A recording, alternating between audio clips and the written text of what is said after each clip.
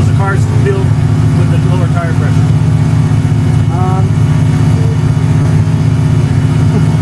Feels better on the low speed, but not as good on the high speed. Okay, so we'll leave them where they are. Yeah. Just leave them where they are. Although, the only thing I'm curious, is there a pressure difference between left and right? Yeah. Alright, whenever you want to go out. You put the snapback up.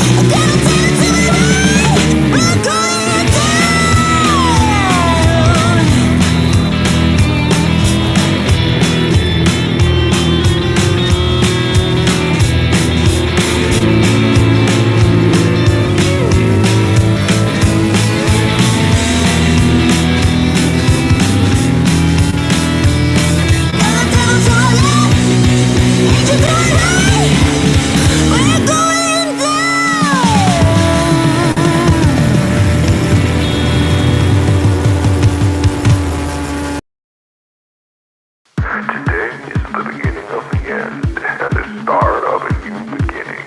Time has come to refine yourself and to let go of the demons in your head that have held you in captivity for so long. It's time to flip the page and prove them wrong. It's time for rebirth. Yeah, time's up to say goodbye to all the haters, doubters, and non-believers trying to bring you down. In the blink of an eye, you'll realize that there's so much more to the book than the page you were stuck on. Finally, you will feel free to live a life you love living instead of the life you think other people want you to live. Remember, you're the highest authority when it comes to knowing what you want and what you love. So stop trading yourself for the approval from others. Ladies and gentlemen, weirdos and geeks, please repeat after me. I don't give a fuck.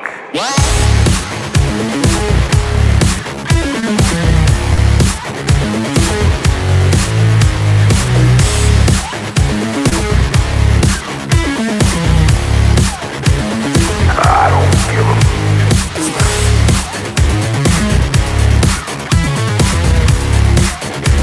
I don't give a fuck.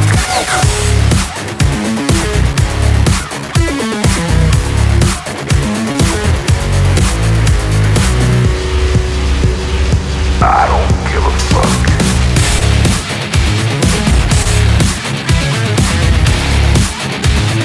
I don't give a fuck.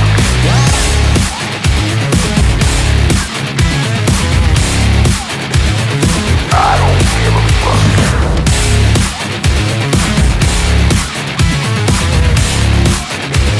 I don't give a fuck.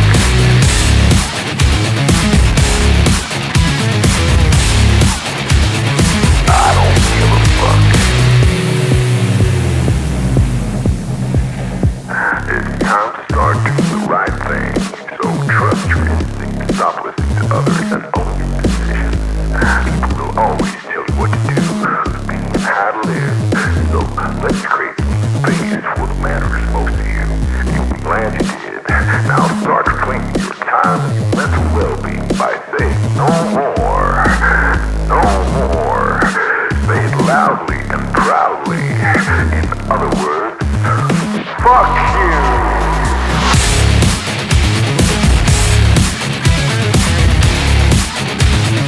I don't give a fuck.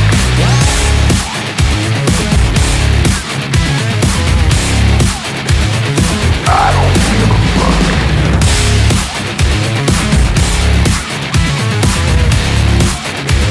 I don't give a fuck.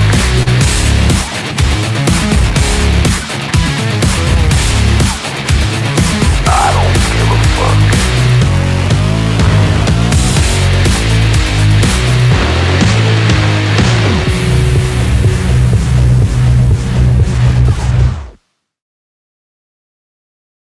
Target acquired. Eagle 1, first strike. You have permission to engage the target.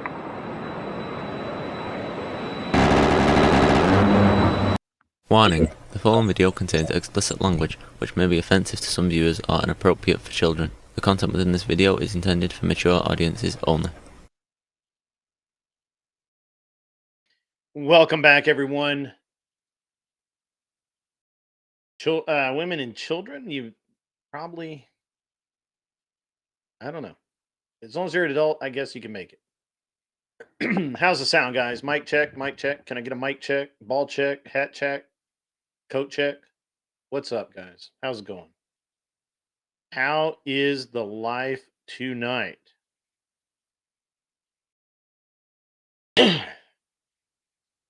Still getting over this cold, guys, so forgive me if I stutter, pause, do all that kind of nonsense. I do apologize. I try to be a little more polished in my shows. However, it's not always the case. You want the Hawk Tua hat, bro? I got you, bro.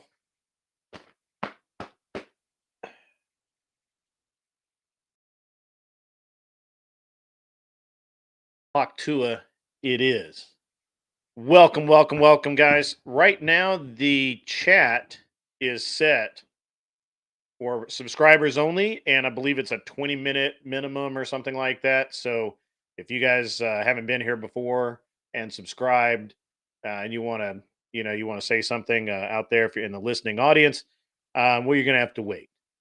We had to do that because um, there seems to be a bunch of drama farmers out there who like to like to come on to other people's stream and create a bunch of bullshit. And I don't have time for it. It's not what I'm about. And you guys can all fuck off and die. Weird. All right. So this is our chill stream tonight. I'm going to just kind of ramble. You guys don't have to, listen, Does it sound personal? Not to me. Honestly, I don't take any of this shit personally.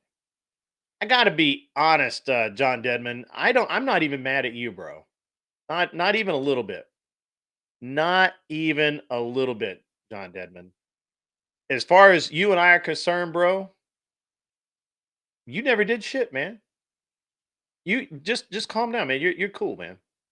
I actually have Fisherman's Friend, bro. It won't focus on this shit. Will it focus? It's not gonna focus. I actually have that. Shane Herbert. I actually have it. So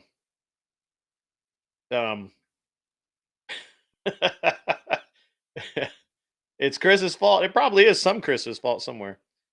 Um, there's look, guys, I'm a trying to be even keeled.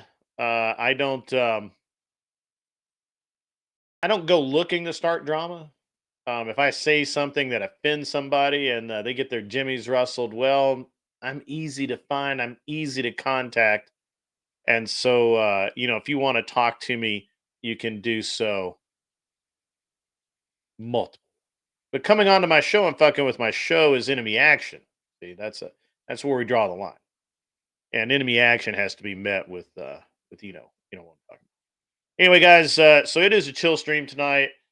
I don't know what you guys want to talk about. If you have some subjects that you'd like to talk about and they are appropriate, I will talk about them. Yeah, I know they rarely ever come up on panel, and even if they did, they don't really say shit. What's up, Viking Paradigm? You want to come up and chat, brother? Come on up, man. It's a chill stream. We're gonna chill. We're gonna have a great night. You know, the you want to talk about how awesome you are, Imperious? You can come up, Imperious. You're okay. You're cool. I'll talk shit to you all day, bro. All day. Unlike most people, I actually kind of like Imperious. Imperious reminds me of me when I was like 4 years old. So, Imperious, you'll have to hit one of the mods on on. You want to talk about the fights? Which fights? I don't know which fights you're talking about. You talking about the fights between Ben and Grace? I saw a video of that. I think those are staged, though. I think those are I don't think that's real. I think that's like wrestling.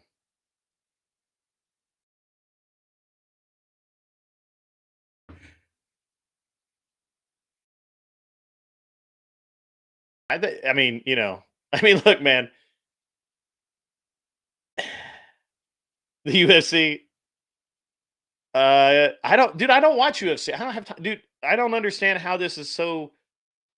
I don't understand how any of you fuckers have time to watch TV. I never actually watch TV. Yeah, I know the O'Malley fight is tonight. Come on up and talk about it because I don't know shit about it. I got to be honest with you, man. I don't know anything about the fights. I don't know. First thing about I don't watch TV. If I'm lucky, I will watch maybe 2 hours of TV a week, maybe. But I don't, dudes. I don't ever. This is the longest I ever sit down is when I'm in front of you guys, and even then, you guys can tell me I can't. You can tell I can't sit still. Yeah, I listen to shit when I'm working. I listen to stuff. You wrestled since you were 7? Yeah, okay, that's cool. I can't really actually sit still very long. This is like the 8-hour streams used to be just fucking torture for me. I just want to do a 3-hour stream, guys. So, you bet a spread tonight. All right. Yeah, I don't. We have TVs because my wife likes TV. My wife doesn't even actually watch TV. She watches like she watches soap operas in Chinese that I don't understand, so I don't watch TV with her. So, you know. And it is some really interesting stuff. Yeah, pull up to ship here in a bit.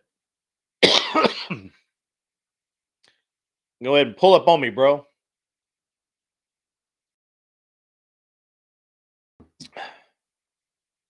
Had to drag out the change the set again. I don't know if you guys noticed. Um, Massachusetts. That no, I didn't. You got a link? Give me that.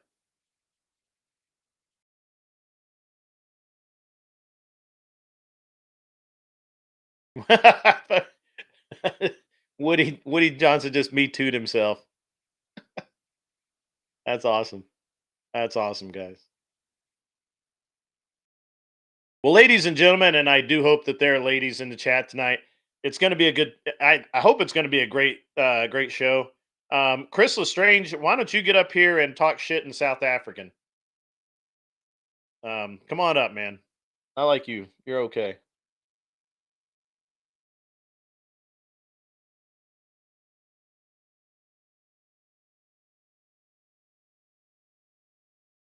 It's interesting. All of the firearm bans going on right now that are all they're doing is costing their citizenry money because they're all going to fail the Bruin test, and when they fail the Bruin test, they become unconstitutional and they have to be repealed.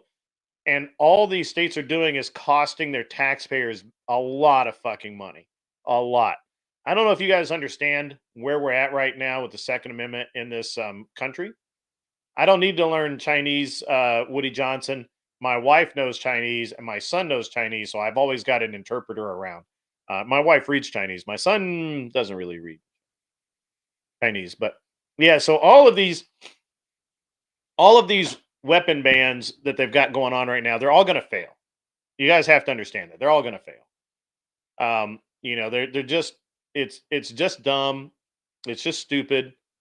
The there's no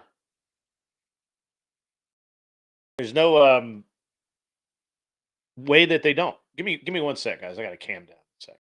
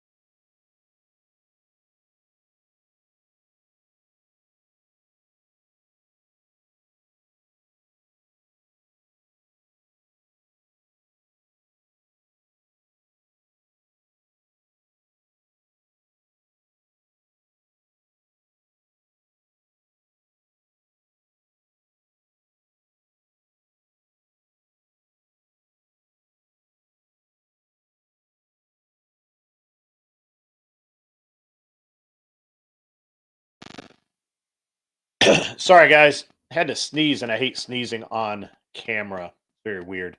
Anyway, so yeah, all of these 2A or anti 2A laws are all going to fail the Bruin test, and all they're going to do is cause their states a lot of money, a lot of money. So that's pretty terrible.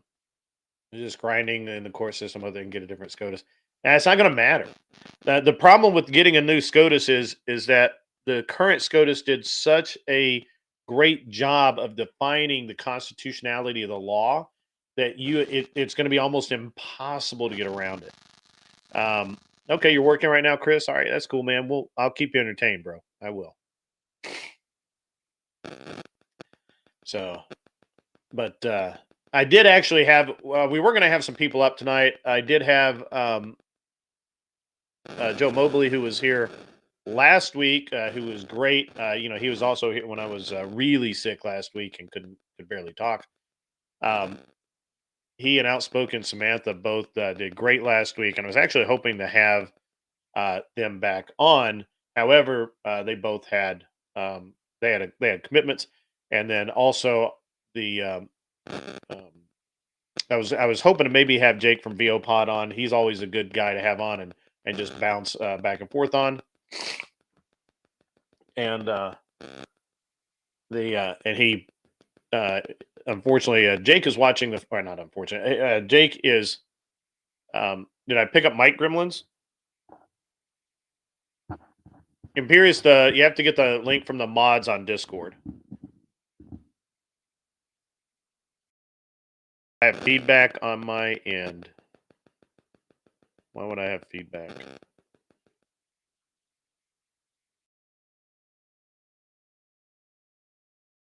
Oh.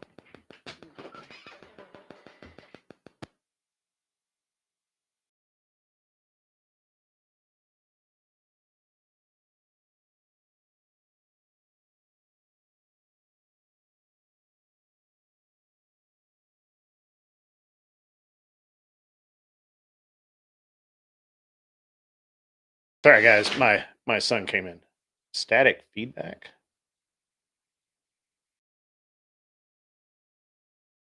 Did it just pick up?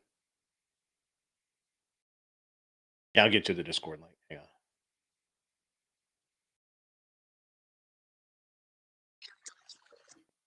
What's up, Viking? How are you? Man, it sounds so clean on my end.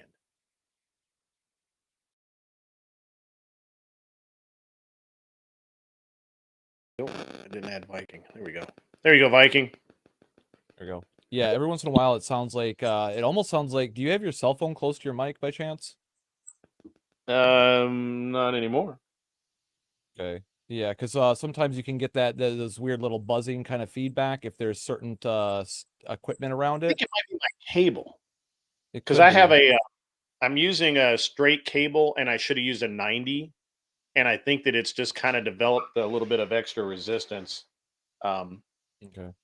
You know what I mean, or something. Something's going on. It came back. It's probably not a clean connection then. Is it still doing it? Not like it was. It's really yeah. There's just a little bit of it coming through. A little bit of It's it coming weird. through. It is weird because it sounds great on my end.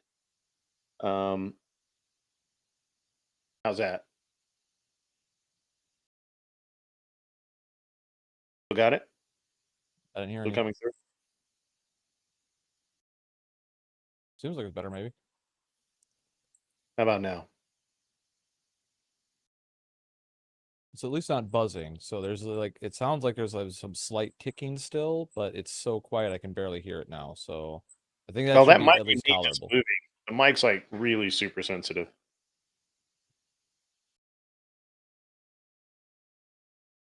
Let me do this. Let me turn.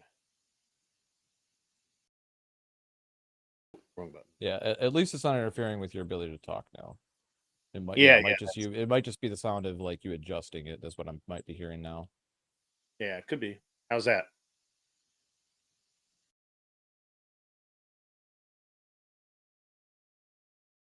Is that better? Yeah, should be good. Awesome. Good deal. Yeah. So again, never ends with the tech issues. Never ends. Yeah. It is what it is. I mean, why do you think Hollywood's so like regimented about how they do stuff? It's like they have to. You know that as a race car driver, guy, right? You gotta have a system. If you don't have a system and you don't double check your shit before you boot stuff up, you'd be amazed at what problems and things can go wrong, right? Right. No, absolutely, man. Interesting. I thought I should have checked that, but I didn't. It's interesting because I used to have so I look, I've hired and fired and had, trained hundreds of crew guys, literally hundreds. And there's a procedure when the car comes off the track, right? Like, and before it goes out, when it comes off, before we put it in, I mean, literally, like, it's worse than aviation with the number of checklists that we have. and we have time on everything. Like if it's just 1 hour over, that thing gets replaced. And for a while, we were running a Porsche GT3 Cup cars, and they were at that time, I think they were like 130,000 a copy. And the cars they would you had to air freight the cars over. That was like another 10 grand from Germany. And when you got it, you took the car apart because these cars were assembled on a separate assembly line by basically untrained technicians. You would think that you're getting a GT3 Cup car, a standard, like a regular 993 at that point was like maybe 80 grand, maybe. And so this was almost double the price of a standard 911. And you would think it would be like hand built by experts, right? Like an AMG. But no. It's literally like the office girls are putting this car together because they expect you to take it apart and put it all back together because that's what you do as a race team. And so the first thing we do when we get the cars, we would literally roll it off because they all come white. We'd roll it out of the transporter. We'd take the whole thing apart, send the body panels to paint, and literally go through from front to back the entire car. And we had a list for each and every item on the car that had to be checked. And the reason that you could tell the guys that won did that. And if you didn't do that, like I saw guys that just literally just pulled the car off the transporter, wrapped it, and took it to the track, and they'd be fighting problems all weekend. The suspension wouldn't be right, things would be loose. The cooling system maybe wasn't quite right, and all this kind of thing. And I'll never forget that the engines were in theory were good for 70 hours, which is in theory a season, right? And you're supposed to rebuild it. And at 70 hours, you were looking at about $100,000 to rebuild that engine. Because you had to have new cylinder heads. You almost always had to have new pistons. You had to have new rods. Those were titanium. Often you'd need a new crankshaft. Literally, like the only thing that you were maintaining was the case, and the pistons and the cylinder bores. Like basically everything else would be brand new. And I've seen some ridiculous bills on those engines. And but if you just up that a little bit, if you instead of going 70 hours, you went like 40 hours and sent it back to rebuild, you could get that bill down to $30,000 or $40,000. And that's significant, right? Like you could save a ton of money. And it's interesting to me now looking back on it. Oh, Viking dropped. If Viking hit the wrong button, that's okay. Maybe I'm boring him with the race car talk. John Dedman, you were in the off-road Baja races in California in the 90s. Yeah, that's cool. I knew some guys that did that in early 2000s. 98. Well, actually, I guess it was late 90s. It was 98, 99. They raced Hummers. Like Rod Hall, I think is his name. Super cool guy. Super cool guy.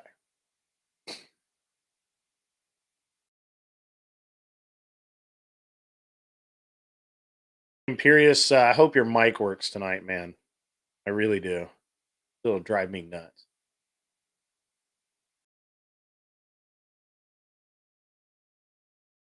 See what else chat is talking about. Just as we're talking about tech issues, down goes Viking. Viking actually probably had his wife message him or something. Shot dead kit cart. Kit cars except for the motors, no. So a GT3 Cup car was a real car. I mean, it was the part numbers were really interesting.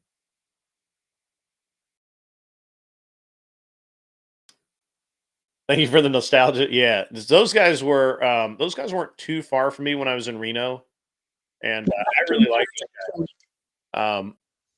Welcome back, sir. Yeah, it was weird. It told me you put me backstage, and I was I waiting did to come back up.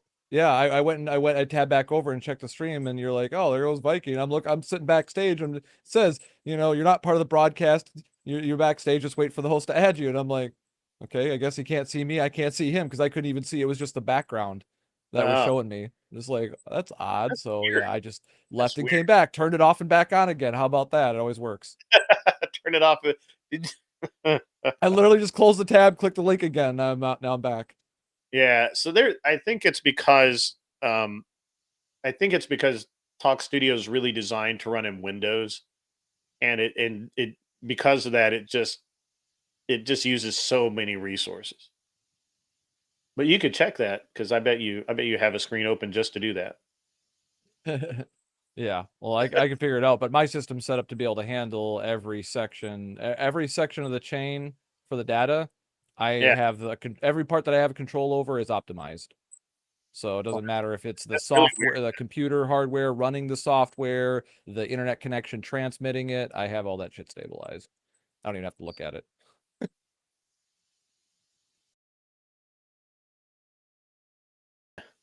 Yeah. Anyway, so the I just remember the cup cars were just something, they were interesting because if you bought a new so if you bought an F350, well, I think at that time it was the F355 Ferrari that we were running against. And mostly Corvettes and Vipers. So you could go buy a Viper brand new, and it was built by Roush at Roush.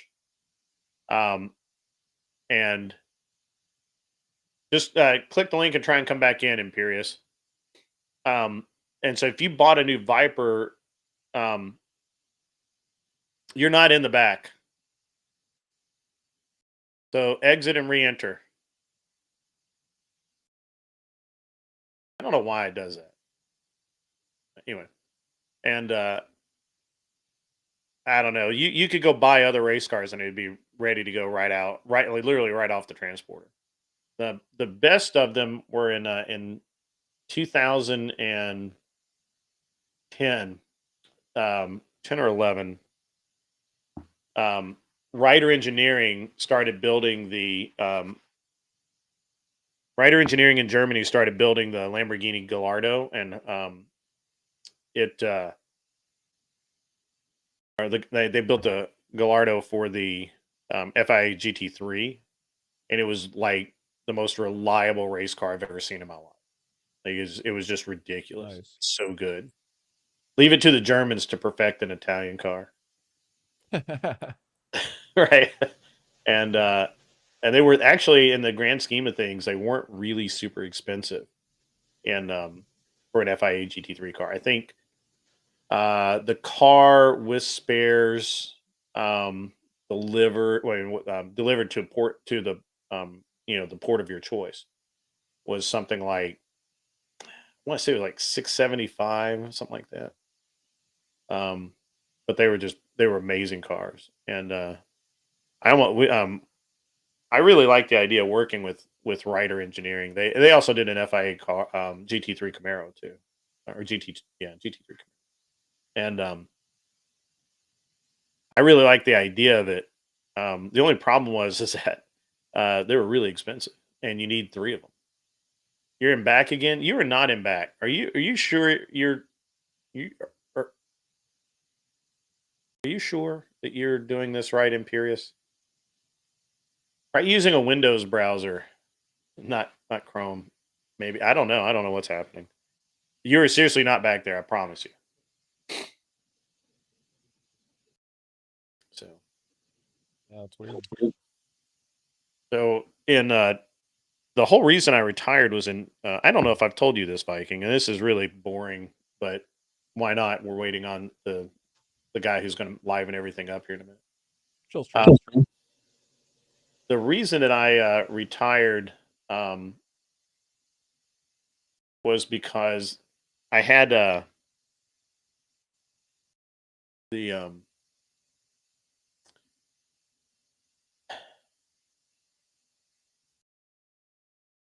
series had changed, right? Like I had a good relationship with the director of the series previously,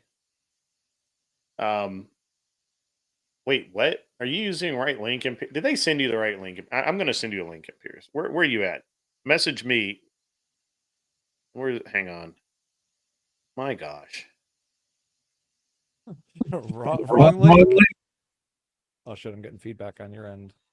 You're getting Is it feedback too on my loud? end? So I gotta be quiet. Shut up, Vikey. Shut I've up, been told Mike. that my whole life. Be more quiet. Stop being so cocky. You're awesome. Stop being so cocky. My Yeah. whole fucking life, man. So basically, I was really good friends with the director of the series, and he, we got along well, and he understood what I was trying to do with my race team, and um, he basically had this. He was, he got paid with more competitors, right? He got paid based on the number of cars that started and how much money the series brought in. And so with the way this now, see, now it works, right? There we go. Post the link to that Massachusetts story. The vet was pretty much he's a Jewish veteran, He just and way he's still he's already talking. yeah, I always talk. He's Good. a Jewish veteran that was protesting on one side of the street, and a pro-Palestinian guy ran across the street, charged him, tackled him, started hitting him on the ground. The vet pulled out his legal concealed carry and fired on him, and Massachusetts arrested him for attempted murder. And so, Wow. but the judge, I'll say this: it's kind of a political nonsense, because the judge set the bail at $5,000, and he only has a curfew for after like 10 p.m. So I think the Wow. judge is going to dismiss it. But it just shows the politics on how they'll just charge anybody that takes it upon themselves and doesn't, put their lives in the government's hands. So Yeah. it's a reflection of where we're going, because everybody doesn't.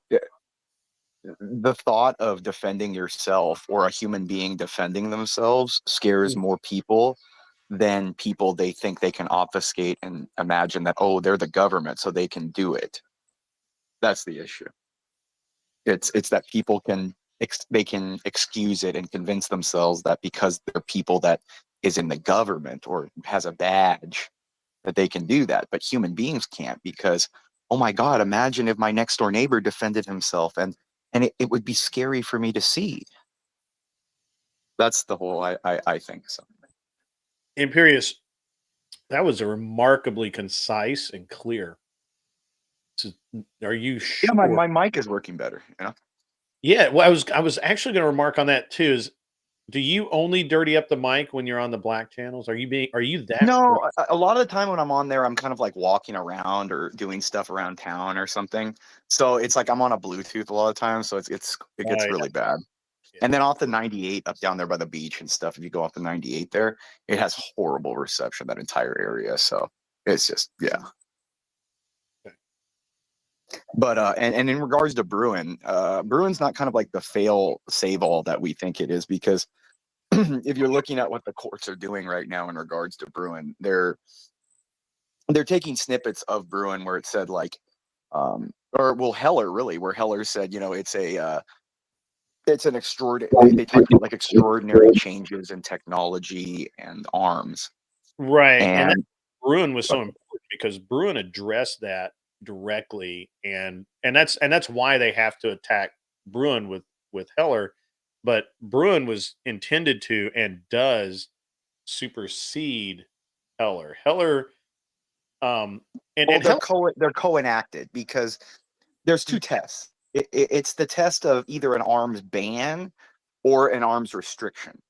Now, Heller addressed the arms ban issues, because Heller addressed specifically what would needed to be occurred and what the analysis is for an arms ban case, for, like a semi-auto ban or an AR-15 ban or an assault rifle. And the test was very clear. It's public use. If it's widespread public use, it's valid. But the thing is what the courts are doing now. I was just reading a really in-depth dossier kind of what the circuit courts are really doing in regards to Bruin, and they're playing every procedural game that you can think of to delay everything, and you're gonna, and unfortunately the court will not see anything on an interlocutory appeal. So the court has already expressed that with the Illinois assault weapons ban, it's not going to hear any interlocutory appeal. Well, and look, I think this is the Supreme Court doing its job, and I think Thomas actually said that said something really smart a few weeks ago, in that they kicked a couple of the cases back down to the Fifth Circuit because what's been happening is the circuit courts are basically ignoring they're not doing their job. They don't want to make a ruling. They just kick it up to the Supreme Court before they even really consider it. And this was specifically on, I believe, the assault weapons ban and the semi-automatic rifle bans. And the Supreme Court could have, at that time, just said, "Okay, that's unconstitutional. Fifth Circuit, you're wrong. We're right. End of story." But that would have opened up some room to be challenged later, and it wasn't it wasn't written as airtight as the Supreme Court wanted it to be written. So they kicked it back down and basically told them to redefine everything. That the way they were trying to define things and the way that they were expressing the not changes, the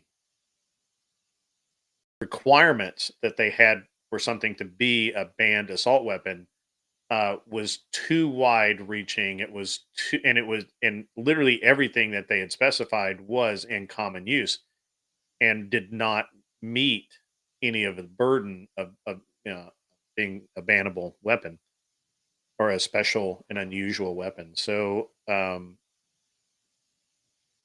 think the Supreme Court's right to do that. I would rather have the lower courts do their job and hash everything out as much as they can and then send it to the Supreme Court and do it right, rather than have like 10,000 appeals to the Supreme Court. Because the Supreme, and this is what's clogged up the Supreme Court for the past 25, 30 years, is that the old Supreme Court would take cases away from the circuit courts, right? Like the Ninth Circuit would, they would make some ridiculous ruling.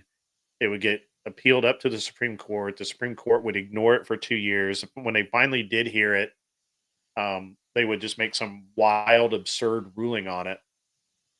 And, pardon me. And once the ruling came out, it was almost always really flawed because it left a lot of room for a challenge, and that's why that's why. Well, it's a little of that. It's a little bit that Roberts is just an institutionalist. Well, I think Roberts is a contrarian. I think it's going to be right, or he's not going to really render an opinion on it. I think it depends. Again, the Second Amendment is just the one, is the, as Thomas and Scalia both said, it's the bastard of the Constitution. Right. The court doesn't want to take to issue, because what the circuit courts are going to do now, and they're doing it with Duncan, they're doing it with Miller over in California, they're breaking their own procedural rules. Yes. The Ninth Circuit skipped their 3-judge panel. So did the Second with the is it Brown? I'm trying to remember the case out of the Second that's up for certiorari right now. But they knew, the en banc panel of the Second, for example, knew that the 3-judge panel was going to rule that the assault weapon ban in Maryland was invalid. And so they took it away from the 3-judge panel without the 3-judge panel making a ruling, which is against their own procedure. Yeah, and this is what's happening, and that's why the Supreme Court is doing what they're doing. They're forcing these district courts to do their job, and I, Well, they're not. No, they're not. No, no, no, no, no. What? No. Unfortunately, the circuit courts have the Supreme by the balls because the Supreme can only take certain cases. So what you're going to see now is all the circuits are going to flood the Supreme Court with all the gun cases. The Supreme can only take 4 of them. They're going to take 4. That's the maximum amount of one issue they take any right, term. And you already have the God, what is that? It's the serialized firearm case from the DOJ that's in there. So we really have 3 possible that could be taken. They have the right. Vanderstock. They have Vanderstock already. They kicked this Texas suppressor law back down, and they're rewriting it to go back, I believe, to the 5th to be reheard again. That one, that's a weird case because they're arguing it under Well, they're arguing on 10th Amendment grounds that there's no interstate commerce for the suppressor. Under means. Well, no, they're arguing. The main argument is that the federal government has no standing. Right. They don't have the standing to challenge that an internal state creation. For example, if you have, because the law is that you can have an entirely Texas built suppressor in Texas while you're in Texas. Yeah. Well, that just mirrors laws like I believe Wyoming and Kansas both have very similar laws. But they still have to run that. You still got to pay the tax stamp and stuff in those states. That's what Texas did. You don't got to pay the tax stamp. Right. That's the issue. And so that's the issue. The thing is, pardon me.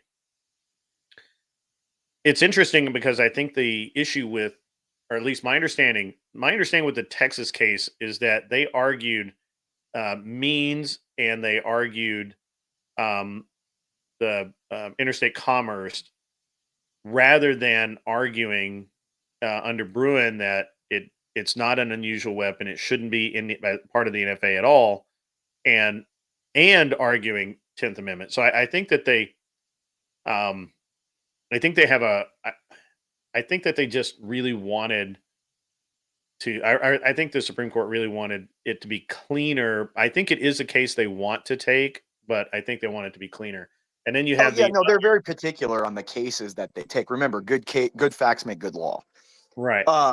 And then they have the the other NFA case, the other suppressor case, which is working through right now, which may have died, is the fellow I believe it was Kansas, where he had a gun shop and he made he had all kinds of stuff, and they there's all of these things that the ATF and local law enforcement and the FBI, everybody says that he did, but the only thing he was arrested for, the only thing that they got him on was a solvent trap suppressor that had not been that he hadn't paid the tax stamp on.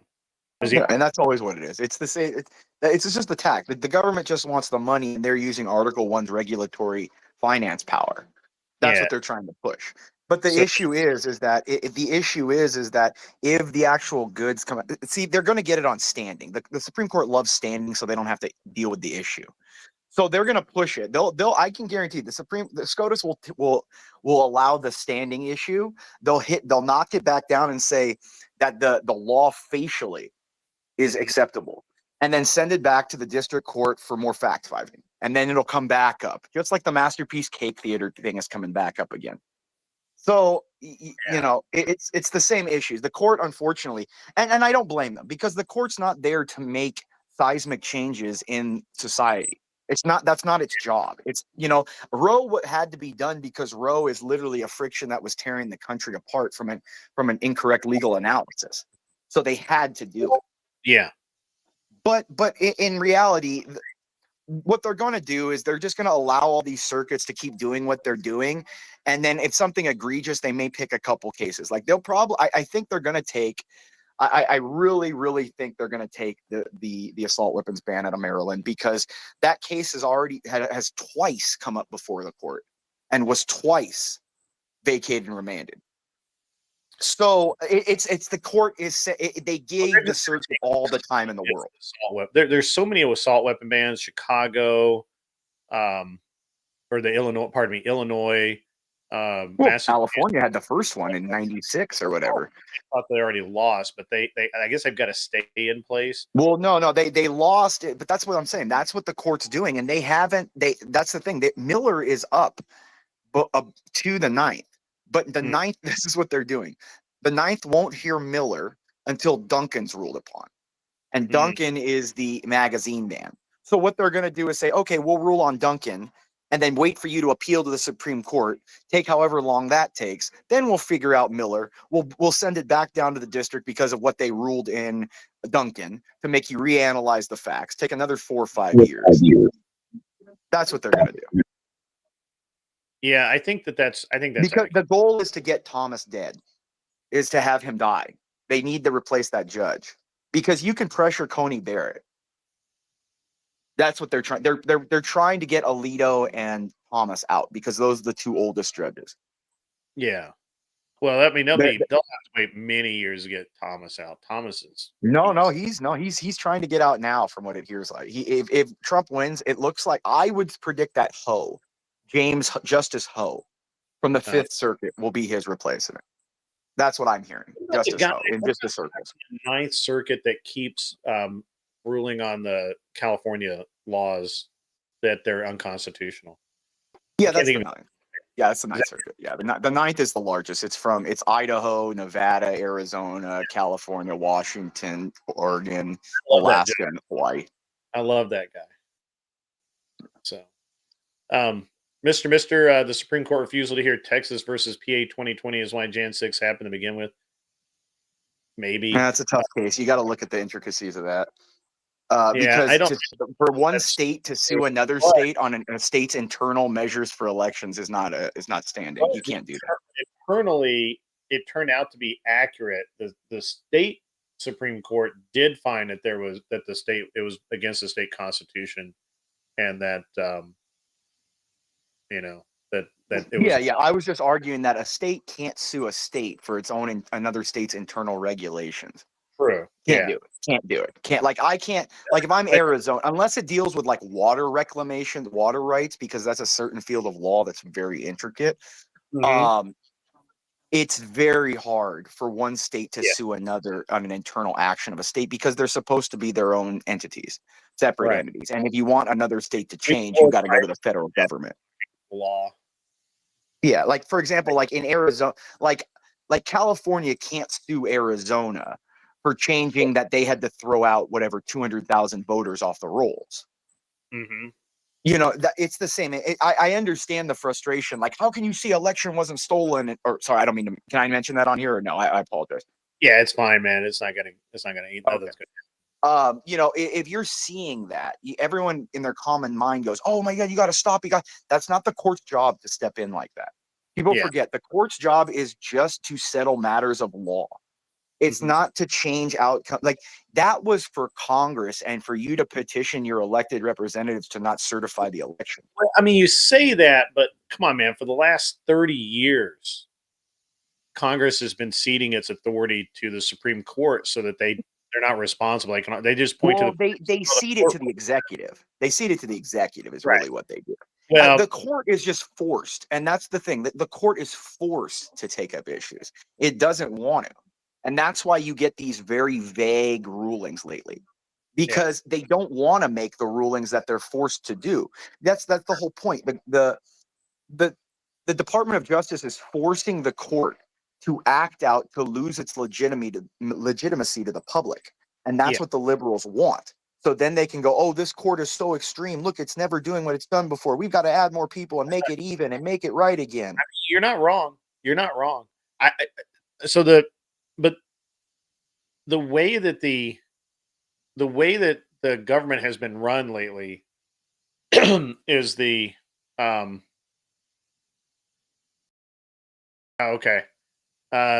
we'll see you in a few minutes, man. We'll see you, buddy. Yeah, I don't mean to take up your thing. I mean, I'll hop off here in a few. I just wanted to kind of. It's cool. It's a great. I wasn't trying to interrupt your interview. He's having a technical issue or something. He needs to restart. I think the thing that we miss or forget, or however you want to say it, the well, okay, let me rephrase. The common man, I think, has forgotten. I think that, um, pardon me, that Congress is supposed to make the laws, and they're supposed to be argued. They're supposed to be simple. They're supposed to be plain language, and all of these things. I think the common man has forgotten that. What we've gotten used to is Congress becoming locked and not being able to do anything, and then the president, in a measure of frustration or an emergency or something has to be done, will write an executive order interp- interpreting an existing law in a way that it was never meant to be interpreted. And then the congressmen who don't like that and the states that don't like that will then sue, or take it to the Supreme Court and ask for all kinds of injunctions and relief and this and that and the other thing. And all it really does is cost the taxpayers a bunch of money. It obfuscates everything because you never know exactly what they're talking about. And at the end of the day, it gives the average person on the street the idea that the government is just out of control and that Congress never does anything bad. And Congress has engineered that. That's an engineered thing so that congressmen never have to say, "Well, I voted for this," and Exactly, I agree with you. No, it's exactly it's diffusing responsibility, which is what democracy does. they put What it they on. do is they go, okay, we've got 435 members. Who are you going to blame us here? You're going to get rid of all of us, and you can't blame us because look, it's all these unnamed bureaucracies. That's why we had Chevron for so long. They loved it because the Congress could just go, oh look, executive, do whatever you want. We'll complain about it, so we keep getting reelected and seem like we're doing something. You can do what you want. We won't really fight you, and the courts will allow it. Yeah, And so they had that. But the thing is we should be thanking the court because if anything, they're breaking these tendrils of well, they are. um They are now. well, they had to, yeah. And that even you saw it even with the Rehnquist court and stuff. They were breaking the tendrils. The court was tired of the executive and the legislature coming to them to solve all their issues. That's not the court's job. Because the courts, because it's okay to be angry at the people. Actually, in general, are not angry at the courts, right? You never hear for a judge to be thrown out because he made a bad decision in a case. If anything, you hear, well, that guy's lawyer sucked or whatever. And so this has been a very safe way for the government to operate for some time. Basically, it absolves the two branches of government that run for election every few years of ever having to say, I stand on the merits of what I've done. None of them ever say that. They can't say it. They won't say it because if they do, and you start actually looking at what they voted for, and I do. I'm one of the weird people. It's something my grandfather taught me. I still do it. I pull up their votes and I see what they voted on. I see how they voted on, and a lot of times the number of congressmen that abstain are not present. Oh, it's Or greater than the number that vote. yes, Greater than the number yes, that vote. exactly right. And so when that happens, then again, nothing happens, nothing gets passed, and the president then just gets to write what he wants to write. And so it's our government is supposed to work in a very specific way, and it's taken 40 years, 50 years. But what we've really done is we've created a nebulous entity in the government that has neither checks nor balances, but also there's no responsibility. There's no assumption of accountability. There's no assumption of authority. It's simply this is what it is. Well, yeah, what it is an agreed power sharing. It's a power sharing agreement between the legislature and the executive. Sure. And what they do, and then they're saying, okay, well, we can tighten the grips on these plebs, but let's just make it seem so they don't see. Make sure they don't see it. Make it so convoluted and so dug deep into the bureaucracy of how the government works. Nobody even takes the time. Nobody knows what they're doing. And that's the thing. And that's why they killed Kennedy. What did he say? Secret societies, secret agreements, secret organizations are anathema to the American Constitution and the American spirit. And that's the thing. You have an entire sect of society that works in the government that you have no idea what they do, how they do it. Did you hear Josh Hawley, the senator from Missouri, came out the other day and said that the bureaucracy in the Secret Service is denying Congress their subpoena abilities? Can you believe that? That's unbelievable. Unbelievable. I mean, it really truly is interesting because there's no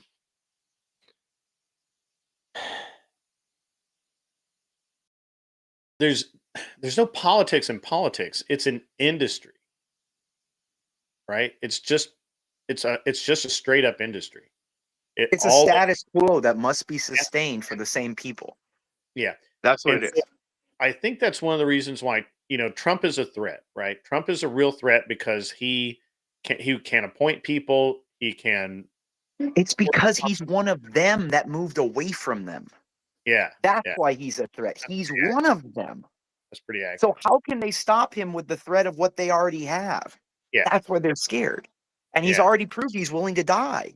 How do you stop him? Yeah. If you kill him now, you're gonna. He's bigger now. If he dies, he'd even be bigger. Yeah. Yeah. I was the ones that honestly believe that the minute that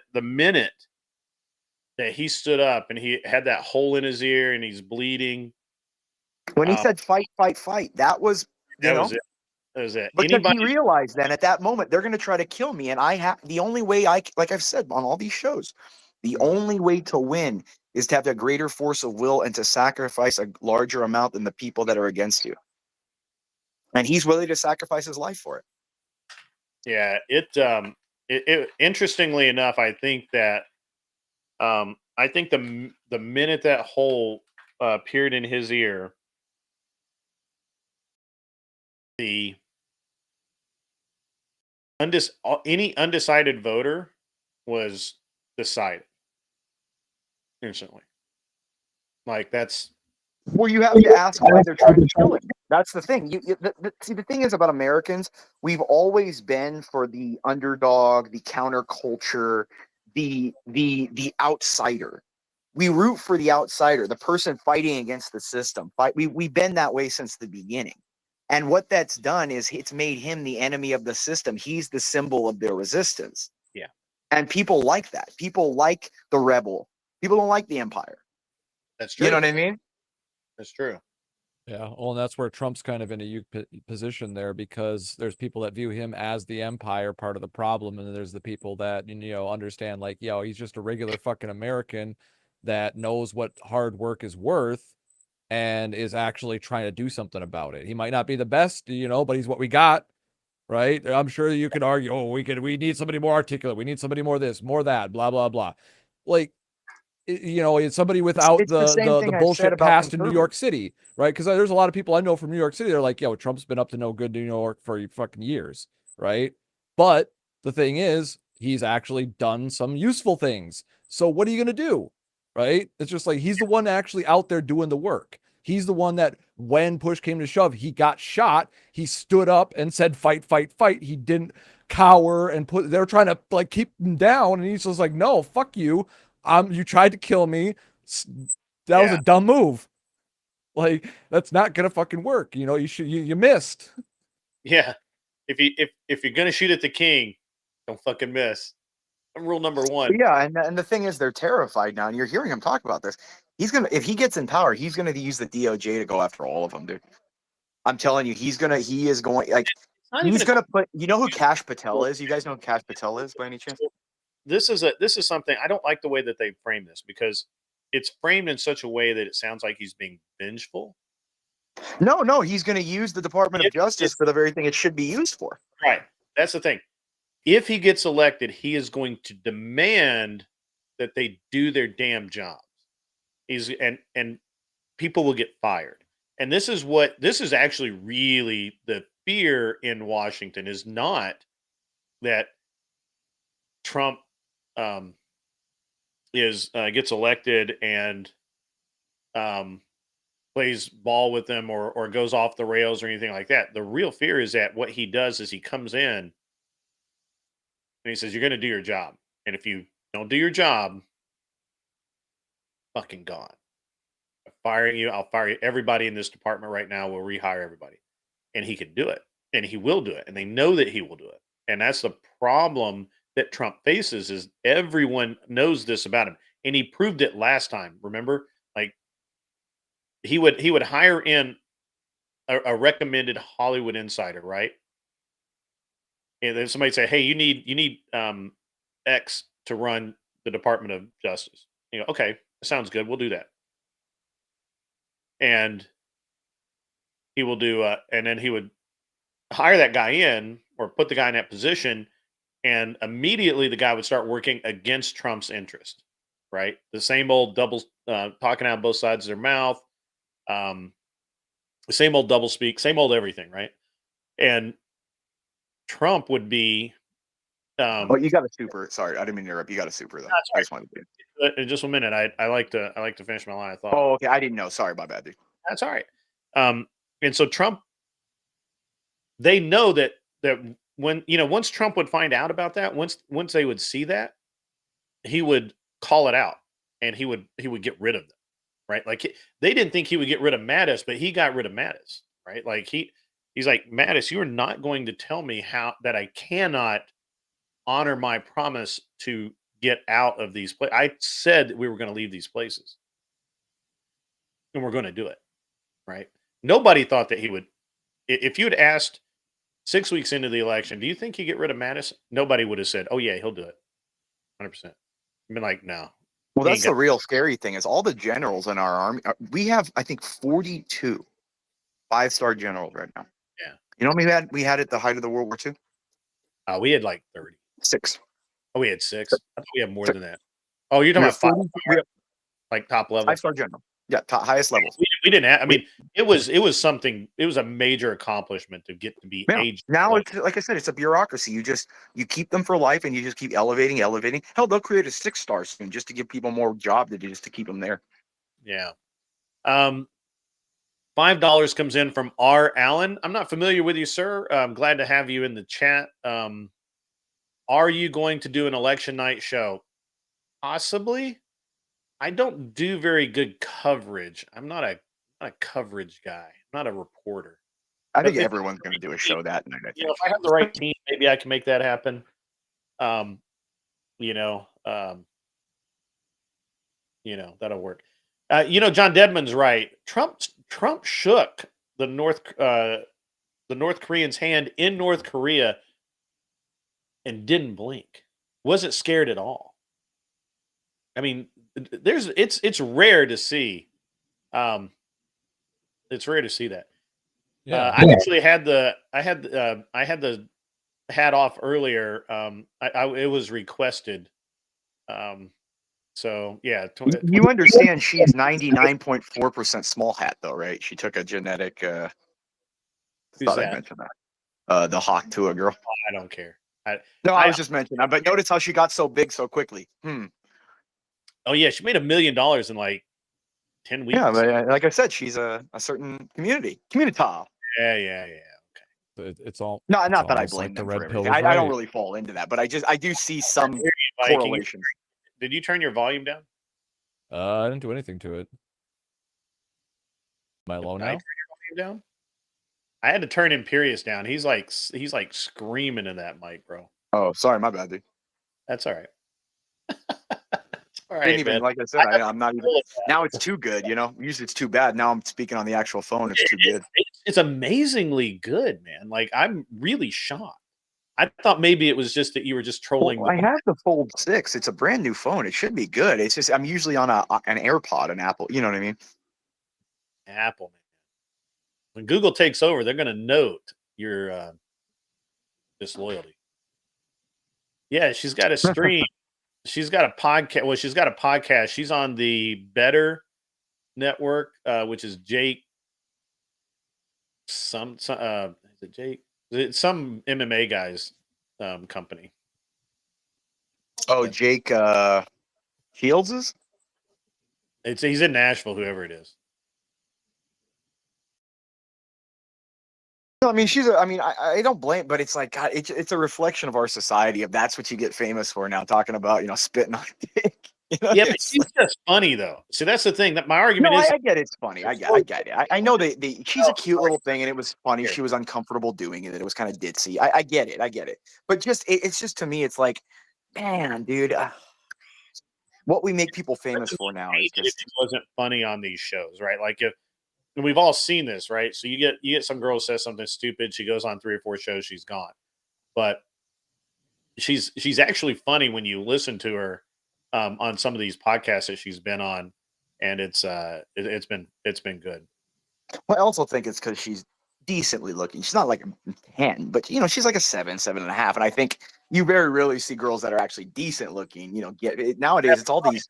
Yeah, I know, I get it, but and Glenn and I called this early on is that she would turn out to be really pretty based, right? Like, she's not doing an OnlyFans, or is it literally everybody's like, oh, her OnlyFans will be up tomorrow, and I'm like, yeah, I don't think so, man. I don't think so. I don't think that's how that's going to work out. But I think she's being smart, making as much money as she can out of it in her 15 minutes. I mean, I don't blame her for that. But, again, what I mean is it's more of a reflection that, we're making people famous based off stupid little sayings on a clip on an interview. You know what I mean? Instead of that's more. I mean, we've always had. I mean, we always. No, but I mean, we used to have, actual, Humphrey Bogarts and, Nicholson's and, Now you have people like, now you have. Actually, I don't know anybody currently on TV, so I don't watch TV, man. I really don't. I mean, growing up, I don't either, I dude. I don't even have studied, TV. I actually have the Fire Stick, my friend. I have a computer friend. He just gave me the Fire Stick with all that. Yeah, we used to go to the library and download, or not download, but like check out the tapes and stuff like that, and listen to old radio broadcasts and media and stuff like that. And to me, like, it just seems like, yeah, there's always been glorified, talented, and untalented people. I mean, there's still talented people today. I mean, one name that comes to mind, who's what you'd call a base dude, is Henry Cavill, right? Used to be fat when he was growing up. He got in the gym. He fucking, Yeah, is but doing, he's maybe he's the saving best looking guy Warhammer in the 40K. world. I mean, let's be real. He may be the best looking guy of all time. I mean, because he worked on himself. Like, have you seen the well, pictures of he him when has he was a freakish kid? genetics He used to get too. called He has, Fat I mean, Cavill. Yeah, he had no, good I know. genes. No, I know, but he does have a I'm talking golden about ratio he's in his also got favor. acting abilities. No, he does. Yes, I get it. But what I mean is the access. Okay, I'll say it like this. I'll summarize it like this. The access to public attention for most of human history was not available to the regular public. If you remember Yeah. back in the 1300s, the first, like, people didn't make, the only people who had glass to have mirrors were rich people. Then after that, the only people who could afford portraits being painted of them were rich people. Then after that, the only people that could be put in newspapers or magazines were rich, good-looking people. Now, because anyone can get a camera and just film anything, any stupid little thing can become. Yeah, growing up, I didn't have a camera because I was too poor to have a camera, so I couldn't take videos of me breaking up in the boards with my hills bare playing- I hands, was playing with so my I friends. couldn't prove. Are we not men wrong? I don't have the. I was too poor to have the video proof, and only the rich people had the cameras. So yeah, I feel you. Things do change, but like I said, micro macro. That's basically what you're saying. Is like, okay, so we always were like this, and now it's more complex. I said just the same been thing blown about out of social media proportion with the now. women. Like the same way that the women can get away with more cheating and bullshit with social media, we also Exactly. get to see it. So it's a Yes. double-edged sword for both sides, right? So Mhm. yeah, it might not be, awesome that it's this way. It may not supposed to be this way, but this is the way it is, and we can see it now. So at least we fucking know, as G.I. Joe said, knowing is half the battle, right? Yeah, I agree with you. I just think now, though, you're dumbed down on such a large level by the amount of nonsense you're exposed to that I think it's kind of like James Cameron raised the bar, we're kind of so down there. We need James Cameron to lift it up again or something. Yeah, well, it is the real life version of Idiocracy, right? Remember in Idiocracy, there's the I'll Buy Oh yeah, Balls I movie, always say Idiocracy was right? supposed to be a doc. We was supposed to literally be a have comedy, not a Jackass in real documentary. life, which is literally the real life version of I'll My Balls. Imperious loses for some reason. Yeah, dude, I agree. All right. Yeah, So Idiocracy was supposed to be a comedy, not a documentary. You know. so there's an interest. So you guys understand the phenomenon of why she got as big as she did, as quick as she did, right? Because I think it's a few things. I think it's a few she things. said the thing, but then she disappeared. So if they've been able, if everybody had been able to get to her, it would have been her 15 minutes of fame and then nothing. But because she like basically disappeared, she didn't have any social media. There was no way to get a hold of her. Nobody could find her. And she didn't reappear until she had a lawyer. So the first thing she did was get a lawyer, and there's a good reason for that. And then the lawyer directed her to solve the immediate problem, and then directed her to get representation. And so with that, then they now she's being managed, and that's why she's had this sustained staying power that other people don't have that make stupid mistakes. And the reason that she got the lawyer, you're going to appreciate this, Imperious, is that when the video first came out, she was like trying to hide. She didn't like nobody knew it was her. She was kind of just being like super low key. A satire newspaper in the area, supposedly near. Actually, I don't know that it's actually based in the area, but it's supposed to be. Ran a story that the Hawk Tuah girl was a kindergarten teacher, and she had been recognized from the video and fired, and she was now unemployed. And somebody, and I think multiple somebodies, set up GoFundMes, and they were basically ripping people off. Yeah, I remember hearing about she was fired. Like that's the first thing I remember hearing about her. She was fired from her job. So I do remember that. Yeah. So she wasn't, right. Like, yeah, because it was a whole nonsense. Yeah. Yeah. It wasn't her at all. Right. She basically was, she was basically being, people were cashing in on her and her image and her, the video and all of that. So she had asked previously for the video to not be released, and they released it anyway. Her part in the video to not be released. I guess they agreed, but they didn't agree on camera. There's no proof of it, so yeah, she wasn't blurred, so well, she it's clearly signed away. She clearly effect, signed the paper, probably while she was still under the influence, and that was probably her argument, is that she was under the influence. Yeah, duress. She's arguing duress. So, yeah, so whatever it was, they released it anyway. Then all of this stuff happened, and then they did. She asked them when the scammer started. She asked for them to take it, that the people who had it up, to take it down and to quit selling the merchandise. And well, because it's her name, imaging, and likeness. That's why. So she deserves royalties for it. Well, she just wanted them to stop doing it initially. No, I know, but I'm sure the attorney told her, you can stop this because your name, imaging, and likeness. Exactly what happened. When they refused, the next thing she did was to reach out to an attorney, and she got a really good attorney apparently. And she really she made that happen. Yeah, and then smart move. Since then, she actually is, I guess, funny. She's decent on camera. I don't know. I mean, she wouldn't have the staying power if she didn't have some ability. Well, what they do is a little bit of the Streisand effect. They keep her out of the limelight so people talk about her because you don't see it. It's the same thing what Streisand did with her house back in the day. Remember that? All the podcasts. Yeah, She's I use that example all the time. Literally everywhere I turn around. So the props to her. But yes, we are not men. We not men? Yes, women aren't funny. We know that. We're just analyzing why she's still around instead of 10 minutes. See, I strongly disagree with that take. Is that, see, I think all women are funny. Okay. If you mean funny as in peculiar, yes. If you mean funny as in peculiar, yes. They are adorable little creatures. Yes. Yeah. She saw a marketing opportunity with her 15 minutes of fame and took it. Her brand is actually called 16 minutes. So she's gonna have 16 minutes of fame, not 15. I don't know. I think it's fun. I think she's just funny enough to not be like annoying in that way that most women who try and be funny are. She's like in that sweet zone of being just funny enough for me to kind of laugh a little bit, but not trying to make not trying too hard. I don't know. Yeah, I Anyway, mean, I think it's a combination. She's decent looking. She's not completely stupid, or doesn't. She has a public relations agent that's telling her what to say, so she doesn't sound completely retarded. And yeah, she's decent looking, and she's not completely like annoying. So she'll last a little longer. But I think what a lot of it is they're siphoning her off slowly, like in little bits, so that it lasts longer and drags it on. You know what I mean? But yeah, anyways, I gotta hop off. I'm gonna watch the fights right now. I got a buddy coming yeah. over, so Go do something. And go terrorize somebody else for a while. no, I appreciate it. Yeah, I'll be back. If I have time, I'll be back to torture you guys some more. All Have right, a good man. one, guys. Later, Thanks, dude. chat. Later. See ya.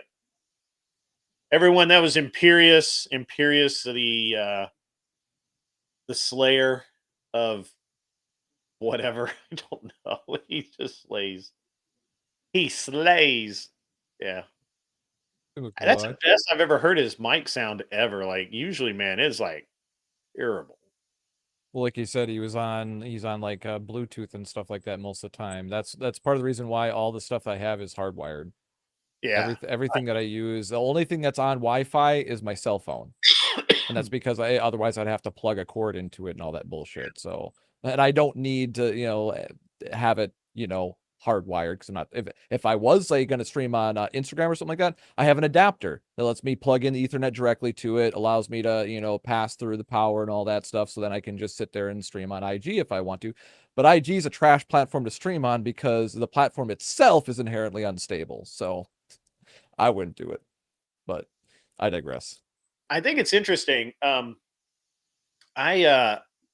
had never really felt the need to hook my phone into my computer while I'm streaming, but I wonder if I kind of wonder how if I should do like actual callers like on a radio show, and then of course you would need and I do have a phone number that can be used that way, but I'd never considered doing that, and I've never Well, tried. there's a couple ways you can do like call-in shows. You can either do it with like an actual phone number call-in, and you could usually do that with an app. Uh-huh. Blog Talk Radio is one that Donovan Sharp uses, and then there's another competitor out there that does it as well. That one of the viewers from Fresh and Fit recommended as an alternative when they were having issues with Blog Talk. And then you can even do it through Discord you can do stage sessions or whatever. So you could have people in an audience and they can raise their hand and you can pull them up to talk and stuff like that. And that's a way that you could have moderators filter people in a room before they even got let in, as an example. That's one of the things that we did over at Fresh and Fit. So that's another way you could run a call-in show if people want to get on through Discord. But yeah, otherwise for the call-in show, just use one of those third-party apps and you're good. We don't even have to run like a phone or any of that BS. Yeah. But what I have a so why is it that so many people try and use Discord for call in and running it through StreamYard, pardon me, StreamYard or whatever, when it just seems like Discord it's just not as user friendly that way. Why do people do that? Am I missing something? Because most of the time, on average, the audio is going to be better on, say, a computer setup or through Discord than it is usually over the actual phone itself. I'm not sure why that is precisely. I have some suspicions, but nothing solid. That just if you pay attention to any of these like call-in shows, like when I call in on Discord through this, it's going to sound way better than when I'm doing it through my Bluetooth headset, right? Mainly because of things like wireless and whatnot. Even if I'm on the phone itself, then I have a harder time hearing, and then I'm still talking through a phone microphone that's buried in the phone at the bottom rather than an actual microphone. So if that makes sense, like it's significant difference in the quality of the mic, Interesting. even if it's just a Walmart mic. Like it's a bigger mic, so it's going to pick up better sound typically, and there's more things you can do in the software. Like Crisp comes free with Discord. Crisp Mm. is the same AI canceling software that I use, so you don't hear the air conditioner behind me right now, right? So I have the paid version of it, so that way I can run it through the software the way that I do. But if you're going to use Discord, you automatically can turn that on, whether you're on your phone or whatnot, and that will filter out a lot of background noise as well, something you can't normally do on a regular phone call. Yeah, iPhones and whatnot do a pretty good job of filtering out some of the background noise, but if you notice, a lot of people like to do this when they're walking around and other stuff. Yeah. So I think that's a long-winded explanation as to why people No, would likely favor it. I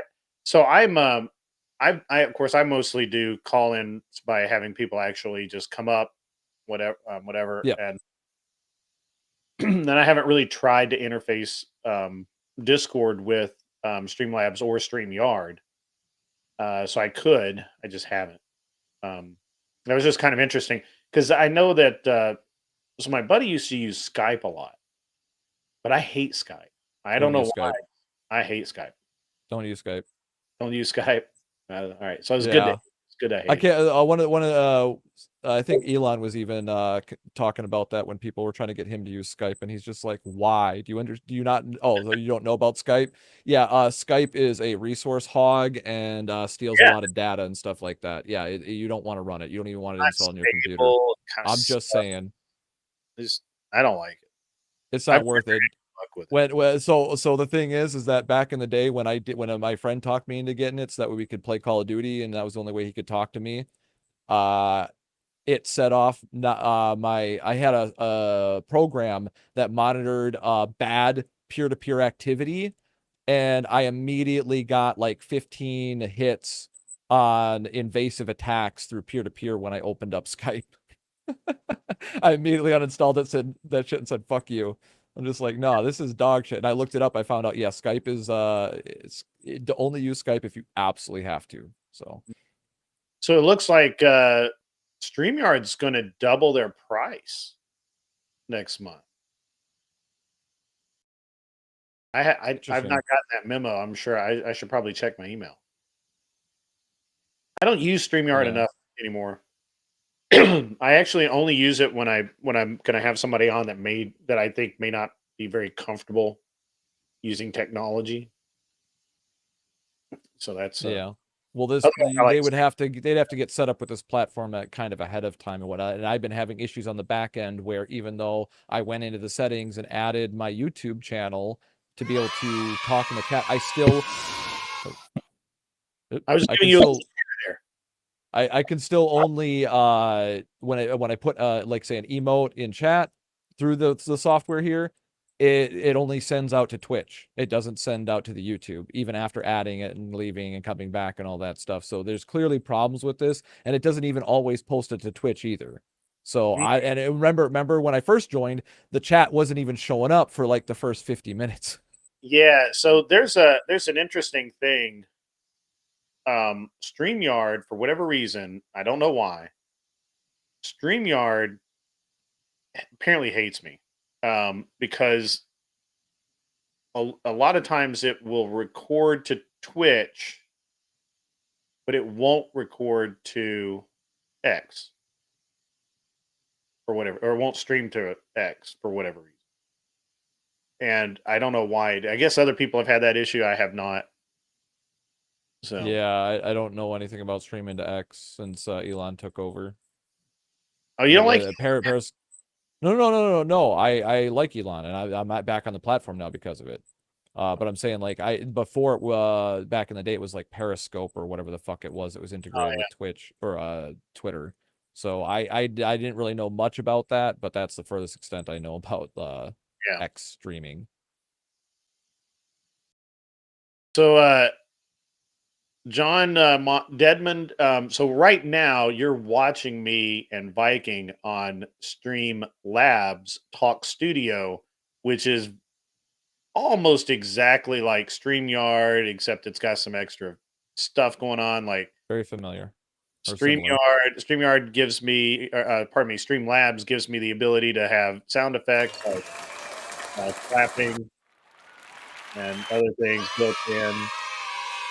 just so I don't have to have OBS up. I don't have to run multiple programs to just do a podcast, which was kind of my problem with StreamYard. Is I had to have StreamYard up, and I had to have OBS up, and I have everything else up. Yeah, I am on YouTube, but um, it is on YouTube. But the program I'm using to stream the streaming software is Streamlabs, not StreamYard. Most people use StreamYard. It's a and I'm really liking this, honestly. It has some bugs. It does have, like, like just like biking and um um Imperious both had issues getting in tonight for whatever reason, and sometimes it just does that. It's still a little buggy, I think. I probably should send more bug reports, but I don't. I don't do. No, it's not that complicated, Don Deadman. It's just if you want to stream, you're going to use a streaming software, whether it's Zoom or which I was shocked the other day to find out that people still use Zoom to stream. Weird. Whether it's Zoom, StreamYard, Streamlabs, OBS, Discord, whatever your streaming software is, you're going to use one. Yeah, Zoom is good because it's got a lot of integration for doing private meetings and webinars and stuff like that. So like, if you're going to do like actual like, speeches and stuff, that's a good one. Yeah, I think Zoom is really really good because they started developing it again. I think for there for a while they were happy with it, and they weren't really, they were just basically doing maintenance and the upgrades they needed to keep current. But now they seem like they're developing and adding more features. So I don't know. Yeah, that has to do with I'm getting some feedback from you. Oh, from me? Yeah. I was trying to be quiet so it wouldn't pick it up, but yeah, what they were fuck, I lost my train of thought. I was talking about Zoom. What the fuck? Damn it. Oh, brain crash. What crashed? My brain. Oh, whoops.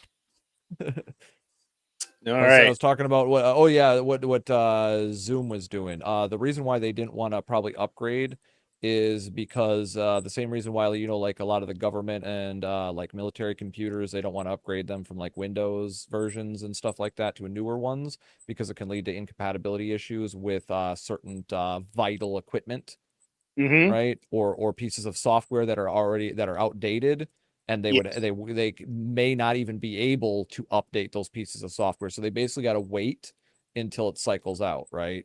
So once it cycles out, then they can do those upgrades. And I think that might be the case because of a lot of the Windows, I think it was like XP cycling out now and whatnot.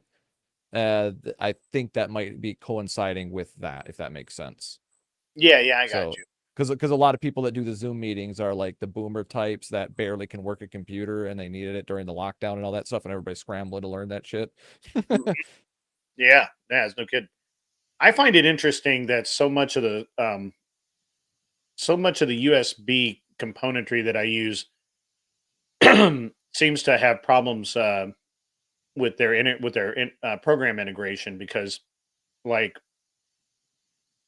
I think because I use the latest, because of the version of Windows I'm using, I have my mixer's supposed to basically supposed to have 5 virtual channels that you can assign. But because and it may just be because my computer has SteelSeries GG, the virtual soundboard installed as part of the operating system, it doesn't recognize the virtual channels from the mixer. So I only actually have one channel into my mixing board from the computer. So instead of having chat, media, game, and all of that, I have line, which is obviously from the earphones, and then I have chat, which is all of it. So it's really it's crazy. It's crazy. Yeah, I'm kind of curious now because That usually means that you're probably running. It probably needs to be to get all those channels. You probably need to be running on USB 3, and I'm guessing it's running on USB A, which is the old one, basically the white one versus the blue one. No, I have. So I have so I run all of this off an MSI Raider GE76, and they're only USB 3s. I don't have any USB 2s on it. So Interesting. Yeah, it's interesting. All right. That would It's that might be a motherboard bandwidth issue then. See, I think it's the software in the mixer. I think the software in the mixer isn't working with the virtual with it doesn't install when it sees the existing virtual soundboard. I had some issues with OBS with it as well. They're the same, almost the same thing. I don't know. It doesn't matter. I mean, it works fine for me. But if I were doing multi-stream, and I have a gaming computer that I should probably, and I will probably actually install tomorrow, or switch everything over to tomorrow. Yeah, I always recommend using like an actual desktop computer. One of the second most common issue that I see with scaled up streaming setups, first of all, is internet stability. Second of all, it's thermal throttling, right? And bandwidth issues within the limited form factor of the laptops and stuff like that. People, even some of the Apple products, most of the Apple products you don't want to be using. Even their computers you don't want to be using because it can't handle the bandwidth the way that it's supposed to. Yeah, my wife had to switch from her new MacBook to Windows PC this past weekend. She, I think she got a newer Lenovo, which has the cooling, the multi-fan cooling, because of cooling actually. And then, pardon me. My laptop has massive fans and cooling in it. It's crazy. Like if you set a can of soda or something like 6 inches away from it, it'll heat that up like hot. You can't set anything like beside, because it on both sides. It's just you can just feel it moving air. That's awesome. Clover and Anson, do either of you guys want to come up? We're just having a chill stream. We're just hanging out, talking shit. John Deadman, I'm actually well, but I have the residual cough, and that could take a few weeks to go away, to be honest. That's just the way that works. So gotta get the gunk out. What's that? So gotta get the gunk out. Got to get the gunk out. Yeah, come on up, Clover. You missed out. We were talking 2A laws earlier with the lawyer. We had a lawyer up here, a real one. Yeah, I was learning a lot. Still had a soul. I know a little bit about that stuff, but I don't pay too close attention to current events and whatnot. So a lot of that was news to me, but good stuff to know. Really, see, I could go for hours on stuff like that. I have a buddy of mine, Dimitri. I would love to get my buddy Dimitri on the show, because Dimitri and I can talk politics and law and finance all day and never recover. And we'll go back and forth, and we'll disagree, and we'll argue back and forth, and it's a great interaction to have. But we never do it on camera. It's really sad. I keep trying to get him to come on. He's like, "Oh yeah, I will," but he never does. He never does.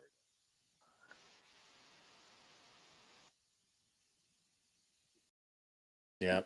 What's up, Clover Tack? How are you, sir? Yo.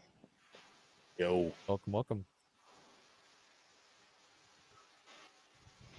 How are you this fine evening, sir? I'm doing okay. You're okay? Are you all right? How's your health, man? I know that you were in the hospital and stuff, man. Are you okay? Yeah, well, I mean, I'm hoping so. You're hoping so? Yeah, I got an appointment. I don't want to throw all my business out there. You know what I mean? Well, no. But are you?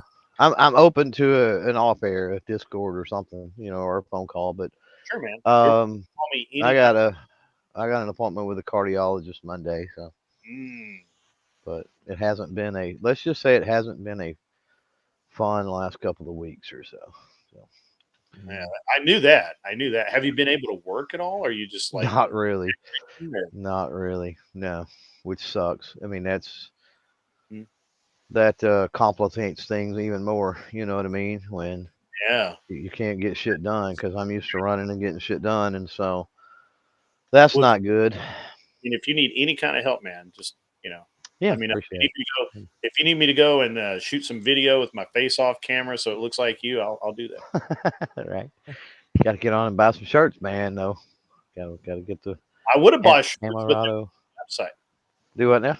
I would have bought shirts, but they weren't on your website. Yeah, the Camerado. My design's over on the Camerado website, camerado.com/clovertac. Yeah. You should link. You should put a link to that on the page. On what? On my page? Yeah, Um. and get across. Yeah. You know what? I don't. I got to do. Yeah, I need to do that under the shop tab. I need A to. lot of time sitting on your butt. You have time. To do that. Yeah, and I just did some website a few tweaks. I noticed that there was a couple of things I didn't like the icon for the merch store, and there was some I didn't like the way the menu was worded. I had to change some things. There was some links that weren't opening in new windows. Just little shit like that I'd fix. Hell, I think I fixed that earlier today.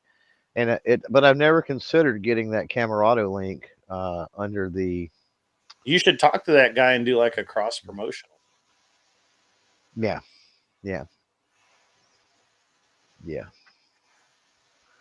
Well, I wish that you were doing way better. And I'm sad. You and me both, man. I'm okay right now, but that's the problem. Is we really haven't figured out what's going on, and literally I'm seconds away from death 1 minute and fine the next. So. Yeah, it's unfortunate. Yeah, and when that's affecting my sleep, and it's just stressful, and I don't like it. Yeah, I got a good friend of mine dealing with something fairly similar right now, so I can kind of relate. Yeah, and it came out of nowhere, man. It really done. I was doing good. I mean, I was back on a decent diet. I was in the gym. I was, like doing all the things you're supposed to do, and then about 3 weeks. I say that more like about 6 weeks into that, and it's like, bam! And you're like, what the hell happened? Like, it's like the people you hear that jog their entire life and then fall dead of a heart attack at 40. You mean Jim Fix? Right. Jim Fix, the jogging guy, did a jogging video. Dropped dead, massive heart attack. When? When he was fucking jogging. That's when. I love that line. Just right. And it's like, shit, can't win for losing here.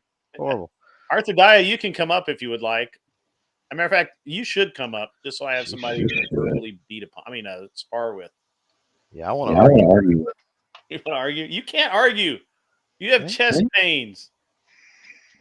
Yeah, you're supposed to be taking it easy, sir.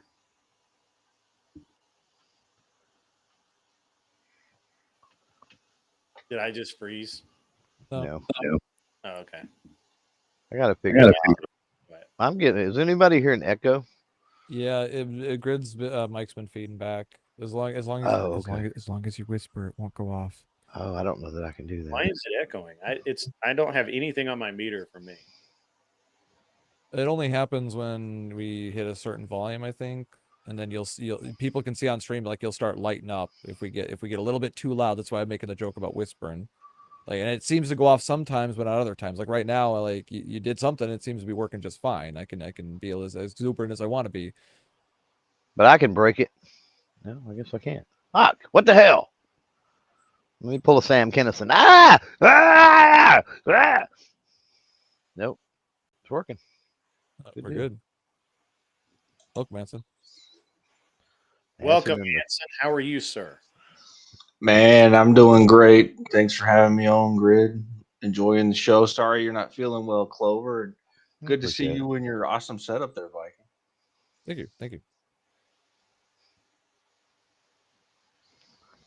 I like the black and white aesthetic you've got going on there. Yeah, this is my preferred setup. compared to what I had been doing on my phone. So, yeah, Yep, very, very noir-esque. yeah, it's Great simple. aesthetic for you. Retro. I'm just kidding, Anson. How are you, man? Man, I'm doing great. No complaints. Yeah. How's that divorce? Christian lady treating you? Yeah, divorce suits me well. I suggest it for everybody. Well, not me, bro. Yeah, no, thank you. I didn't sign the contract, so I can't get divorced. You got degeneracy starting already. That's great. You silly bastard. Hope you got laid. There you go. That Chris Lestrange is a really smart guy. I debated him on a different channel about evolution. I know. I saw that. He's really bright. You're only saying that because he made you sound really bright. Well, it is all about me, Grid. Me, and that's what I knew learned. That already. That's what I learned on whatever. You see, the new generation is the me generation. It's not the Gen Z. It's me. So I'm a be hip. I'm doing the new thing. Me. Anson, you voted yet, buddy? Oh, I vote early. I vote often. I vote Democrat. Okay, so you vote. How many times did you vote? Well, I mean, the standard Democrat amount. I mean, I bundled a few thousand already. So. Okay, all right. I just want to make sure you're getting your money's worth. Yeah. Yeah. All right.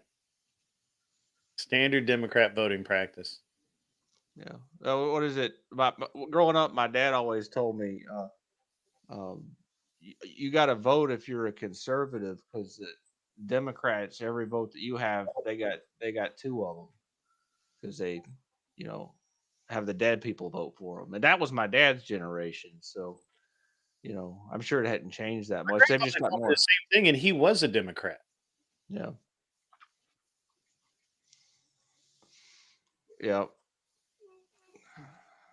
Yeah. My grandfather was a Democrat. He ran for office a few times down in South Alabama, and yeah, they've always been the politics of division party. It's just, the change in who they're dividing determines what it is. And the Republicans aren't much better, but whatever. But they are better. Yeah. Yeah. That's like the difference between genital warts and AIDS. That's a big difference.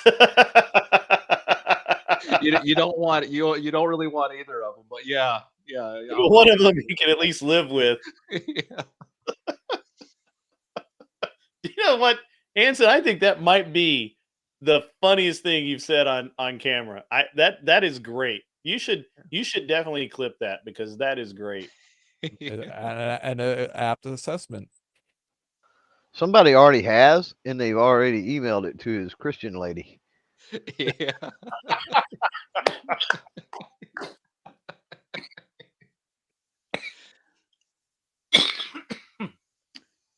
Okay, that was awesome. That was awesome. Well done, Clover. Well done. Showing that Clover is not dead yet. Got life in it. Hey, I'm as good once as I ever was, right? All right. So we had to add the energy, and you know what energy I'm talking about. Welcome, patriarchs. we had to add some. The matriarch has arrived. You are not prepared. Gotta bring up the soundboard now. Battle of the soundboards. I don't know that actually works. But see, I have one that you can't have. There's one soundbite that you can never have, because I got it from Myron Gaines himself. Misogyny. There you go. There you go. How dare you? What did it say? Misogyny? Yeah, that's like monogamy. But different. Yeah, it's misogyny. I mixed sense with the disease in you.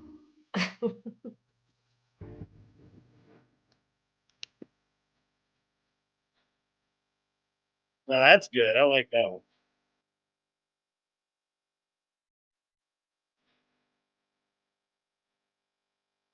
You're giving the overtech chills over there. Good old spaghetti westerns, man. Heck yeah. Yeah, that's some good stuff. I'm gonna go watch that now. That's good, man. Oh wait, wrong button. Bloody Valkyries. Yep, I got that one too. Anson, for Anson to be on screen, that is the right sound effect. I don't actually have them all programmed in, but I have a whole thing of them here. I've got over something. Last time I checked, it was over 500 soundboard files. Yeah, it's And that's not including the ones that came with the Stream Deck. It's too much of this. It's too much of that. I don't like that. You gotta get a toilet flushing, Grid. Oh, I do have that, but I don't have it Yeah. on this. I don't have it loaded onto this. I only have so many. So I have a Stream Deck Plus. It's the one with the knobs, whatever it is, Pro Plus, whatever. So I only have so many because I never actually thought I'd use them, to be honest. So Yeah, well, that's kind of why I got the two Stream Deck XLs here, and there's multiple menus I haven't programmed yet. I've got this one here, but then if I go into this, then there's a whole list of menus here, some other, like I got the, and then I'm fast as fuck, boy. Anson is very classic tonight. Look at him. He could be a book cover. Well, I appreciate that. Yeah, I trim my beard, so that's what that is. I see It's a very nice black and white aesthetic there. He's in a KGB waiting room. I have the best chat. Yeah, Anson, are you in a KGB waiting room? Are you in danger right now? No, I'm working. I'm working the room. Y'all are confused about my role. yeah, he's interrogating us right now. He is the KGB. Wait, did I just out? Did I out Anson on public? Whatever, it's fine. It's all good. All right. So what's Nixon Grid knows? Wait a minute, Grid. Does this mean that now you're going to get taken down for Russian collusion? Yep. I can't FBI. collude with Russians. My wife is Chinese. Oh shit! Conflict of interest. I can't be accused of Russian collusion. Yeah. Arthur Dye, how are you? I'm doing okay. It's been a heck of a week with my boyfriend having back surgery and it being quite a difficult recovery for him. So I've been playing nurse instead of doctor all week in his bed, in his hospital bed there. He's supposed to come home tomorrow. Physically in the hospital. He's not at. Yeah, he's still in the hospital for the last week. That's no. Yeah. Oh, Godspeed on the recovery. Bad. Thank you. What kind of back injury was it? It was, I don't know how he exactly injured it at any given time, but way back in his fellowship training, he somehow injured it, and it's just got progressively more scoliosis. So it's like a severe S shape toward the bottom of the spine. And so they went in there and straightened it with different screws and hardware and whatnot. So it's now straight, but he's just in a lot of pain and men don't do well. I imagine that sounds absolutely horrible. What I've never understood, can someone explain this to me? Men can go running into battle, have an arm blown off, keep going, no problems, no complaints. But then you stick them in the hospital, and the least little thing, like getting an IV, and it's like a big ordeal. Those hospitals are where you go to die. No, we get better in the hospital. Oh no, I was very familiar with hospitals growing up with type 1 diabetes and not always taking good care of myself. So for me, I like the last time that I got the flu so severely, I had severe dehydration due to ketoacidosis because everybody in the house was sick and my mom couldn't pick up on, she was sick herself, couldn't pick up on how sick I was. So I ended up being, I had to go to the hospital, get some fluids put in me, and I have rolling collapsing veins, so they couldn't get an IV on me, and the nurse is struggling. And I just looked at my wrist. I said, "There's a nice big vein right there. Hook it right in my wrist." She looked at me like I'd grown another head, because I was quite young at the time, and she was just like, "Oh shit," and I'm just like, "Yeah, I've been," and I hate needles too. Like, don't get it twisted. I absolutely hate fucking needles, right? But once again, it's just like the way that I look at it, it's just like, well, get it over with. Well, that's interesting. I don't go to hospitals unless I absolutely have to. I will go to like the urgent care or something sometime, but Yeah, I don't even like that. generally I'll just fix it myself. I actually got yelled at recently because I had a puncture wound and I super glued it. And the problem is that it was a little bit deeper a puncture wound than what I thought it was. And it had taken something in with it, and so it got infected. And I went to the, I eventually, because I don't have, heavy antibiotics on hand that I use, because those are limited supply. But so I went to the urgent care, and they, of course they cut it open and they drained it and cleaned it out and did all of the things, which I could have done, but what I needed was the antibiotics, and they were like, "Why did you do this? Why didn't you just come in?" And I'm like, "Why did I need to? If it hadn't been infected, it would have been fine." And honestly, if I'd had the antibiotics to start with, I wouldn't have ever gotten infected, but I didn't. So, which is something that annoys the crap out of me, that we control antibiotics the way we do in the U.S. and no other country. Yeah, we control them, but yet we still abuse them to the point where things are becoming antibiotic resistant. That's an ultimate irony. I agree. Well, I was going to say that's why they won't do them over the counter, is because it creates bacterial resistance, and then we wouldn't have drugs in the hospital to work for serious infections. But next time, if something happens, sealing a wound that has any kind of contamination over, if you seal it, it makes a closed area where the infection can just fester. But if you just pour tons of either alcohol or hydrogen peroxide or even just water and clean it out really well and just leave it open, it'll probably heal on its own much better, even without antibiotics. Yeah, so that's the story of how I got type 1 diabetes. I watched the documentary. Well, diabetics are a little different because you guys are at much higher risk for infections, because a lot of times diabetics. How I actually contracted it, because it's from a virus. Oh, I see so I got it. I was running through the woods when I was young, and I stepped on a rusty nail in a board, right? And it went straight through my foot, right? Because the thing was like 4 or 5 inches long, right? And I'd already been doing biking and stuff like that. I'd wiped out in gravel. I'm used to picking rocks out and cleaning wounds and stuff like that, so I knew how to do all that. But I didn't tell my mom about that, right? Because I was kind of embarrassed, because I'd been taught to like not go carelessly through the woods like that. So I was so embarrassed.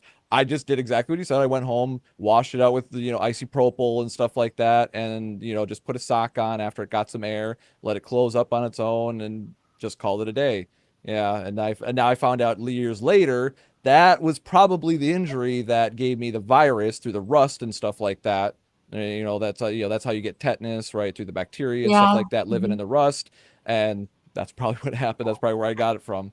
So, little fun side story there for Viking. Like I said, the punching boards thing isn't the craziest thing I've done, right? There's other stories too. I'll save those for later. I watched a documentary one time on puncture wounds, and they were showing that you pour gunpowder in the wound and then light it on fire. That's the best way to handle that. Yeah, I saw that. It was Pirates of the Caribbean. It was a great documentary. I think I thought it was. I thought the doctor that was demonstrating was like John Rambo was his name or something. I thought. That one as well. That was a good one as well. Yeah, and also the cauterizing with a hot knife in a tight situation, that is a useful tactic as well. Haven't had to use it myself. It's happened by accident before, right? True. Yeah. So what kind of powder is best for cauterizing a puncture wound? Are we talking like black powder, like traditional homemade stuff, or are we talking about like smokeless powder? What do you think, Clover? I would think for to mitigate tissue damage, I would think a fast burning powder, but that would be just my. Yeah, I would agree with that assessment. Tight group in there. Never had to do that. Hopefully, I never do. Yeah. Or Yeah, you that'd do be have the option. Coming you have into to the do it- hospital, we'll do it with electric cautery in the proper medical way. Well, soldering. I think we all have soldering irons, right? Soldering iron works. Yep. I was just gonna say, But what you don't have is an anesthesiologist to make it not painful. That's what, if you have to do that, that's a hell of a day. So I actually have a arthritis. So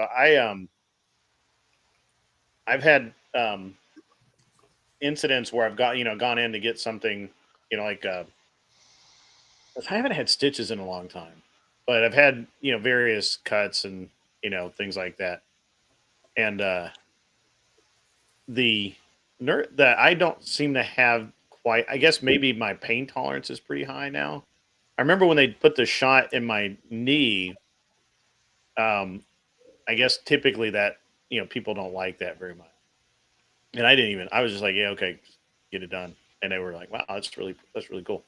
But it was when they did my hip that they were really impressed because I guess they have to literally use an ultrasound to guide that gigantic needle in, and I didn't even like flinch or anything. I'm like, huh, that's really good. Nobody does that. I was like, yeah, I don't care. It's just pain. It's okay. And then I often show them the pictures of where I was where I probably did have a concussion, where I'd fallen down and continued to do stuff, and all the blood all over the rifle. So it was really, but I digress. Yeah, I don't know. I'm not like you, Grit. I'm a sissy with pain, so you people can have all the pain you want. Yeah, are we not meant to set in chat? Paper towels and duct tape. Hell yeah, sir. Yeah. When I did floor insulation, I got 2 scars. I got a scar on this finger. I got a scar on this finger from fucking up, not paying attention, not respecting the blade and all that shit and safety. Yeah. Right? But every time that happened, my dad always said, don't bleed on the new fucking carpet, man. We're gonna have to do this job again. Paper towel, duct tape. That's right. That's right. I was at St. Petersburg in Florida once for the Grand Prix, and we had gotten hit. As a matter of fact, in the video in the video that I use on my intro, where you see my car get hit and continue on, and the tire comes off the other car. So what he had actually done is his tire had come apart, and he hit our car with his wheel and ripped the bodywork up on our car. And so he came in, and we changed the tire. In the changing of the tire, I didn't notice it, but I cut my arm really badly on the sheet metal, which was basically like razor blades or razor wire, whatever you want to call it. And I was bleeding all over. I didn't realize I was bleeding all over the place. So we get the tire on, car goes back out, and I'm just standing there, and like this dude literally grabs me on the shoulder, and he's like, "Dude, you're like really bleeding." I look down, and my whole hand is like bloody. So I get I just grab a shop towel and I wrap it up, and they because we were with IndyCar, there was a marshal standing right there, and he's like, "You have to go to first aid." I'm like, "Really?" So I'm like, "All right." And my buddy Eugene was with me, and I'm like, "Eugene, take over, take care of the car, whatever Chip needs when he comes in, just take care of it." And they put me on this little mini truck and took me all the way across the track to where they had the care center, and they put the butterfly sutures and all of that on this massive cut on my wrist. But it was really interesting. I didn't even actually realize I had cut myself. I was bleeding all over the place. Yeah, you And- pulled you from remember the old Predator movie, pulled the Jesse Ventura. You're Oh, yeah. bleeding. I ain't got time to bleed. Yeah, I wasn't really worried about it. Like I had a shop towel on it. It was eventually, I don't bleed very long, so I knew that I would clot up pretty quick, and I was like, that's no big deal. And I'm racing. I'm working right now. I don't have time for this nonsense. And they literally made me go all the way across to do that. It was very funny.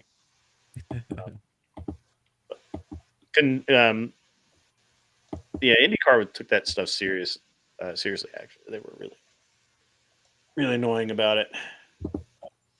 Kind of makes sense because some guys don't actually know their own limits and will do too much. So What I found was really funny was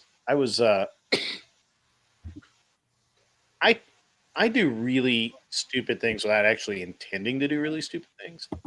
Like I wear Tevas to shooting matches in. Like I wear like everybody's like, aren't you afraid of hot brass hitting your feet and burning you? And I'm like, yeah, it might happen, but it's not big. It's an odds thing. I'll play the odds on that. it's like, oh, you're lighting off fireworks. Aren't you afraid one's gonna like spark, or you're tending a fire, or you're cooking a burger on a grill, or grease is splashing? Like, are you afraid you're gonna get burned a little bit? I'm worried about getting burned a lot, not a little bit. Yeah, I'm being careful here. And then and I wear shorts a lot. And we're in freaking Florida at the same rate, at St. Petersburg, earlier in the week.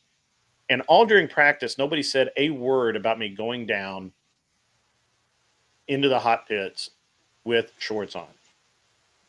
Day one of official practice, I didn't even make it over the wall before one of the marshals was like, "Oh, you can't go over the wall." And I'm like, "What do you mean I can't go over the wall? Like, we're in shorts. Got to have long pants on to go over the wall."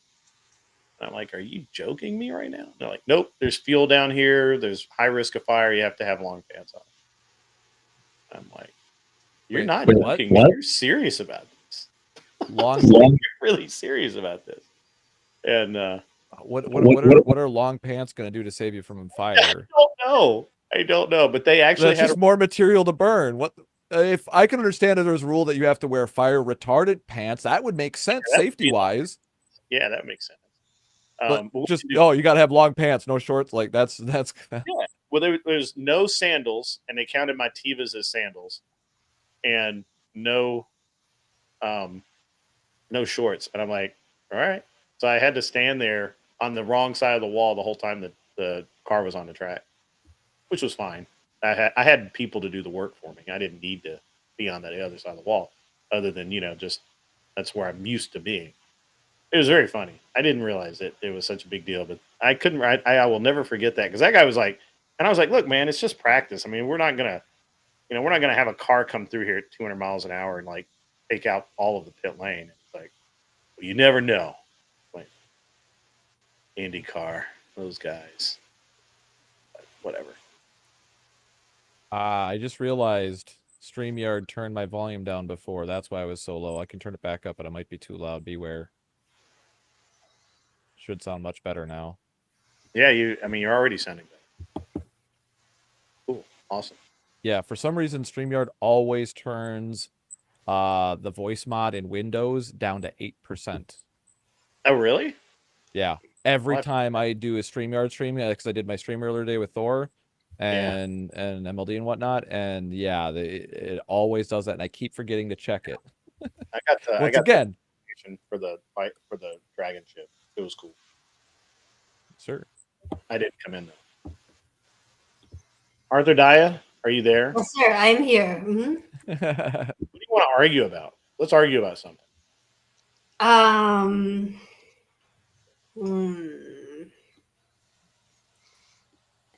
Did anyone watch the debate with Rob Noor and I don't know the other one about or Jim Bob, made by Jim Bob on women voting? Yeah, we comment about that the other night. Okay, if we've already covered that, we don't have to rehash. Okay, we can cover it again. What else? What else can we argue about? We can cover it again because there's still plenty of things. I mean, I think I know what you're going to say, and that is the my opinion is that there was no way for Rob to win that because he couldn't get around the force continuum, and there's no way that he could have. I mean, it would. The only way he really could have won it was to just concede that yes, a woman with firearms or other weapons could be just as adequate as a man could be. Let's just move on. And then he had two other points, and I think the other 2 points are pretty strong. Whether or not they would have carried him over that, I don't know. But because Jim Bob just hammered him on the first point and used 3/4 of the time on that first point because neither of them would concede ground. He didn't get to make his other 2 arguments very well, and I think that was really the crux of the issue. And even if he had made the other 2 arguments very well, depending on how Jim Bob argued those, he probably still would have that debate. What I didn't understand about Jim Bob's point is how do you handle the issue of men who are disabled or elderly or in some way physically not able to defend their house or their castle? Because you almost end up with some sort of physical fitness test as your litmus test for voting, as opposed to property ownership or taxes or whatever litmus test you want to use. No, because we're not saying that every man has to be physically fit to vote. Every man has the potential to be physically fit to vote. And even if they don't, they're outliers, and there are always going to be outliers. Just like there are outliers where there are women that can be strong enough to beat many, and if not most men, and even use the example of Ronda Rousey. So this is exactly to your point. The problem is that Ronda Rousey is an outlier, and she would still get her ass kicked by basically any mid-level UFC fighter, right? So you're the idea there is that even though you can make the exception claim that you have old people, you have young people, you have all blah blah blah. The reality is that every man at some point has the potential to do great violence, or they did. I don't think that every man does inherently. I mean, there's people who are born with physical disabilities who never have that potential. You're not going to get past the ontology. So rather than going on meritocracy, you're now going on just an immutable physical characteristic of your gender. Okay, so Arthur Dyer, the power force argument. You're very low. I'm very. Is that better? And Anson sounds pretty good to me, though. Yeah. So his volume sounds pretty good. Yeah. So the power force doctrine argument is more of an argument against the usefulness of voting than it is for the voting of women, but using it in the argument the way Jim Bob did, he applied it to just that one gender. If it would have been argued that, okay, fine, I'll concede that men are more powerful than women in general. So what about men? Because the force doctrine still applies to the group of men, and therefore not all men have the same equal level of power. And you could apply that same logic to that specific cohort and make an argument against the practice of voting in general as being a good practice, because when you get down to it, it's politics is the adjudication of power, not the adjudication of voting, and all voting is the means by which we determine who has the power. So it's more of an argument against democracy than it is an argument against women voting in general. Yeah, and I think at the end of in Rob Knorr's closing argument, something he said that I thought was a little sneaky. I do respect his intelligence and his argument style a lot, but something he said that was kind of sneaky was he said, "I don't think that people should be denied the right to vote simply based on an immutable characteristic like their sex." But that was not Jim Bob's argument, though. In fact, I think Jim Bob would agree with me if I said I believe anyone who earned the right to vote would be able to vote, whether it's a male or a female. And what Rob Norris said, as much as I really enjoy his argumentation, what he said was, "Oh, just because you're a female, you can." No, it's like, no, even if you're a female and you earned it somehow, freaking, then you have the right to vote just like anyone else who earned it. And all the males who can't earn it, you also don't get to vote. Then, like, that seems pretty fair. But and in his closing argument, he made it very one-sided when I believe Jim Bob was not arguing that point. All right, so I agree with what Anson said, but Jim Bob addressed that in the idea that voting is the seeding of force, right? We're using that in place of force doctrine, and that's why men, in theory, should have a greater ability to vote. Now, I disagree personally that all men should vote, because I believe that I believe that you got to have skin in the game to vote. So, and I guess in a roundabout way, that's how Jim Bob was trying to represent it, is that by ceding their use of force in place of a vote, men are in fact putting skin in the game. But I think that that's kind of that's a roundabout argument to make. I still think you could make it. But by that logic, Grid, a woman's vote would be worth 2/3 of a man's vote in general, because women have about that much less power compared to a man. So you could use that argument that you just made to just say, women get 2/3 of a vote. Yeah, you could, but the fact is that Rob did not make that argument. Yeah. You could make that argument. I don't know that that's a great argument to make, but you could make it, and it's solid. I mean, I don't think there's anything prima facie wrong with that. I think Jim Bob's response to that would be that without being able to, even if all of the women banded together, they wouldn't be able to beat all of the men. If they banded together, then that wouldn't that nulls that. And I think that he would simply say that all throughout history, there's only been one or two occasions where women have been able to actually subjugate, I guess, men. And I can't actually think of them. I'm pretty sure there has been at least one or two.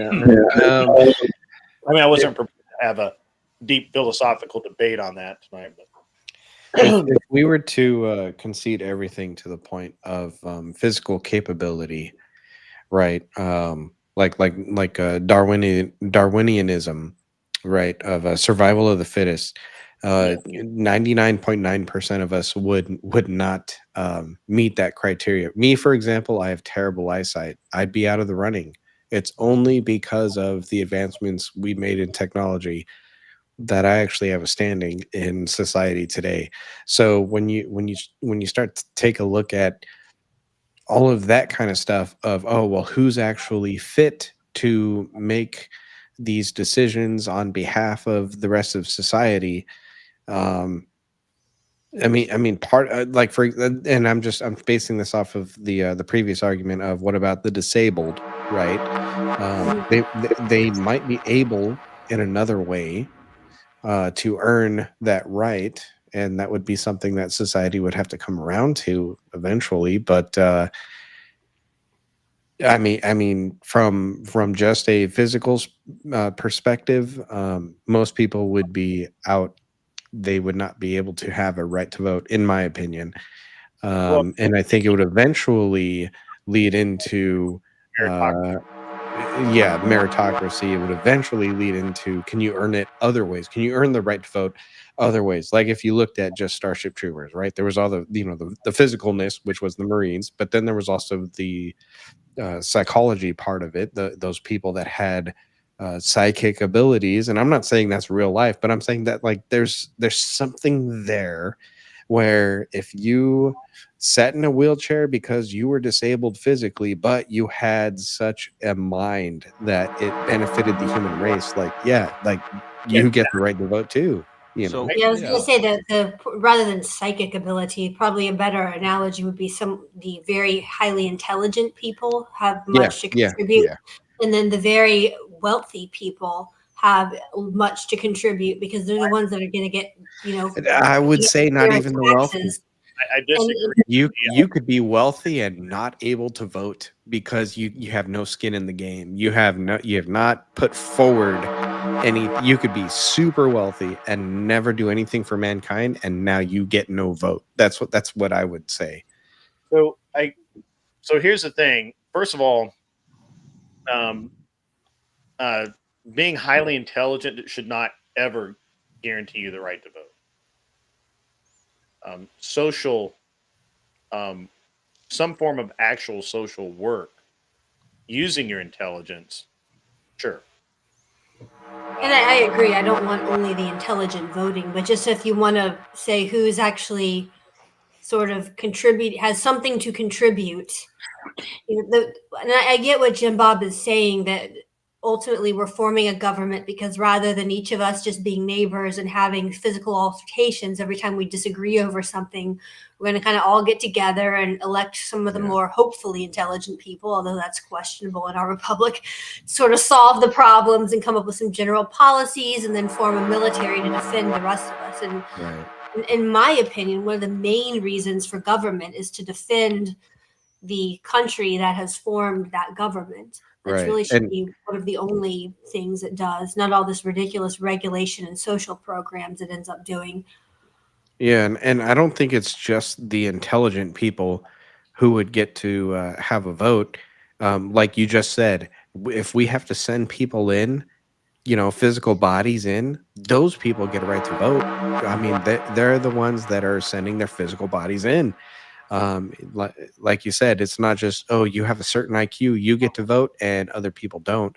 It's anyone who has a stake in the game. If they're going to be hurt by their vote, they should also be able to benefit by their vote.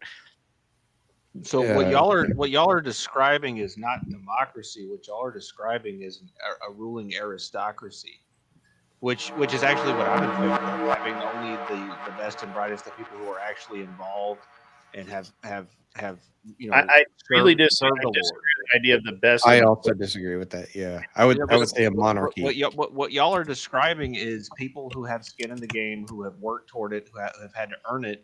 And in an aristocracy, that would be the lords and the people who serve them directly, who are trusted with running the system. And that's a much preferable system than the universal franchise model, which is basically a crowd control measure to make people feel like the oligarchy isn't actually in charge when they are.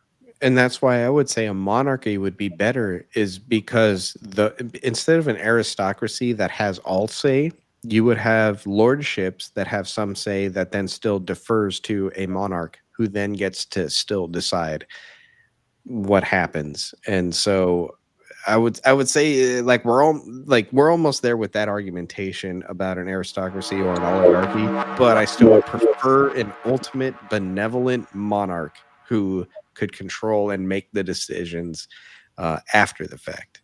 Well, I would disagree with that, and I also disagree with the idea that the best and the brightest should be able to vote. It needs to be a meritocracy where you have physical skin in the game, either through your physical labor, either through your service in the military or in another societal group, or through investment, not wealth, investment. Like, you need to have skin in the game. Otherwise, you don't get a vote. And you shouldn't get a vote, because that's how people vote. Yeah. This is the things that everyone argues. shouldn't that apply to the leadership though? Because none of our leadership has skin in the game. There's temporary stewards who come Well, in and they do cycle have out. some skin in the game. For example, when they invest, they're investing in American companies or they're investing in foreign companies. That's the problem, is that they're investing in the success of some company somewhere, whether it's American or not. That I think that's the big problem there. I Well, I disagree. think sorry, go ahead. Well, Grid One, you're wrong. That the government invests, the people in government invest in different ways, and I disagree with that. First of all, they shouldn't be investing while they're in government. That's I agree with that. Yeah, I agree. absolutely horrible way to look at it. And second, service in the government should be limited in time and scope, and we don't have that now. I So also this, agree with that. Yeah. Well, no, I disagree with that entirely. I think that the person who runs the government should own the government, and No. instead of what we No. have now, where we have stewards who come in and mess it up, and they don't have anything to leave to their children. Oh, you mean they have They- no stake in the game? Is that Yeah, what you're they saying? have Which means absolutely you no agree with stake us? whatsoever. They come in and they cash out and they leave. That's the system we have now. If the president of the United States actually owned the government and had title to it and could transfer it to his children, he'd take much better care of it. no, I think that's false. So you're advocating for monarchy then, essentially, which Oh is yeah, I'm a monarchist. Yeah. Because Yeah. for me, the biggest problem with our government is not so much who's voting and who gets to decide who, what the criteria are for that. The biggest problem is that money is what genuinely controls our government. When you look Yeah. at all the lobbyists that run around convincing all these senators and congressmen to vote for what bill, when you look at the George Soroses and even Elon Musk is dumping money into Trump's campaign, which I appreciate, but money like that is what drives campaigns and drives people to get out and vote. And there was a really interesting clip of Chris Cuomo was at the DNC convention, and he has the camera pan up to all the skyboxes and Oh, I know what you're talking about. Yeah. we can pull it up if you want to play it, but the camera pans up to all these suites, and he goes, "I'm down here on the floor with the little, common elector Yeah. and here to the convention." Those suites start at between 500,000 all the way up to 2 million plus, and that's. And his point was that's not where the Boy Scouts go to hang out. That's not where the teachers union is. Up in there is all the high power companies and lobbyists that want to essentially buy their way into the political process and influence what will be on the DNC platform and what bills will be brought forth. And the same thing happens on the Republican side. There's really no difference between the two in terms of the money that goes into these things. So who really is controlling all of this stuff are those with money and the lobbyists and the big companies. And that's because companies get something for their money. And this is a problem again that we have, because especially senators, because once you get one in, they're incredibly hard to get out of office, and they're just there forever. I mean, how long has Mitch McConnell been in office? So wait, well, yeah, that is a good question. Also, are you saying we're stuck with AOC for a long time now? Is that what you're saying? probably, Oh I my mean, gosh. when Dianne Feinstein comes wheeling in a wheelchair at age 90 something before she finally died. We cannot seem to get rid of these people once they're entrenched. Nancy Pelosi's in her 80s. Joe Biden served for like 50 years or something in all sorts of positions in government. And yet That's why I'm. Go and ahead. yet you never hear anybody talk about repealing the fucking 17th, which definitely needs to be done. Well, that's why I'm saying it. Even if Kamala said, as soon as I'm elected, I am wholeheartedly 100% going for a convention of states. If she said that, I would vote for her just because of that, because it would mean retaking control over Congress. Like that would be monumental. Where's the state balance? Is the balance for the states mostly? It's mostly judicial right now, is what I'm seeing. Is when states have to through a legal procedure No. It's not what I'm talking about. It's not what I'm talking about. I'm talking about Okay. if a convention is called, right? And we Right. need states to ratify, obviously. Right. Where are we at? At one time, it was very, very possible that the more conservative leaning state legislators they outnumbered, right? The more liberal. I Well, don't know where we're at right now. Yeah, last time I saw was only 17 states that were signed up, which is very close. Very close. But that was the last time I saw it, and that was like 3 years ago. Yeah, it was more than that. I would say probably 10 years ago or so, maybe even a little longer, maybe 10 or 15. Well, I would hope so. Yeah, there's a couple ways you can pass an amendment. So the most common way is you have to get 2/3 of the Congress and the Senate to pass it. And then it's ratified by at least 3/4 of the state's legislatures. Another way to do it, though, is if you can't get your freaking Congress and Senate to get their butts in gear, you could have all of the states have a constitutional convention and pass the amendments. And 3/4 of the state representatives at the conventions have to vote to pass that amendment. So here's my thing, though. If we go back to what Grid One was talking about, when you're talking about skin in the game, who can run policy in the United States, that kind of thing. When you're looking at what I was saying was, well, if you have skin in the game, it means you're purchasing up land, or you have investments that are within the states. What breaks that is when you have people that are investing outside, where they invest in a company like China, for example. I don't know. Let's give it a random name like BlackRock, and then BlackRock, this random company, started purchasing up all kinds of land around your military bases, and now you're making money off of it because you've paid into it. And so now you're a U.S. Congresswoman. I don't know. Let's just say a random name, Pelosi. Let's just say your name was Pelosi, and you bought a shit ton of shares in BlackRock, and then BlackRock was buying up all the land around U.S. military bases, and it was a foreign company. Like, should she have the right to vote at that point? I'm like, no. No, absolutely not. You should have no say in what happens in the US if you're using foreign companies to purchase up local land that is around our national defense systems. Like that, why is that not a bigger deal than it is right now? Oh, you want the actual answer? No, I just wanted someone to say, hey, John, you're not crazy. That is a thing, and it's okay. I agree, You're gonna be John. all right. That's the thing. You're gonna be all right. I just want we've someone to had say you're gonna be all scandals right.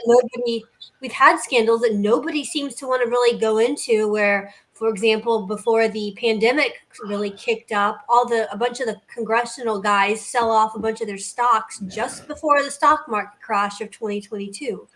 Nancy Pelosi was a part of all that crap, and nobody's really bothered investigating. Well, it's understandable. I mean, it's part of human nature that people with power will abuse it, and people with money will buy power. What y'all are all describing are features of the human condition that will not change regardless of which system is put in place to govern us. So if we had a dictatorship, there would be people trying to buy the influence and power of the dictator. If we had a House of Commons, like over in Britain, they have the same problem. In China, they have the same problem. You join the Communist Party and try and buy influence through that. That this isn't anything, and people aren't shocked by it because they understand it. It's totally normal. If you had the money, you would buy the power too. Seriously joined. So I think you guys kind of get in the weeds in a couple of areas. Oh, serious.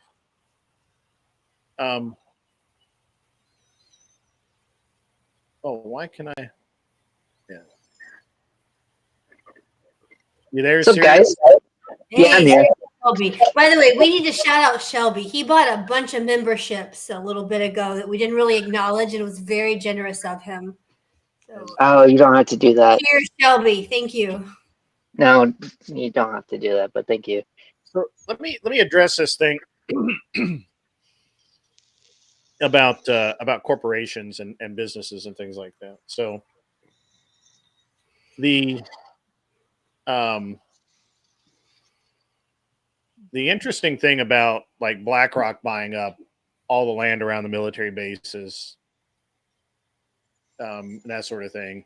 And I don't think it's BlackRock that's doing it, but it's another actor that is. I'm sure we've all heard about. I'll tell you what I've heard BlackRock Still is China, doing yeah. is BlackRock apparently has deals with Ukraine already in place for rebuilding Ukraine. So guess who's probably lobbying for all the Ukraine money to be sent Ron, to who's lobbying for Ukraine to be destroyed more so that they can get more rebuilding funding. Like, Mhm. Yeah. So here's the thing. BlackRock in and of itself it's a PE. It doesn't have it only looks at. We must be having some internet issues. It really only looks at Seriously how joined. much how much is this cost? How much can I make off of it? It doesn't have a political agenda. BlackRock doesn't care. BlackRock actually is interesting because they actually created a new tax strategy that's brilliant last year. Was it last year, year before last? So BlackRock's really interesting to talk about because people like to vilify the large corporations, but we all, which we cannot control. We cannot control that. That's business. There's nothing that you can do about BlackRock. But we keep forgetting about the issue, and we don't do anything about the issue of our elected officials literally camping out for decades in offices where they siphon off this wealth and they do things against the public benefit, which that we can control. We recall senators. You can get involved and you can do these things. You can't. Nothing that you can or should do about BlackRock or Vanguard, but you absolutely should be very concerned and very active in going after the politicians. And it doesn't really matter what else you do. It really doesn't. We can sit here and whine about BlackRock and Vanguard, and oh my gosh, they ruined the rental market, right? Like they ruined the rental. Well, they also sold land to foreign nationals like Saudi Arabia and China and Arizona. They're a multinational company, though. They're just an investment company. So yeah, they are, but they are buying real estate.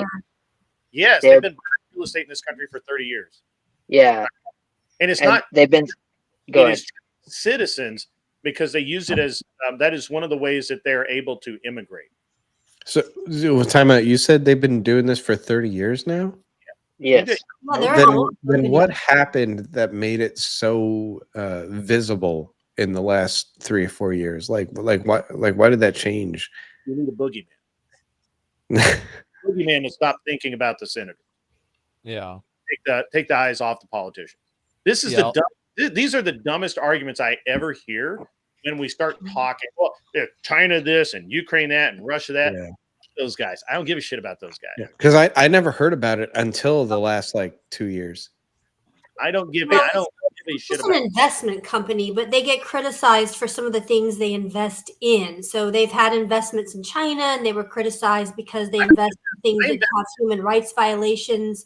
They've been criticized because they've invested in companies with those ESG policies, which are basically meant to promote environmental regulations, property in and stuff. So they get criticized for the stuff they invest in. To be honest, most banks invest in them to actually handle the financials for the 401k for most Americans. So all the shit that you're complaining about is what they're actually investing in your 401k. Interesting. Yeah. It actually does benefit most Americans, but let's ignore that for a minute. We don't. I don't want to go down that road.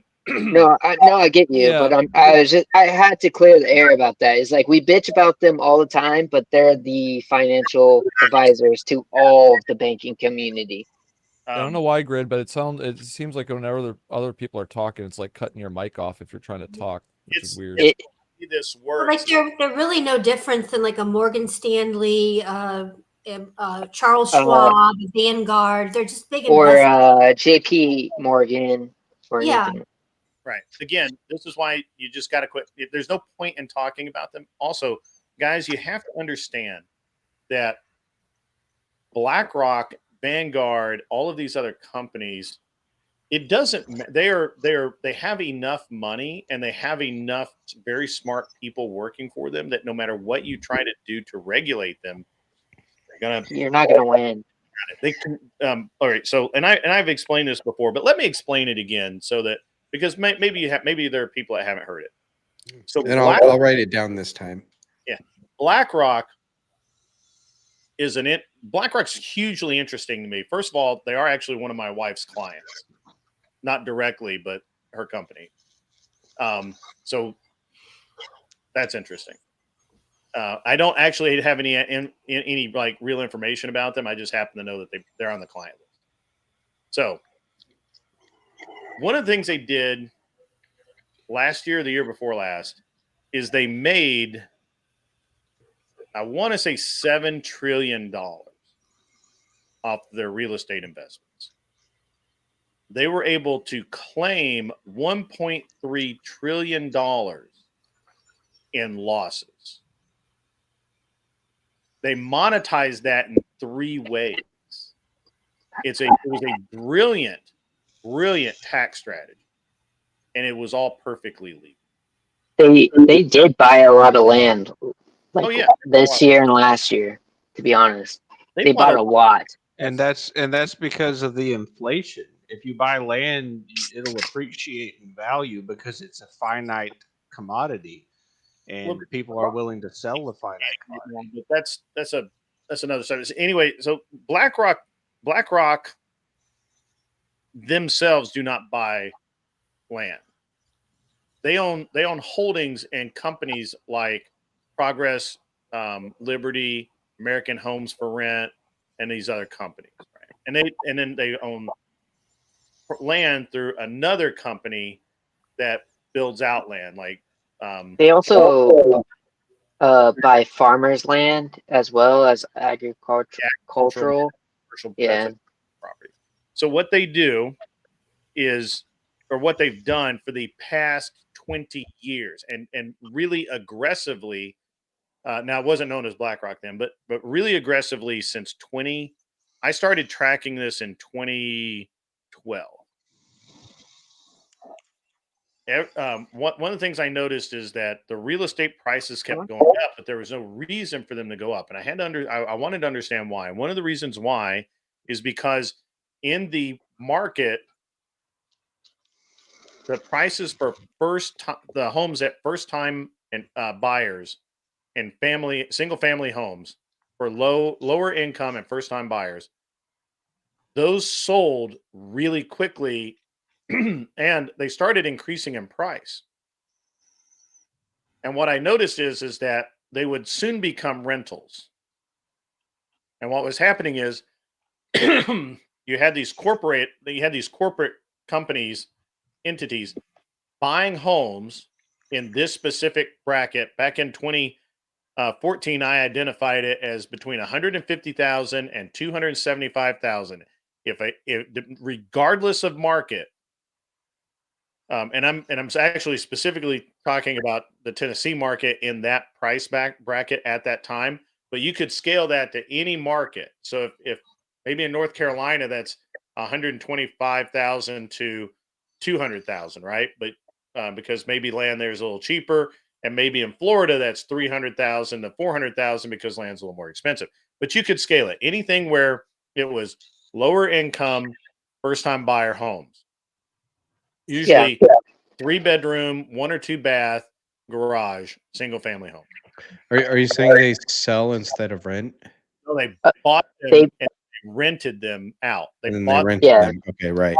So they buy the land and then rent it out to make a better investment for a long-term goal. And that's an investment strategy that's been used by people other than BlackRock. That's not new. Well, sure, but should a foreign company be buying out our national land and then renting it out to our local people? Technically, if you think about that, it's kind of wrong in the general because it's not under Constitution, but yet America has been selling out land to foreign. Why are we coming back? This is not Yeah, what's they're happening. an American company. They're Well, based out of the Yeah. US. Well, grid one is saying Grid, that's see, not this what's is happening. a good time for me to remind everybody what the real purpose of propaganda is.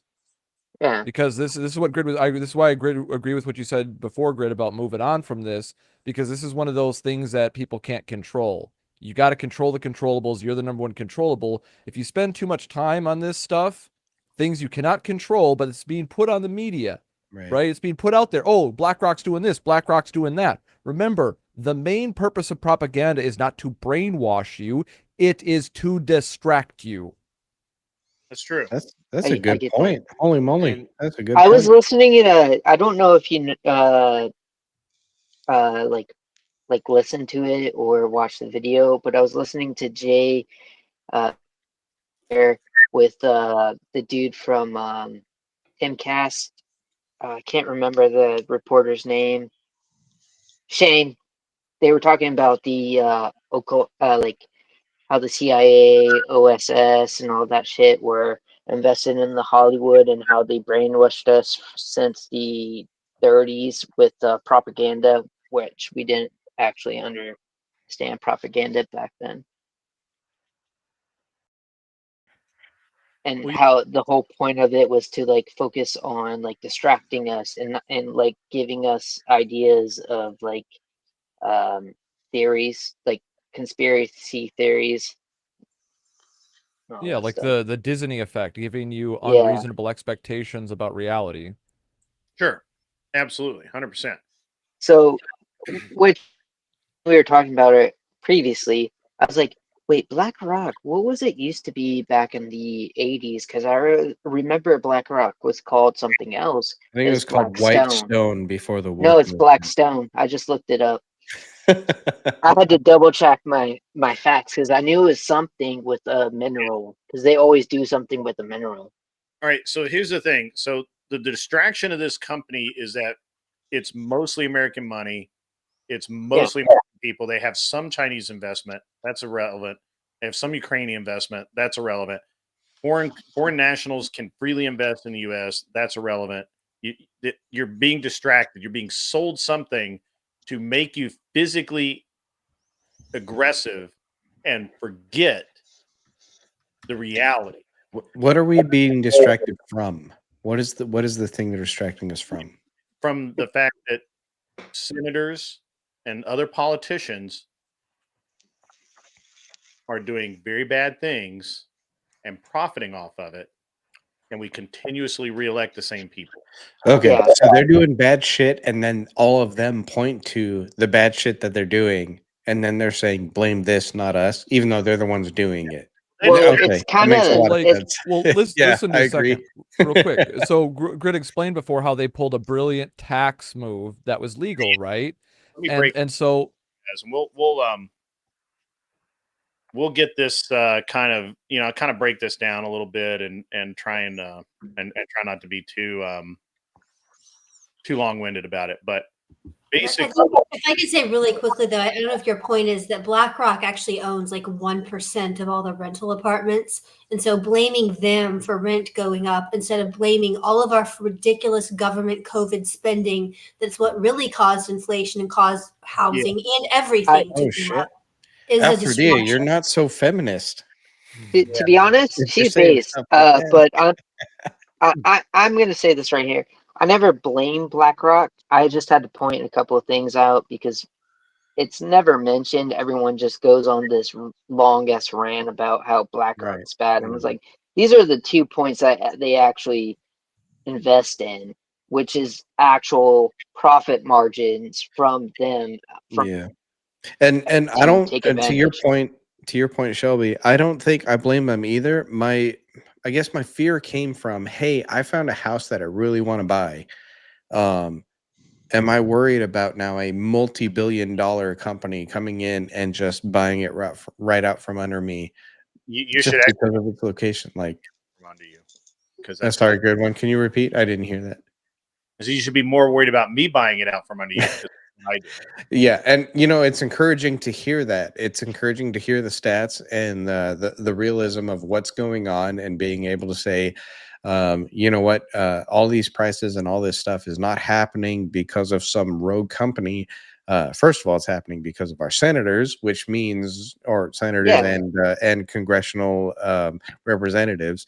Those are the people you should be worrying about, because they're the ones that are moving a corporation to do this stuff. Yeah, So look They, how they they are very weaponize Twitter, corrupt, to be right? honest. Look how they weaponize Twitter. How they're using a lot of these corporate systems in order to be able to void people's rights. Not And just that's that, look at that's a big how problem. And so they. what do? They just Finish this up really quick, and I'm gonna burn through this as quick as I can. So if we can just give me a second, I'll lay this out. What BlackRock did is they took $1.3 million or $1 billion or $1 trillion in a tax loss. I mean, did now obviously that goes against that 7 point whatever billion or trillion that they made that year. Trillion, right? Trillion. It's a lot. And that went against that, so automatically they pay less taxes, right out of the gate. Then they went to the banks and they said, "Hey, we just lost a ton of money on every property we own. We have a choice here. Either we restructure the loans with better rates and high and better terms based on the new values that are all lower than where we bought these properties, or we're going to have to dump them." And of course, that would create a mass panic. That's a huge thing. too many people would lose money at that point. Yeah. The entire country would collapse, basically. Because you're Yeah. talking about $1 trillion of real estate coming on the market overnight. Yeah. That would be terrible. Home value. The dollar would be worthless. Yeah. So the banks basically paid them to take a loss. Okay. That's the way they profited the second time. Then they went back with the new valuations and were able to borrow money against the valuations again. That's tax-free money. Again. So this is how this is all. This is how it was brilliant. It was a brilliant tax strategy. They made money 3 times off of one loss, and I don't recall in history that ever having happened. And it was a $1 trillion loss. They were able to document it, and the federal government approved it. The IRS was happy with it, and it's crazy. And they get tax credits and they get all this other stuff too, because they lost so much. So And this sorry, real quick, would you say, real quick, would you say that it was males who were disabled, or was it females, or was it anyone who had skin in the game that kind of figured out how to get that tax thing going? Well, I figure that most people that did that probably had some skin in the game, but mostly they were looking to profit off of the burden of others. Right. So and that is how voting should work. less right. Like BlackRock has a tremendous amount of skin in the game. They really do. But and so this is actually a really good point. BlackRock has a tremendous amount of skin in the game.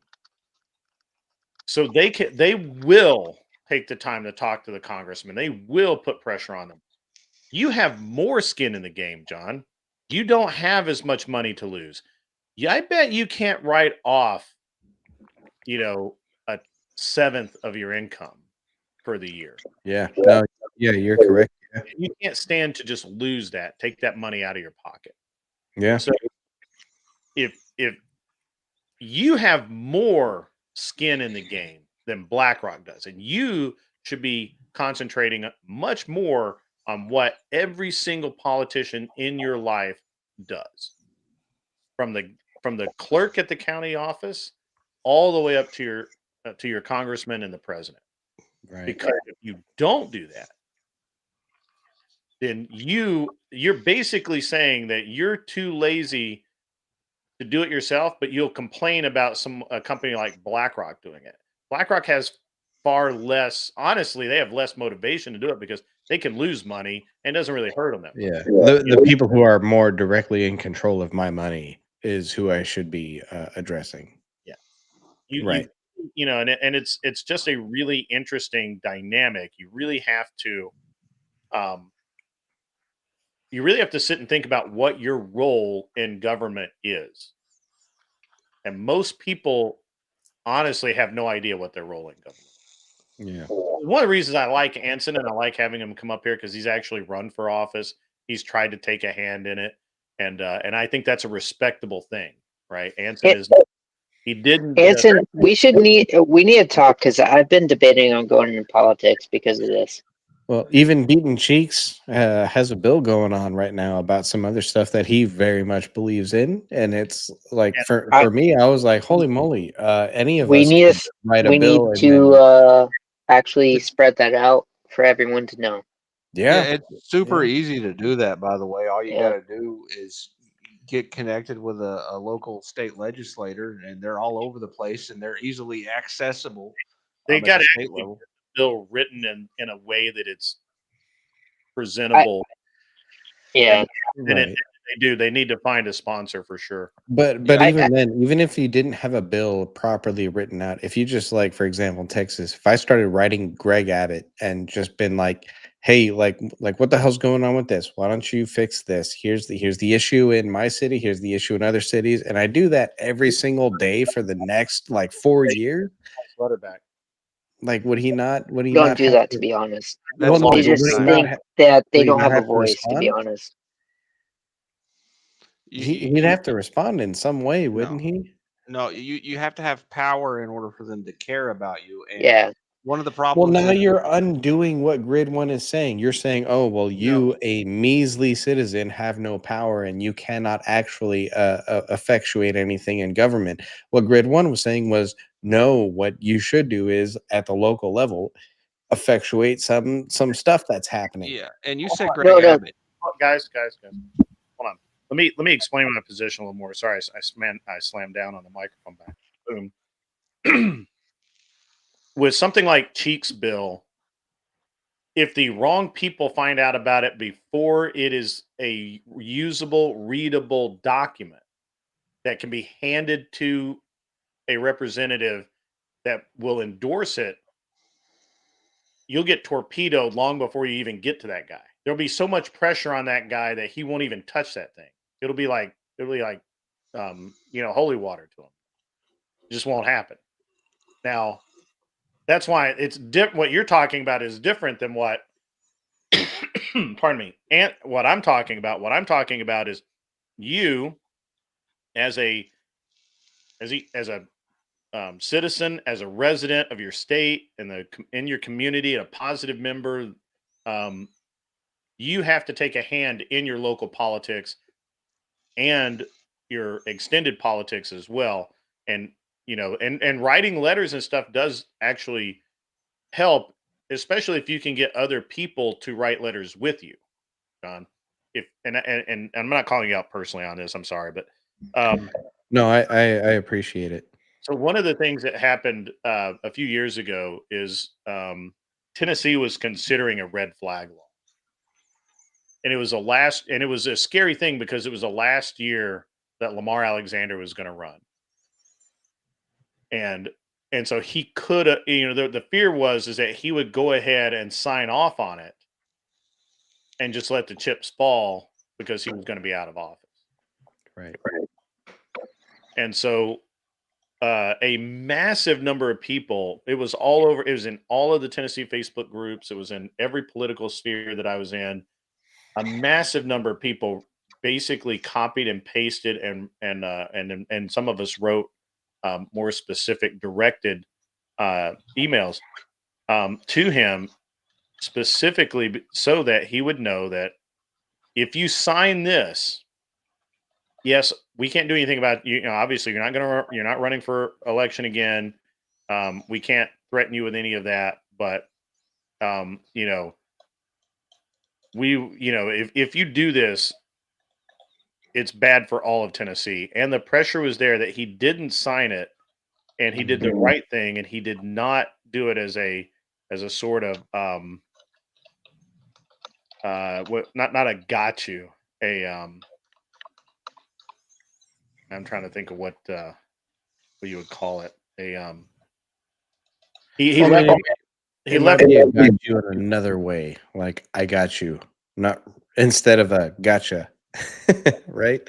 What I suggested to Beaten Cheeks, though, is in Florida, we have an interesting process, which is that if you get, I want to say it's around 900,000 signatures, your amendment to the Florida Constitution will go on the ballot. And we have all sorts of ridiculous law, we'll call them amendments, which actually ought to be laws, but these things get put on our ballots every year and people vote on them. And so it's pretty common around Florida to see people standing out with clipboards collecting signatures for their amendment. And that actually would be something Beaten Cheeks could organize widely and do across Florida and then get his proposed amendment on the ballot. I think I'd do that after I put it in front of a politician. So there's actually a formula that you can use and classes that you can take and organizations that exist to train you how to do the kind of activism that you would need to do, because conservatives, unlike liberals, don't generally engage in issue activism like what Grid's describing about the red flag stuff. And so we're not out every day, you know, with our hair on fire, worried about that kind of stuff. Because we're real lives, we have jobs, we do things in the community that aren't related to all of these issues that the liberals, for whatever reason, are temperamentally more inclined to be engaged in. And I dropped a comment in the chat for everybody, for one of the organizations that teaches conservatives how to do activism and how to actually get listened to, because writing a letter is irrelevant, but you and 100 of your friends writing a letter at the same time and then going down in one day and visiting your state legislature, that'll get their attention and they'll do something immediately. I feel like I would do that when I'm retired. Like, dude, I got too much shit to worry about. Well, let's be fair. On the left, a lot of the activists and activism, they're getting paid. Well, yeah, there is that too. Yeah, that's true. Well, I mean, that gets to what we were talking about earlier. The problem is that the lobbyists are all paid to go and do this kind of thing. And a lot of these lobbyists are actually former Congress and senators, which, you know, are now making bank off their connections that they developed while serving in the Senate or House. Yeah. Real quick, I wanted to head off, but I did want to leave you guys with a final thought, if that's all right. Yeah, absolutely. Go ahead. Before you do, Viking, I wanted to just extend my gratitude for your little rotating cam. I saw you earlier on someone else's stream. I forget who it was, but I very much appreciate the amount of effort you put into this. That is amazing and awesome. I really, really like it. Same with you, Grid One. I love how you always change your background. You're always putting something interesting up there. So I just wanted to say that before either of you head off. Oh, I won't. Thank you. Well, what time is it? I may be turning into a. Oh, dude, crazy. Yeah. I'll turn into. So final Viking thought from the spaceship. I find it interesting after listening to you, Grid, you describing BlackRock's activities and whatnot, and with a little bit of what I know, and also seeing a lot of the propaganda out there about it myself. And yes, a lot of this stuff could be true, the human rights violations or whatever. Like, a lot of workplaces have safety violations and shit like that they don't actually pay attention to. Like, when you work in the corporate world, yeah, a lot of stuff does slip through the cracks, unfortunately. It's not right, but it happens. So that's a very broad accusation that makes perfect sense, right? But I find it interesting. All the stuff you described, Grid, is incredibly capitalistic, isn't it? Yeah. And I find it very interesting that, you know, this also kind of threatens to expose how rigged the banking system is and how the politicians are using corporations and shit like that through some of these companies to do stuff. So I find it awfully interesting that we would be getting inundated with all these stories now about BlackRock after years of nobody really knowing who the fuck they were. But now all of a sudden they're getting the spotlight shown on them because what did they do? They took advantage of the tax system and the banking system simultaneously and got a massive fucking W and made everybody look fucking stupid. So the fact that they're getting this microscope put on them now, if you understand like kind of the what we're talking about, the distraction propaganda, this threatens to expose what they're distracting from, right? That social corporatist, propaganda, right? Cyberpunk bullshit in real life. If anybody, science fantasy and science fiction do a really good job of creating frameworks to warn you about bullshit coming up.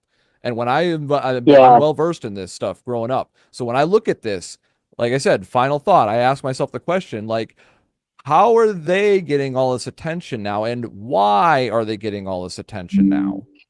And to me, listening to this information, it seems quite interesting. It's interesting, but my biggest thing is I know living in the Southwest, how many lands in Arizona and Colorado have been sold to foreign nationals. See, here's the thing. Global trade is actually good. And with other countries having skin in our game, it actually incentivizes them not to blow us up or fuck with us. But can Americans go and buy foreign land? Like I looked into buying land in Iceland, and global trade and people being invested in each other's countries actually leads to more peace. And if so, now I'm going to go down a real final rabbit hole here. We're at now we tumbled down Alice in Wonderland. We're going down the real rabbit hole. We could buy all of Iceland. If you understand what if the Communist Manifesto is, anybody actually read it? I haven't. I haven't read. Does anybody actually know Karl Marx and what he was actually about? It's been, but yeah, it's been a long time since I read TLDR. I know Cliff he Note. believes in a end of history, air quotes, religious mindset where God got shattered into millions of pieces, which is us. And that at some point we need to have an end of history reset so that way God can become one. This is the same cultish. This is the same cultish idea that socialists believe without realizing it. They're following a lot of the same beliefs because what they did was they used what's called the dialectic. The dialectic, the same reason why they won't translate and let you know what Hitler was actually saying in the speeches is for a very good reason, because he's using the communist dialectic to obscure the fuckery that they're doing in order to get people to fight each other. And that's why Sigmar came into power, and then he said we should purge the heretic, and that's what we should do. So my life for the Imperium.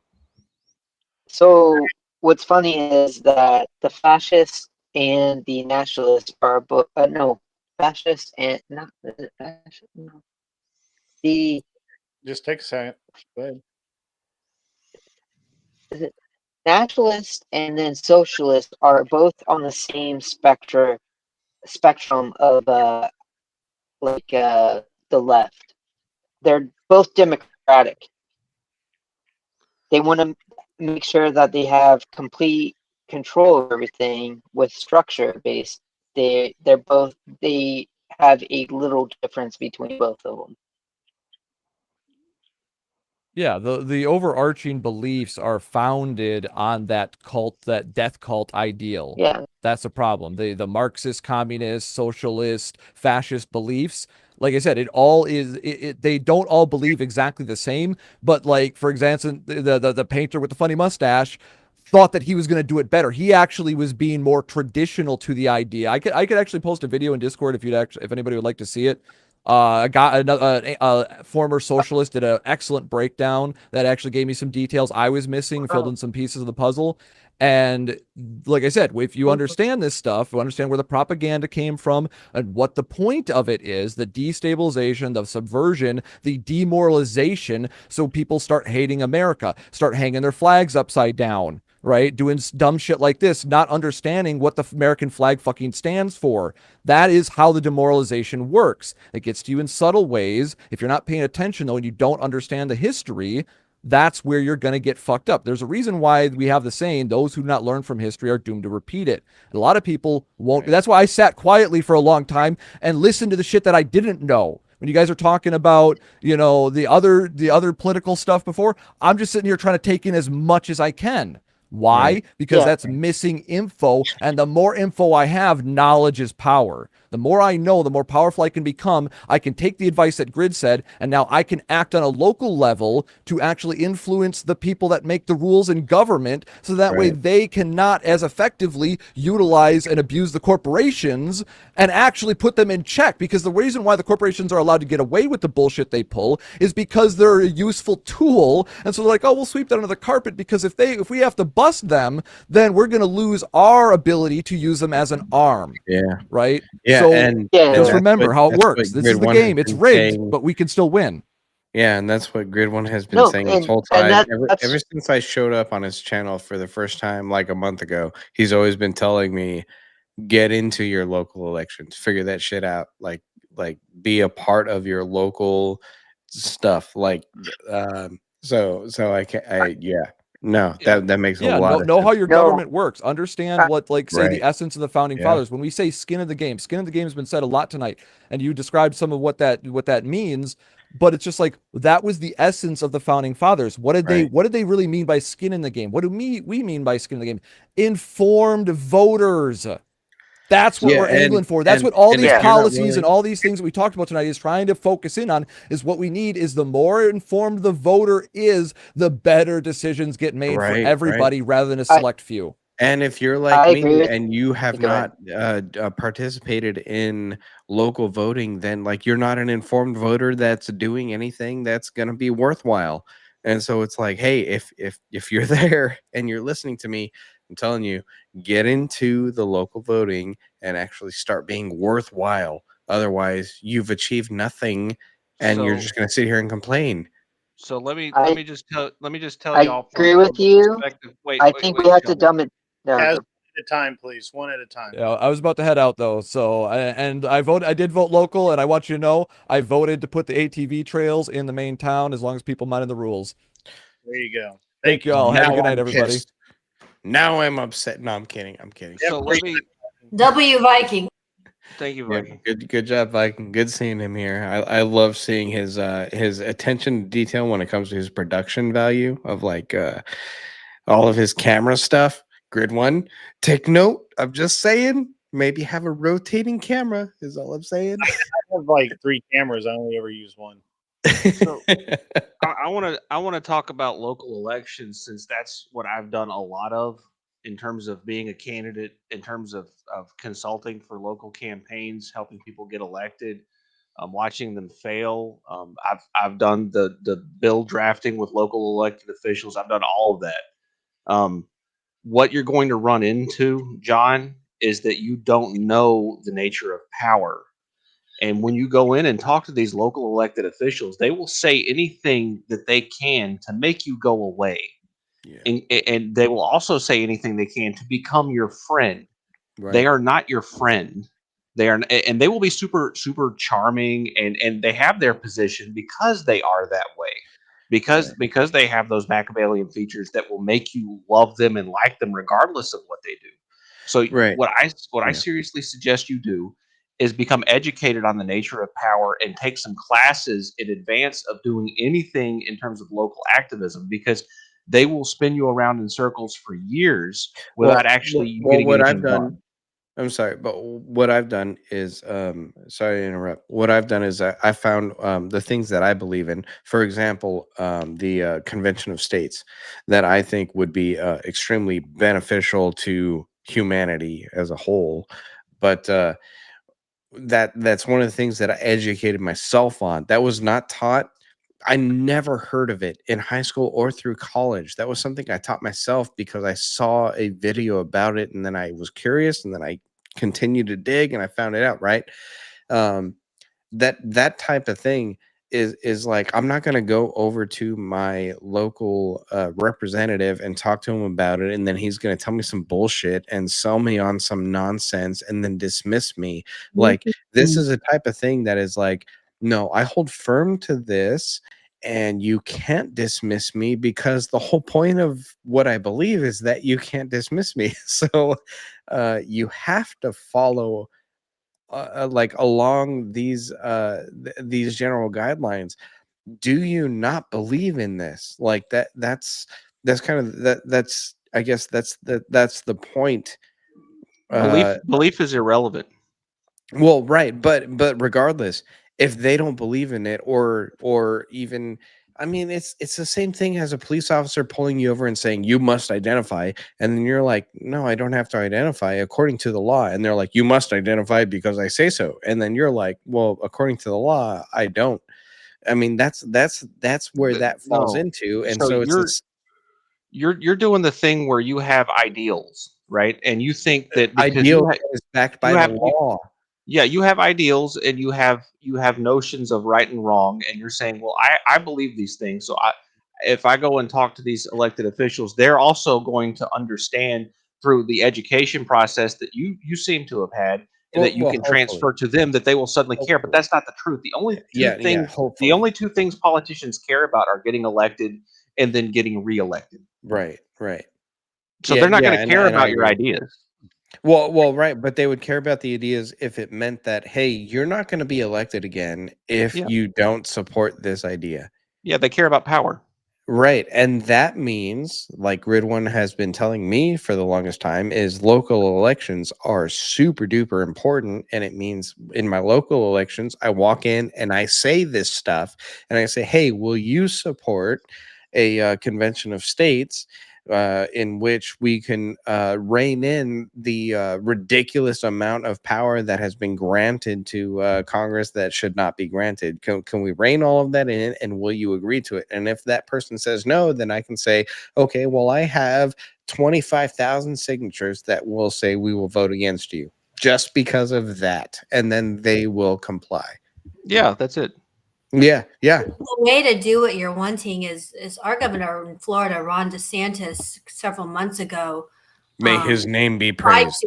tried to put forward an effort to make a convention of all the states, specifically for two purposes. One was doing a federal balanced budget amendment, and the second for putting in congressional term limits. And if each state legislature passes legislation calling for this convention, then it must occur. So he's Right. trying to organize that among. So that's something that you can go to your individual state legislatures and start pushing for them to do. Do you have a list of states that have not agreed to that? Because I would be super interested into knowing what which states I should hate right now. So you said, "Oh, California." I don't have a list. I'd be like, "Well, yeah, fuck them." States. Like, I mean, California, Massachusetts. okay, Oregon, I hate them both already. Washington. I'm going to guess Okay. those are some safe bets. I mean, beautiful country, beautiful scenery. There's only like 2 cities in there that's controlling the rest of the beautiful little state that it is. So fuck those 2 cities. But like, you know, Right. You need to get 38 of the states to do that, and then it'll force a constitutional. yeah. So if we, If I recall, I think Newt Gingrich back in the day was trying to put together something like that. Oh my goodness, I would hope so. If we can get the states to control the government, I mean, that would be that. I mean, that was how it was supposed to be back in 1776. So if we can get back to that, of the states controlling the government rather than the government controlling the states until they appeal, like I mean, that's the dream. That is yeah, yeah. Anyway. So I have an interesting kind of take on this, and I've listened to Anson say this many times, but I've also seen for at least in the at least for the local government, that's where change is the easiest to affect, and that's where most of the power lies. And this is why George Soros, for example, when he was asked why he stopped spending as much on presidential elections and congressional elections and instead focused on local district attorneys and prosecutors' offices, their elections, he said, well, for the money, I get far more. the DAs and public and city attorneys decide who gets prosecuted for what and how those laws are interpreted. So if you control those people, then you control a larger portion of the narrative. You control, basically who goes to jail and many other things. And so that's why it was so important to him to have that control. It's kind of fucked up. Right? It's how Yeah. It's fucked up. Good. I mean, you say it's fucked up, but this is the reality within which you live. The Right. reality in which you live has basically always been this way. It's just that for some stupid reason, we've decided that our higher offices, we just keep electing the same people regardless. And that's it. We shouldn't do that. We should never have done that. And it's a real problem. But on the other side of this, So Grid, yeah. Grid, what would you tell normal person like me, right? Making almost 100,000 a year. Okay. Normal person like me, just living life, trying to get through life, trying to be married, have a kid, buy a house, all this nonsense, right? I mean, with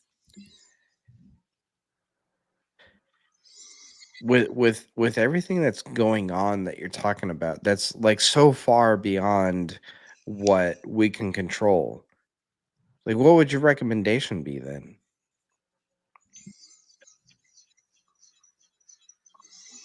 What would I tell somebody? Well, yeah, let me just give you an example then. Me and my wife are trying to buy a house with our current income. Sure. And the wife is pregnant. So, yeah, with all of that going on, what would you tell them? Like, how do you with everything that's going on, how do you afford a house and all the rest of the expenses? Like, how do you do all of that? Do I know this person? Is this Andrew? Andrew? This is Andrew. Oh, cool, man. Oh, Logo. What's that? hello, Andrew. You're not BPF tonight. Hello. No, well, I think that's just an avatar, which is just kind of like rolled over from StreamYard. And so if I go into someplace that's not StreamYard, it just has a generic avatar. Well, I like it. How are you, sir? Good. How are you? I'm great, man. I've been enjoying your debates lately, and I especially, as I told you the other day, I really enjoyed Rob versus Jim Bob. That was awesome. It was great. Yeah, it was a fun debate for sure. Oh shit! This is Andrew. Yeah. Oh, hello, Andrew. Hi. How you doing? Good. Yeah, no, I'm trying to ask Grid One some questions about normal people getting through some normal people issues. So What the fuck does that mean? that means like normal people, like normal income, normal everyday life stuff. You have a pregnant wife, you're trying to buy a house, you're in the current situation of the global economy and all this stuff. What do you do? Like that's my question. We've been talking about like getting into local politics and stuff like that, but it's like, hey, if I still want to buy a house at some point, what do I do? Like, what's the goal here? Do you not have a house right now? No, I'm renting right now. Well, the biggest problem that most people have with home ownership is that they refuse to settle. So they go, okay, I want to live smack dab in the middle of downtown, whatever major city, or close to it. So I only commute 5 or 10 minutes to work, right? And it's like, okay, well, there's a $350,000 house. You're priced out immediately. The problem is that most people refuse to commute, even though most people need to commute to work now. I'm, you know, in the Midwest, an hour and a half commute to and from work is very common. And so the thing is because people won't settle on, you know, these hundreds of thousands of country homes, which are available, and you can get FHA, first time home buyer loans, and then you can get rural credits for those homes. They'll make sure you get in it. If you make $20 an hour, you're going to get $150,000, $200,000 house if you live in the country. I'm sorry to cut you off. First of all, I respect you a whole bunch, so I'm like super stoked right now to be able to talk to you. But I've looked into FHAs, and we're not worried about the distance that my wife has to travel to get to work, because I work from home and she has to travel. Although within a year and a half, she should be able to have her own office where she's doing private practice after that. But that aside, like we're actually trying to get out of the city, and everything outside of the city is way more expensive than what is like center. So go further. Yeah, go further. Okay. Yeah, not only go further or relocate to a different state. The thing is like it used to be very common in the early 1900s, leading all the way up to the early 90s, for people to often relocate to where work was. And now they just don't. They go, oh, I'm not going to do that. I'm not going to relocate where work is or where the housing is, or, you know, I'm not going to do it. And since they refuse to make any compromise, it's super hard for me to feel bad for them when they're like, oh, so what they're really asking is, how do I stay priced in an area where I don't meet the threshold for the pricing for the housing in this area? And the answer is you can't. That's stupid and fucking dumb, right? So don't do that. Yeah. I can say something about this. Is what they do is they use the job that they have. If they're a woman, they are nursing, then they just use their as a remote access of it to do it from home while they're doing OnlyFans. That's how they're getting that multi-million-dollar aspect of life now. Because I know this from personal experience, like, and like moving from country to country, not country to country, state to state, and traveling around, is most of the women now are just doing OnlyFans while they're doing nursing, and then just doing remote control from nursing. Most. That is not all women. I'm not saying all women. I'm just saying. I'm saying the remote. It was also the same aspect with the government jobs, is they don't want to show up to work in the government jobs, so they're doing remote. And why are you still getting a paycheck from it? The thing with my wife is, if she sticks with the government job for another year, all of her student loans will be forgiven, which is good. And so that's kind of what she's hanging on to. For me, not so much. But what we're planning on is hopefully having some kind of homestead where she stays at home, takes care of the kids, has a bunch of, you know, cows and goats and whatever the hell other animals she wants. That's all up to her. She can do all of that nonsense. I will not have any part of it, but she can do all of that. The thing is, we need to first find the place that allows all of that. And finding that place is just easy. It's a piece of cake. Not easy. Yeah, it's a piece of cake. You just got to go further into the rural areas. Like you're going, okay, only 20 or 30 miles out of town. Go 40, 50, 60 miles out of town. Okay. Yeah, come down to Alabama. There's plenty of that. That makes a lot of sense. I think maybe we should do that.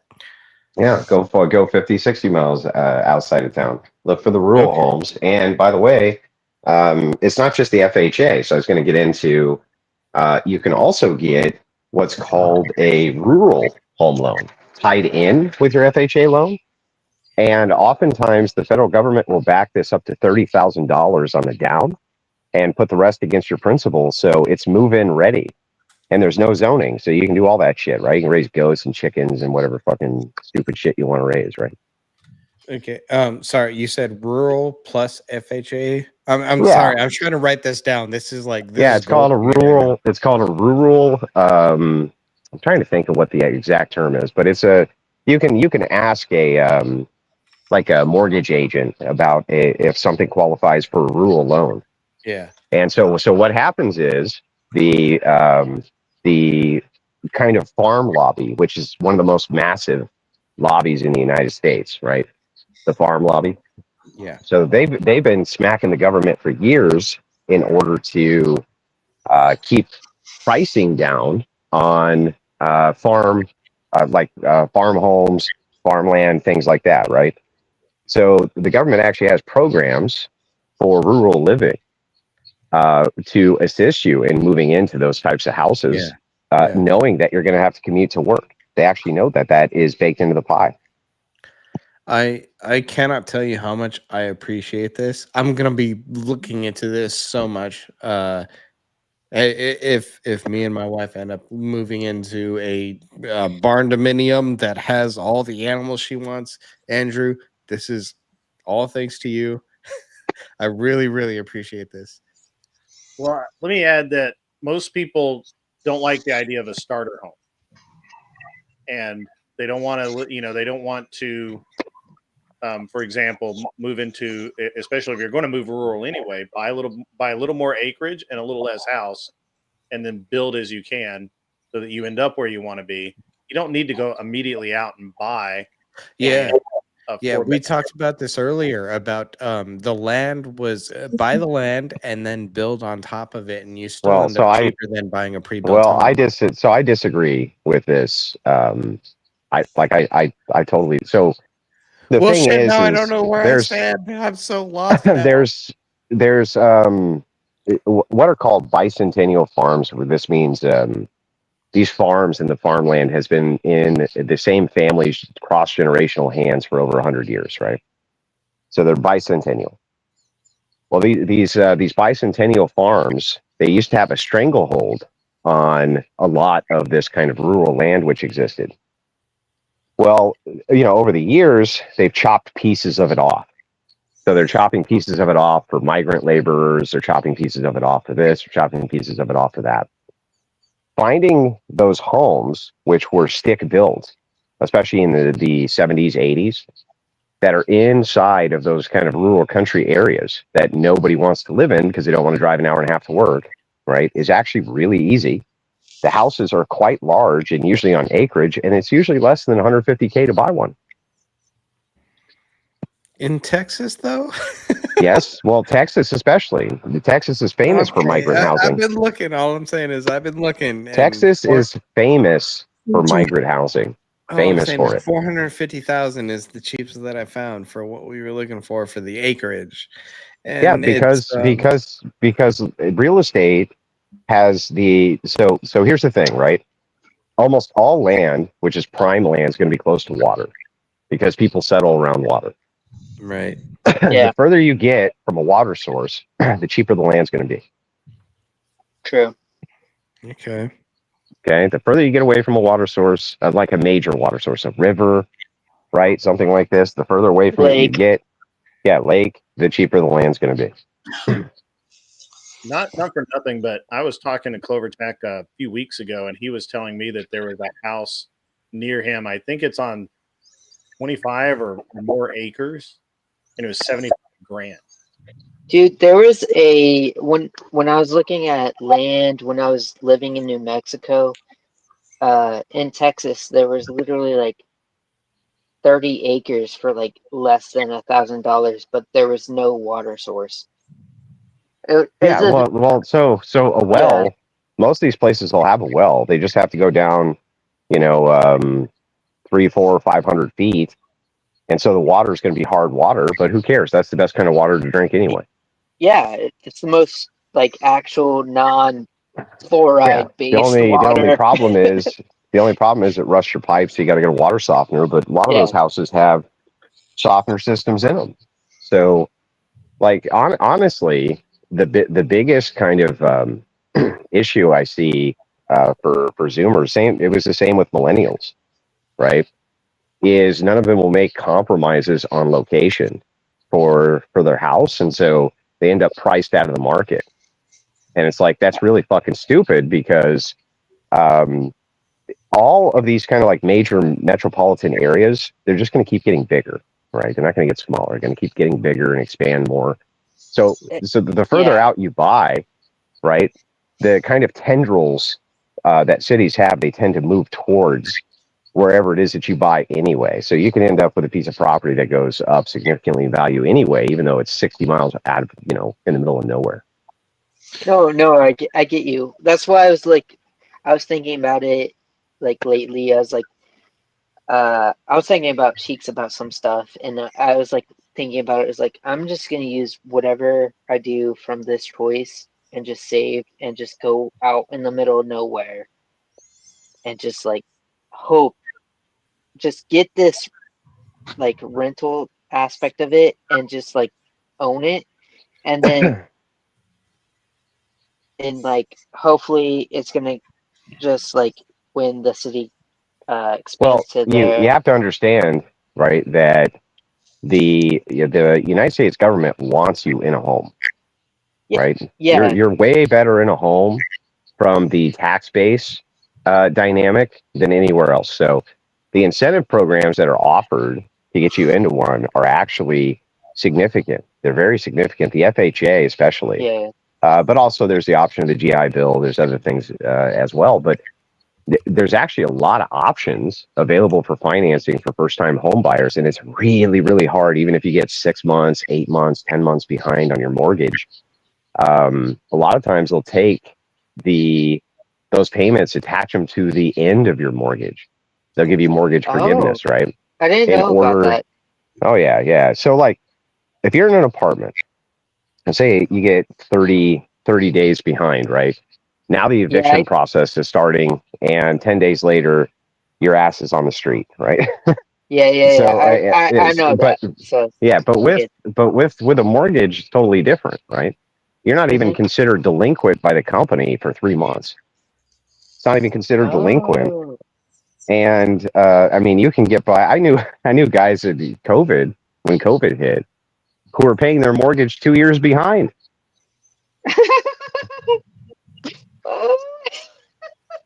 Yeah. So I mean, Laws at that time though that said you couldn't evict people for failure to pay rent or mortgages. So well, no mortgage law. You're seen as the owner. Yeah. So the mortgage company is just seen as a collector, right? So what they have to do is they have to re-secure the asset. Unlike a renter who can be evicted, you're not actually being evicted from your home as a homeowner. The bank is re-seizing an asset.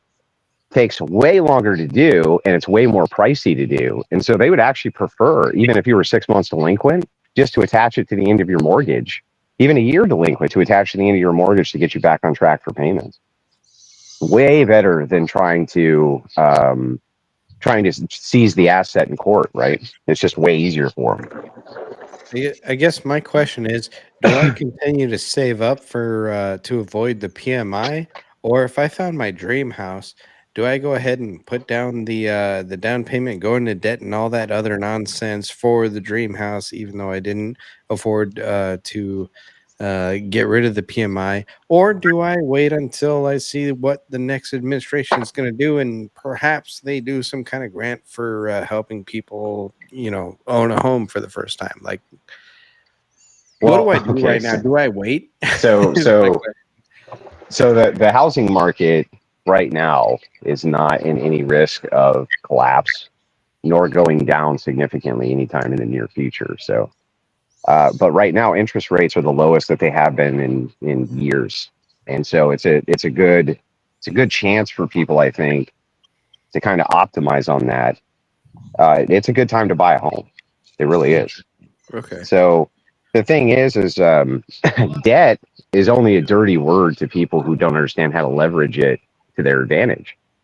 But debt itself, without the operation of it, you usually can't expand into assets that you need for business or for personal use without accruing debt. It's just how to manage debt correctly so that it's leveraged for your benefit. That's where it becomes difficult.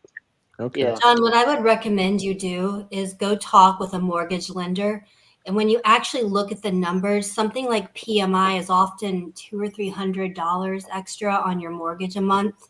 It's actually not that much. But go sit down with them and say, what type of what do I qualify for in terms of a loan, and that'll be based on your income and your wife's too if she brings an income, and then figure out how much house can I buy with my current income and whatever you currently have available for a down payment. Well, but this is mortgage and this is mortgage insurance. So I mean, I don't even know why people get upset by a PMI. Well, that's mortgage and if you can't afford what is your dream home, you can save up and increase your down payment and then end up with a much lower monthly payment in the end if you're wanting to buy something more than you technically qualify for, because you want to keep your mortgage payment probably around 25 to 30% of your total income, and the banks are not going to loan you, $2 million. Well, that's kind of what normal income. Yeah, that's what me and my wife were looking at. We've been saving up now for 2 years. We don't have enough to get out of the PMI for the amount of house that we want, but we were saying, hey, if the right house at the right location showed up, we would totally bite the bullet. But now that we actually found the right house at the right location, we're looking at the cost and we're like, okay, hold on. Let's look at what our actual income is and what we can actually afford. And we're looking at it, and it's like, yeah, we could afford it. It would just be very tight. Well, I would forget. So she's giving you conventional wisdom. Conventional wisdom's good, right? But I would actually forget about conventional wisdom, and here's why. Okay, so most people who are renters are in the situation of this. They're already spending 50 or 60% of their income on housing. Right. Yeah. Because it's $2,000 a month anymore minimum to rent an apartment that has 3 bedrooms in it. Yeah, Right? yeah. It's not even 3 bedrooms now. It's like 2, maybe. It's like 2, that right? That was what it's like 2, maybe 1. So let me ask you this. So when you look at it, they say, okay, you should keep your mortgage around, let's say 35% of what your income is. That looks good on paper, right? This is kind of the conventional wisdom too, because you can continue to save money, this and that. But how stupid is it if you're already paying 60% of your income to rent?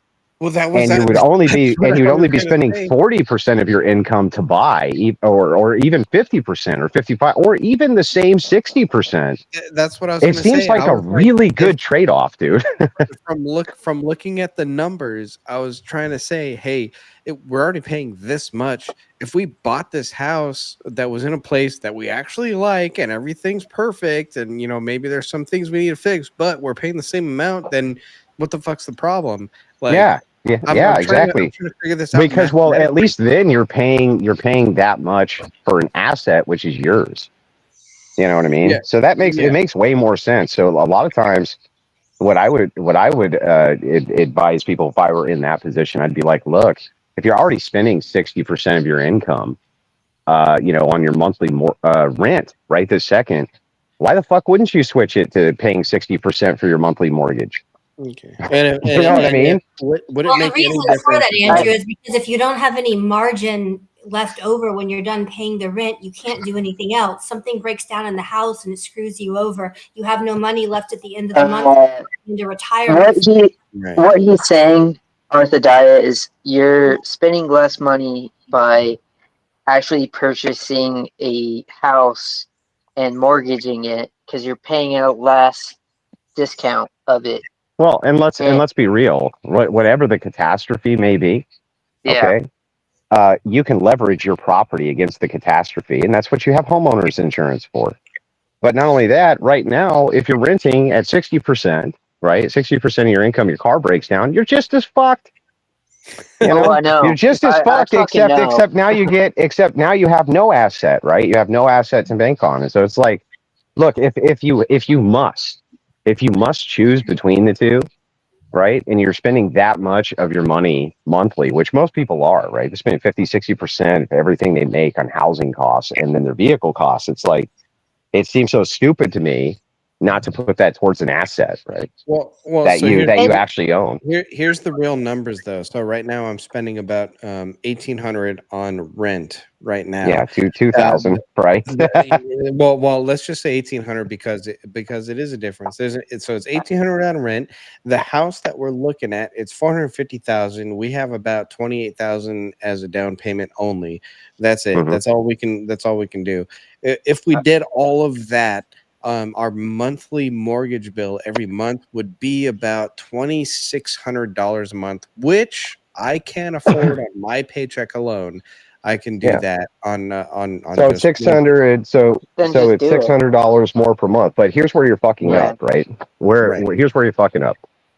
You can bring that down to that $1,800 marker if you have $100,000 down. Well, right, right, but I don't have $100,000 down. That's the Yeah, problem. but get it. Yeah, it. that's what we're working on. Yeah, we just I'll say started this. saving this. So what my parents did in the late 90s is they're poor, dirt poor. So what Well, hang they on did a was, second. If you don't mind, let me finish the combo. yeah, here. Hang on. go ahead, Andrew. Okay, so how long did it take you to save 28K? It's been about 8 months now. You saved $28,000 in less than a year? Yes. Okay, so then within 2 years you could get $100,000 squirreled away. Hopefully Wait. that's well. Okay, so there's some caveats here. No, number one, Okay. she needs to work for the government for another year to get all her student loans forgiven, and after that, because she is pregnant now, so Is she a teacher? when she had no, she's a therapist for the military. So, but once Well, yeah, okay. Well, how much are the student military, okay. loans? How much are the student loans? her student loans are only like $7,000. It's really not Wait. much, but she wants it to get forgiven. But after that, she Why- wants to. She wants Why to didn't you start- get on housing for the military? Well, no, she doesn't work for the military. She works as a contractor. For the military. Hey, hang on. Back up.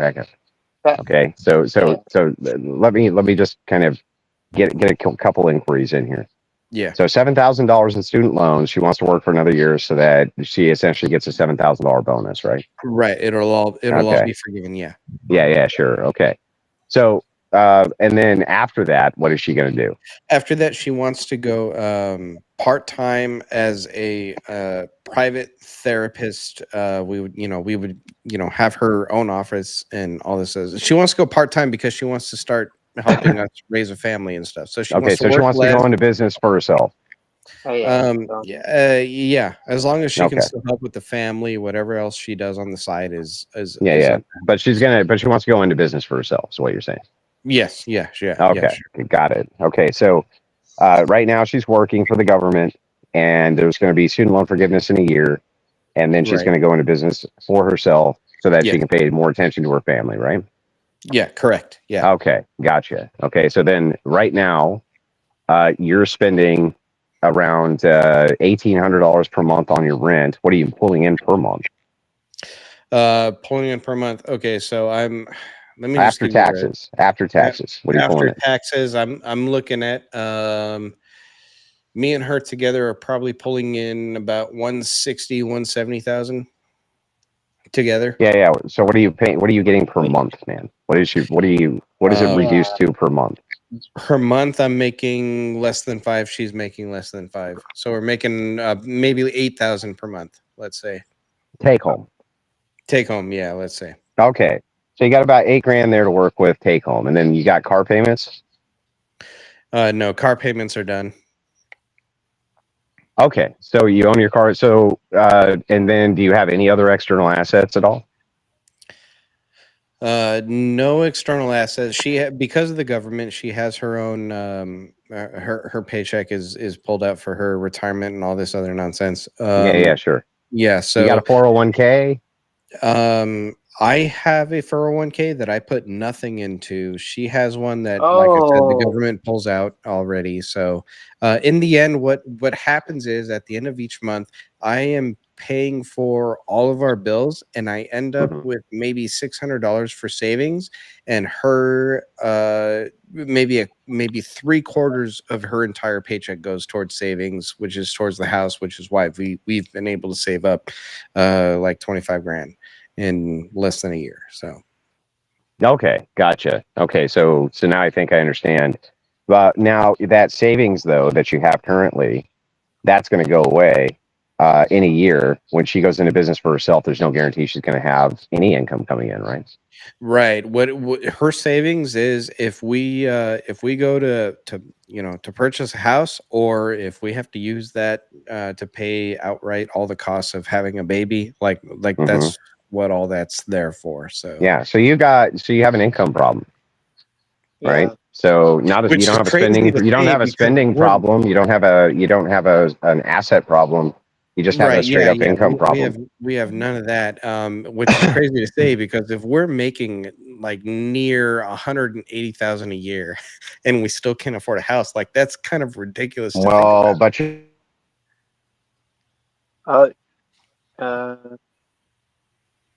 Did we lose I think Andrew? I think I. Oh Well, well, Andrew's if I coming back hear you, then maybe. Yeah, we lost Andrew. Yeah, Well, Andrew's coming back online. Let me say real quick, John, is that I feel for you that like with that income you ought to be kicking ass, and it's Dude, really Well, yeah, that's economy. what the Here, thought was. What here's the thing. I personally had to do was I had to go out and get a second job. So there was many weeks I was working well over 100 hours a week. Yeah, It- and my thing was I am days off a 100% month was my willing. standard. I had an extremely strict budget. There was no eating out. There was no roaming around Right, Target buying right. stupid shit. I didn't buy any new clothes or purses or any of that crap. I don't get my Yeah. hair done. I don't get my nails done. I cut my hair with a pair of scissors myself. Yeah. Like it was bare bones. It's like And listen, I've already sacrificed getting my nails Yeah, done. so I know can you for guys sure hear me that- now? honestly, like Yeah, take you there dropped you are, off, there you are. Andrew. So you got a big problem here, right? It's like, no, you're not making 170K a year. You're making 96K a year. Yeah, that's what it feels like. No, that's not what it feels like. That's what you're pulling in. If you're pulling in $8 grand a month at 12, that's 96. That's $96,000 a year. So okay, So yeah, if you minus all your want taxes and your yeah. So if you want to buy if you want to buy a $450,000 house on a 30-year fix, you're fucked, bro. You can't do that. Well, but that's what I was hoping you're for only because pulling in the house- 90. You're only pulling in 96K a year. You can't do it. But the house that we found was 450,000, and it was in the right area. And now you're like, What destroying my area dream. is that? Is that in the city, suburb? No, it's thankfully right outside the city, which is where we wanted it. So and now Andrew's suburb. destroying my dreams. Suburb. No, Go it's to very Royal. urban, very urban. Royal. It was over an acre. Over an the acre. houses I wanted You to can buy go. were Bro.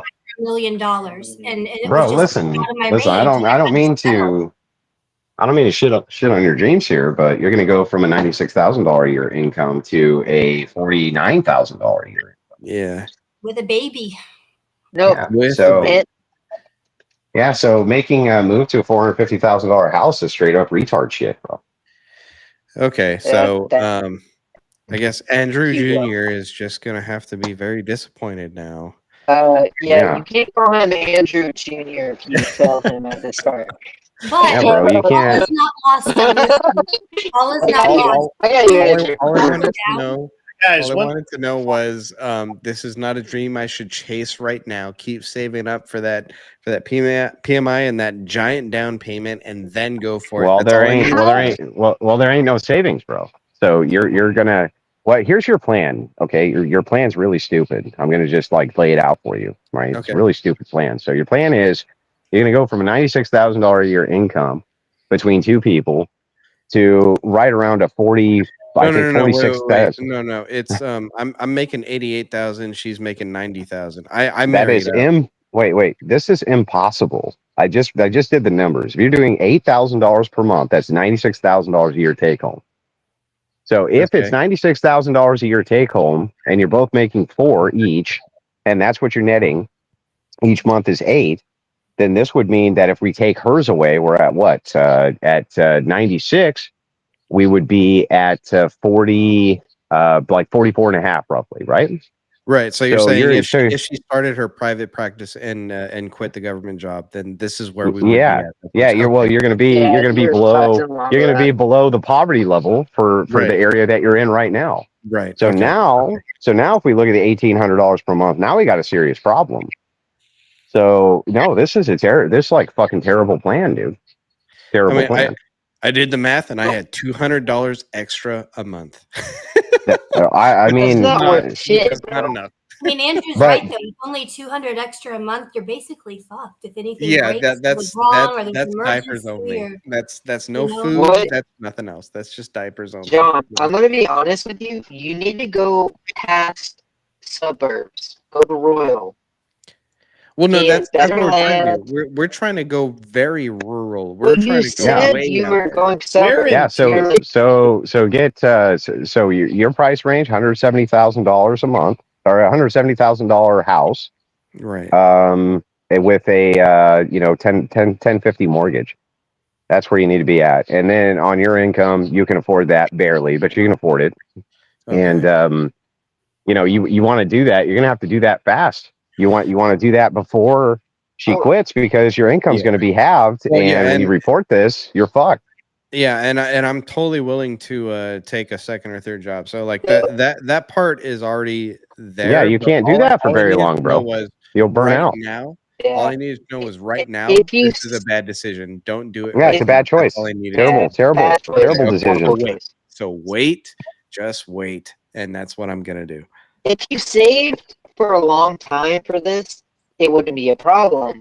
Problem Well, is, it's not even that it's a terrible choice. It's not even a possible choice. no, now it's not. Yeah, Okay. well, it's not even possible. So, Okay. like, you might as well be asking me, like, should I go for the gravity boots, right? The anti-gravity boots. I'm like, well, no, because there's no such thing as an anti-gravity boot. Right. So, Right. Okay. You've been living in a fucking trap house for like 3 years just to save money, bro. Well, I'm being serious to you right now. Like, that's what you needed to be doing. yeah, and this was very He's much like, oh, just I have a trap house. I don't give a shit. It's like $10 this a was month. very much just a mental exercise for me to figure out, like, is this possible right now? The answer is quite clearly no. This is not possible right now. Here's how I found out the hard way. I'll be honest right here, right now. It's possible. You just have My specific. When I started my renting before in New Mexico, before all the homeless came in during the shot era, it was literally $800 a month, and then it went up to $1,200, and then it went up to $1,400. This is all during the pandemic. And then when we came out of the pandemic, it was almost $2,000. And the homeless were very rapid in where I was living. Yeah. And we were way outside of Albuquerque. So the homeless were leaving Albuquerque and expanding.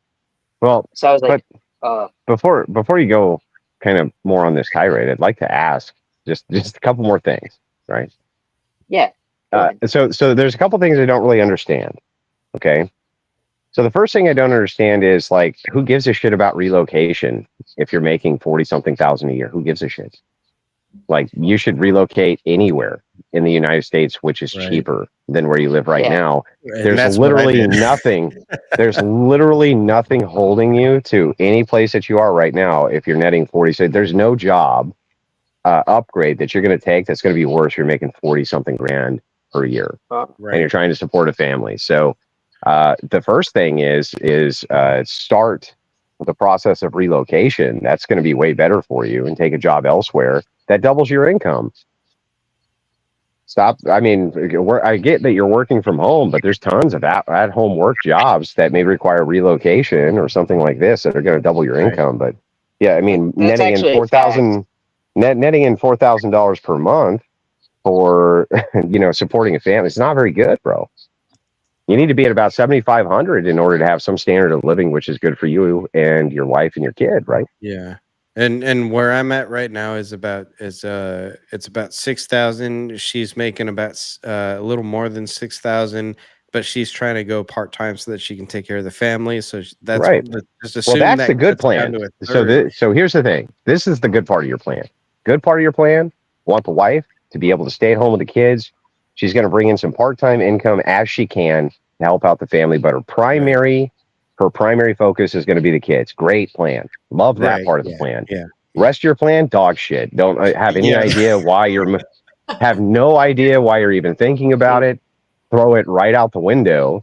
And let's focus on the part where what do we do so that wife can stay home, take care of Right. future generation, and you can actually support them, right? So so let me just rearrange my plan right now. Let me just say priority should be, how should I ensure the wife stays home and stays with the kids? After that, it should be, do we have enough room in this house versus getting a new house? The primary edict, your primary edict should be, how do I draw in enough income so that wife can either A, stay at home full time, or only work part time so she's at least at home most of the time. Right. Okay. Right? And I like that. I agree with that. She likes So that. here's our primary edict, and around our primary edict, we build the rest of our life. Right. Okay. So now the kids are going to have different stages. My wife worked part time in some stages of my kids' lives, right, when they weren't so dependent.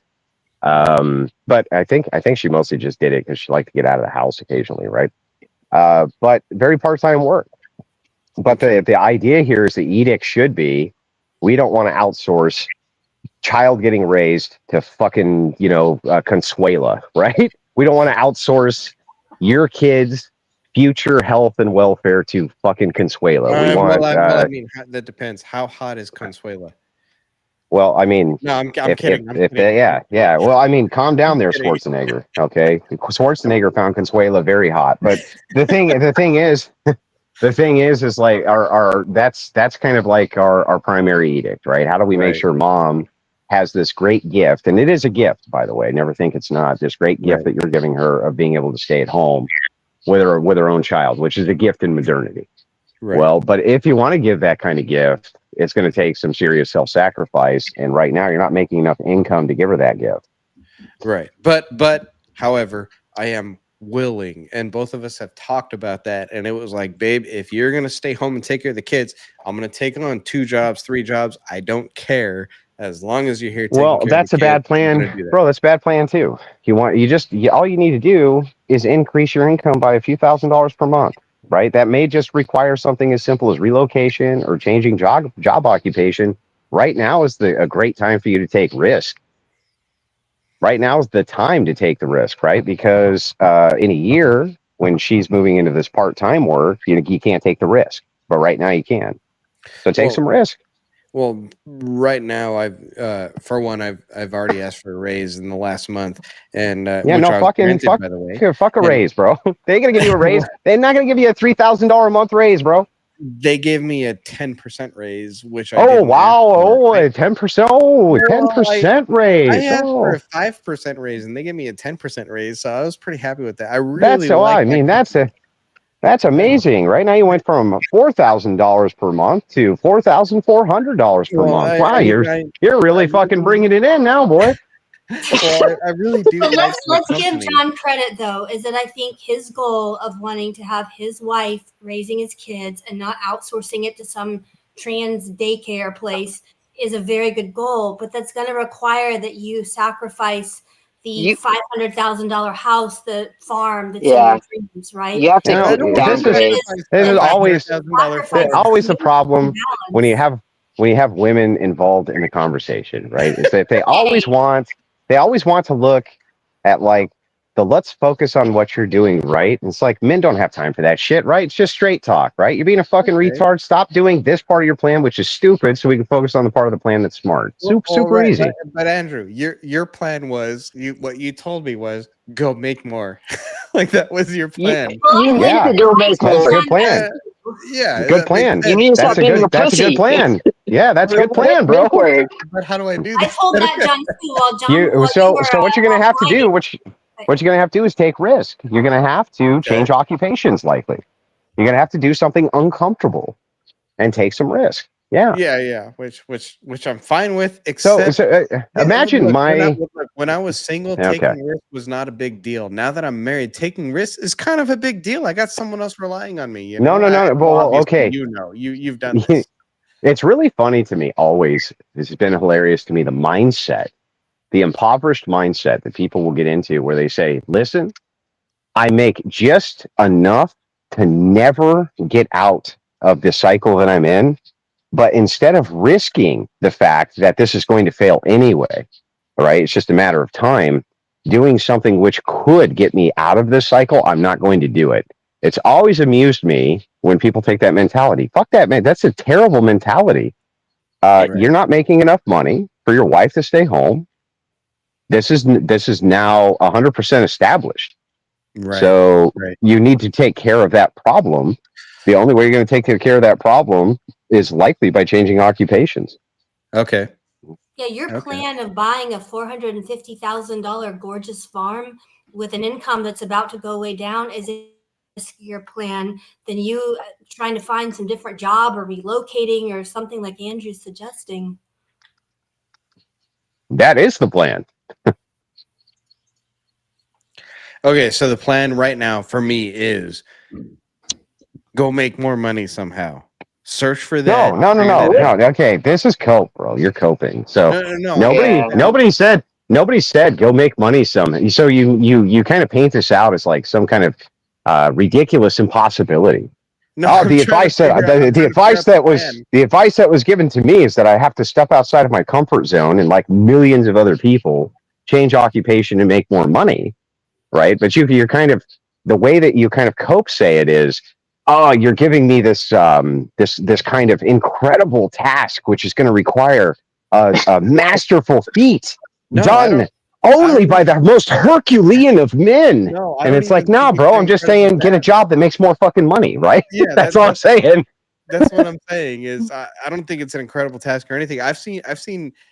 Look, I saw when I after college, when I was like, hey, I have all of these certificates and stuff that say I'm amazing. But when I went back to my hometown and I saw the losers that had families, and I was like, how are you doing this with you being a loser?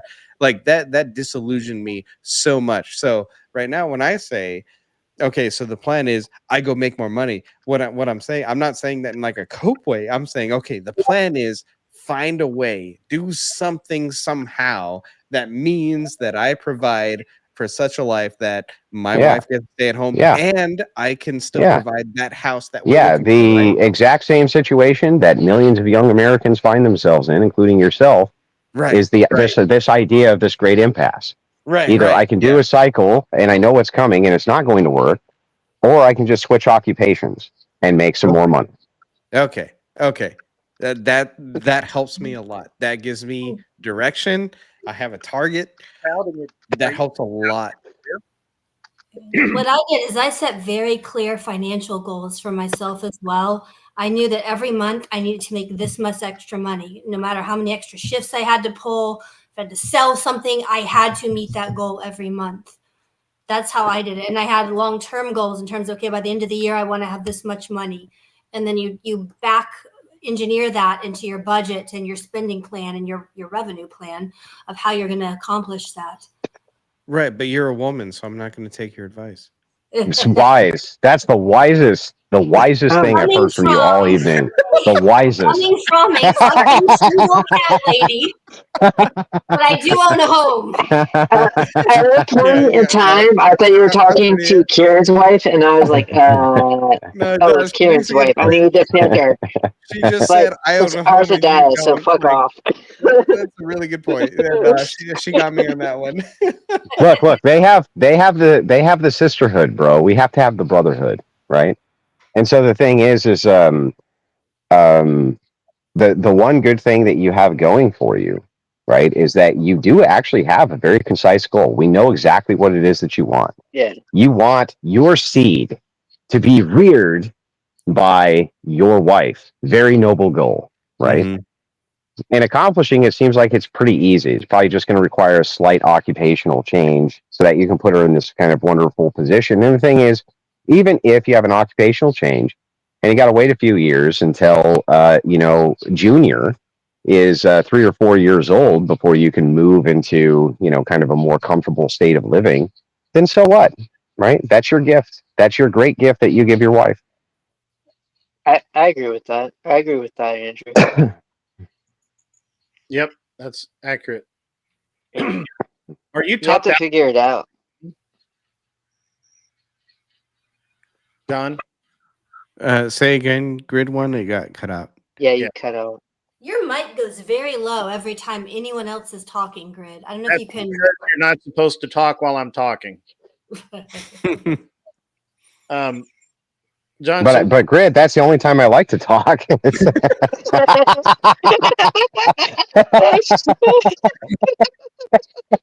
It does make the most sense to talk then. Yeah, right. Well, if you want to have a microphone that goes quiet when the men talk, make it mine, the woman in the room. I can just you. I've got all the control. I've been. I thought I already had you on mute. Damn it! What's going on here? Hey. Now you're echoing. God, Andrew, fix your mic. What was I thinking? John, are you topped out in your current career? What do you mean by topped out? Like I can't increase anymore? You maxed out, like your max pay. No, I don't think so. Any higher? Like, can you go from a assistant supervisor to the regional supervisor to the what? I don't know what you do, but yeah, no, I think I can still increase maybe one step higher. So you need to change jobs. Well, thankfully, what my job allows me to do is to still get some third-party positions. So the company I work for does government contracts, which means it very much limits me on the contracting I can do outside of them.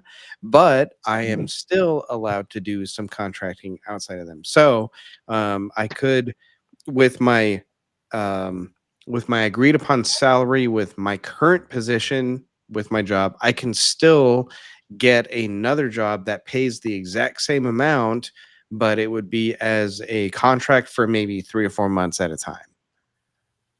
Can you? And then I can do that indefinitely while still holding this job. No, yeah, you burn yourself out, bro. I mean, yeah, it'd be a lot of work, but yeah, you're gonna burn yourself out, bro. You just listen. But I could do listen, that. 40. Well, no, you can't do it. You can do it for a short amount of time. You can do it for a year, maybe until 2. the baby shows up.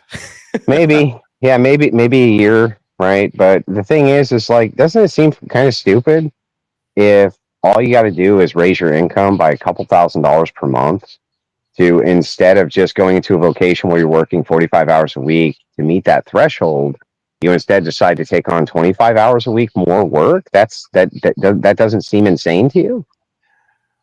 No, that's a good point. But if I took on 25 hours of work a week extra for just like 3 weeks, I would say that would be worth it then. Yeah, but you're not doing it for 3 weeks. Yeah, it would be for the duration of the contract, which is usually 3 to 6 months. So yeah, you're right. Yeah, so this is this is one of those kind of keys where it's like, I'm very comfortable in what it is that I'm doing and don't want to move out of it, which I understand, right? It's really hard when you have what you consider something which is secure and is making you money and you enjoy it to kind of move outside of that threshold, but you kind of need to, bro. Okay. You just kind of need to do it. Yeah, no, I see what you're saying. I do see the limitations of my profession. I do know that there is a cap that is not gonna be able to provide. Shoot, I mean, I'm 34. That means I got to learn a whole new. I mean, look, I grew up in the whole Google age, which means you Googled anything. You don't have to learn, bro. Everything you do. Everything you do has a learning curve, including a new job. And it's like, look, you can find anything on, something which is similar enough to what you do, but will scale up your pay to what you need for your wife to stay home.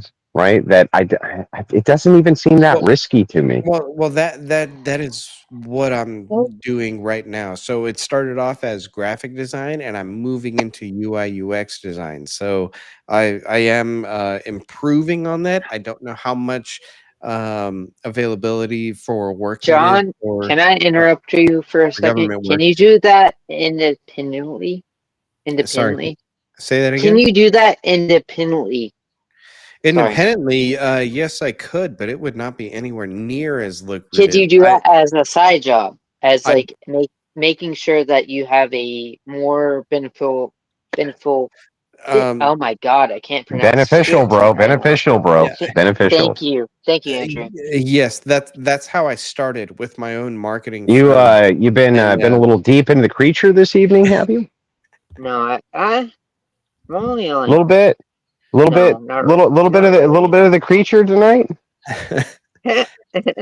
What I will say is, independently, it was not anywhere near as tired mostly. lucrative as it is now with a government contract. So, with a government contract, but I'm moving from graphic design to UI UX design, which means that it vastly expands my range of professional skills, which means more people would be able to make use of it. So, I mean, yes, I guess when I said that there was a peak to my current status, there is, but that's because my title is graphic design. But when I get into UI UX design, that is expanding very, very much. Yeah, I don't even know what the fuck you're talking about at this point. Okay, but okay. Well, yeah, maybe we one can of them- bring it back to Grid 1, because in one of I them, haven't made fun of Grid 1 in weeks, and John, is it John? Is that your name? John What is it? Smith. What is your name? John. Yeah. John, you're really a buzz killer tonight, bro. I'm sorry, Really man. a buzz killer Get tonight, some bro. encouraging things going on. You know, I gave you all the encouragement. You know what you got to do, but you got to stop killing the buzz around here now, man. I mean, Well, this is. I appreciate it, and I'm going to take it to heart, and I'm going to go out there and I'm going to kill it. And next time you see me, I'm going to have a house and a fat, happy wife with a child. Well, she may not be fat after the child, but anyway, you know what I'm talking about. Probably She's going to be wouldn't refer satisfied. to her as that, John. Yeah. Andrew, your buddy Ben Thorpe has been very active lately.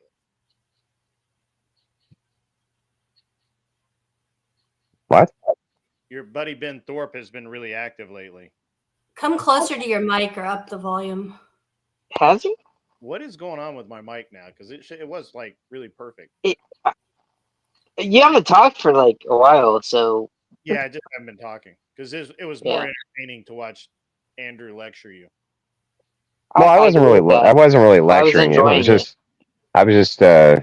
talking to him. He seems like a nice kid. I hope. Well, not a kid, right? He seems like a nice guy, and I hope the best for him and his wife. And if he can give her the great gift and himself of being able to allow her to stay at home, I think that kid has a bright future, right?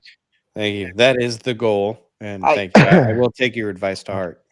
I do agree with you, Andrew, that you need I think anyone that's older needs to give wisdom down to the younger guys. Well, he ain't that much younger, bro. He ain't that much younger, 34 than me, homie. I'm 33. Andrew, you have more wisdom than me. I'm only 6 years older, guys. I'm not that much older than you, fuck. Oh, so it's like, you're I'm not. right? Come on. Yeah, I'm not rocking my 90s just yet, here, guys. I haven't got the depends on the cane just yet. You know? I said the walker the other day. Come on, Andrew, you're not part of the millennials. You can't rock with us. Okay. I am a millennial, bro. I'm a millennial. What do you mean? Are you on like the upper end of it? Yeah, I'm a millennial. What do you mean? I don't know how much I trust you now. Dude, he's late in the millennials. Let's just say he's in the walker. Yeah, no, I missed Gen X by a couple of years there, bro. I'm a millennial. Yeah, I know you are. I'm just fucking around. So yeah, but yeah. Anyway, so back to making fun of Grid 1, which was the whole point of me. Okay, so no. Well, Grid. Hang on, Grid 1's smarter than everybody on the fucking panel. No, I know. Let's face it. He is. So he always is, including me, right? Smarter than everybody on the panel, including me. So anyway, he gave me the same advice you did. So. But that's because he's smart as fuck, right? That's because he has the school of hard knocks behind him. Yeah, so, he's also freaking a millionaire with all kinds of all these show cars. So I very much trust whatever he has to tell me. Well, okay, hang on. Now that's not really, you can't really give that to Grid One. See, the thing is that Grid One's millions come from his pimp hand. He's too prideful to tell you this, right? But his wife rakes in a lot of money, and Grid One raids her account whenever he chooses to raid her account, and that is where all the show cards. I mean, it's a pretty good life, right? So now the advice is changing. What you're telling me is I should. Oh no, you're not gonna, bro. But just from talking to you, I can tell your pimp hand is not where it needs to be to get the kind of Grid One life that you want. Okay, it's not there where you're just going to be able to rake in all that good wife cash just yet. Okay. I feel it. My pimp hand is the pimp hand. At the moment, the back of the hand is at a 90-degree angle, right? Yeah, that's what it's looking like right now. It's not a Grid One hand, is what I can say. Yeah, it's not a Grid One hand, bro. It's a bitch slap. Let's just be honest. It's a bitch slap. Yeah, it's not a bitch slap. It's just a bitch. You're the bitch that's getting slapped. Well, I am also, by the way.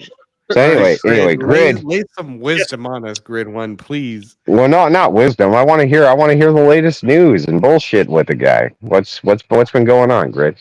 Well, Ben Thorpe has been rolling around everywhere, causing problems for all kinds of people, and just being a general douchewagon, as you may know. Mm-hmm. And let's see.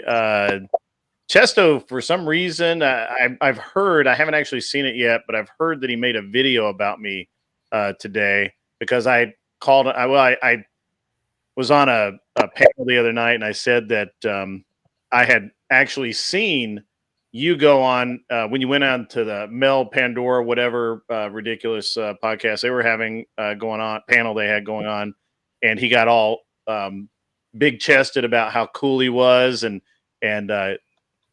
you don't know who I am. I thought that was the funniest fucking thing I've ever heard in my life. Wait, what panel? This is when you went on Mel Pandora, I guess Saturday or last Friday night or something like that. Who the fuck is that? Right, exactly. See, you've already fucking forgot about it. Like, this is the most. No, I honestly don't know. Who is this? That's that Irish chick. Remember the one that? Oh yeah. Oh. the feminist that I humiliated. Looks like fucking Fat Albert's friend. Yeah, that was super fucking funny, dude. Well, I don't know him. He is that the guy? Maybe that's the guy who DM'd me about it. I don't know who he is, but I was glad he did because going on and watching those fucking people spurg the fuck out was hilarious. That was classic. It was great. Yeah. And yeah, that was hilarious. But what happened now with this? Well, so the other night, I forget. I think I was on Speakeasy's panel just for a couple of minutes. I went over there. There was I had to just kind of squash some stuff with those guys, and in the course of conversation, this guy came up, and I'm like, or his name came up, and I'm like, yeah, I saw him over there, and I saw Andrew went over there on Mel's panel, and this guy kind of got prideful with you. It was like, you don't, you were telling him how boring their shitty little stream was, and all of that, or whatever you said. I forget what it was. Yeah, I remember. Well, okay, to be fair though, Grid, I was just being an asshole. Well, I am. I thought that was funny. Yeah, I mean, just like, okay, full transparency. Sure. I didn't really watch any of that, and I was just being a fucking asshole. Yeah, but you were accurate though. That's why it hurt. It wouldn't have hurt if you weren't being accurate about it. And he got really about it. And apparently he's upset that I reiterated it, and now he's mad at me and he wants to call me out or some bullshit. It's just been drama all week with there's some other guys that have been coming in and being tool belts in the chat. We've had to have a pretty heavy moderation throughout the so it sounds like you're making it, bro. That's what I was about to say. It sounds like I've got it. I've hit my stride. I'm where I need to be. Yeah. doing the Lord's work here. And Yeah, Don't get well, cocky. it's really, Don't get it's cocky. really fun. It's really funny to watch these. It's like if you go on, you wreck a panel full of feminists, and their great cope is like, "But we got them on the show, though."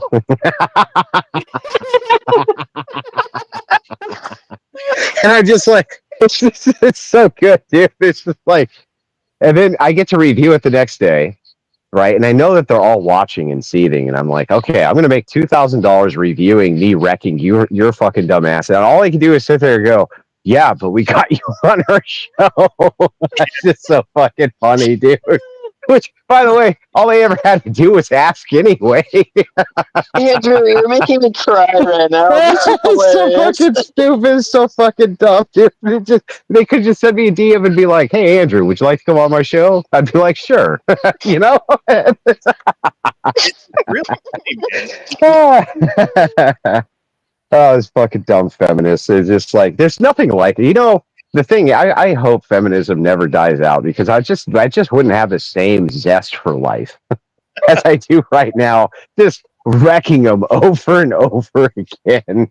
You know, life wouldn't even be worth living, Grid One, if there wasn't a feminist out there for me to just go and wreck their worldview. It wouldn't even be fun.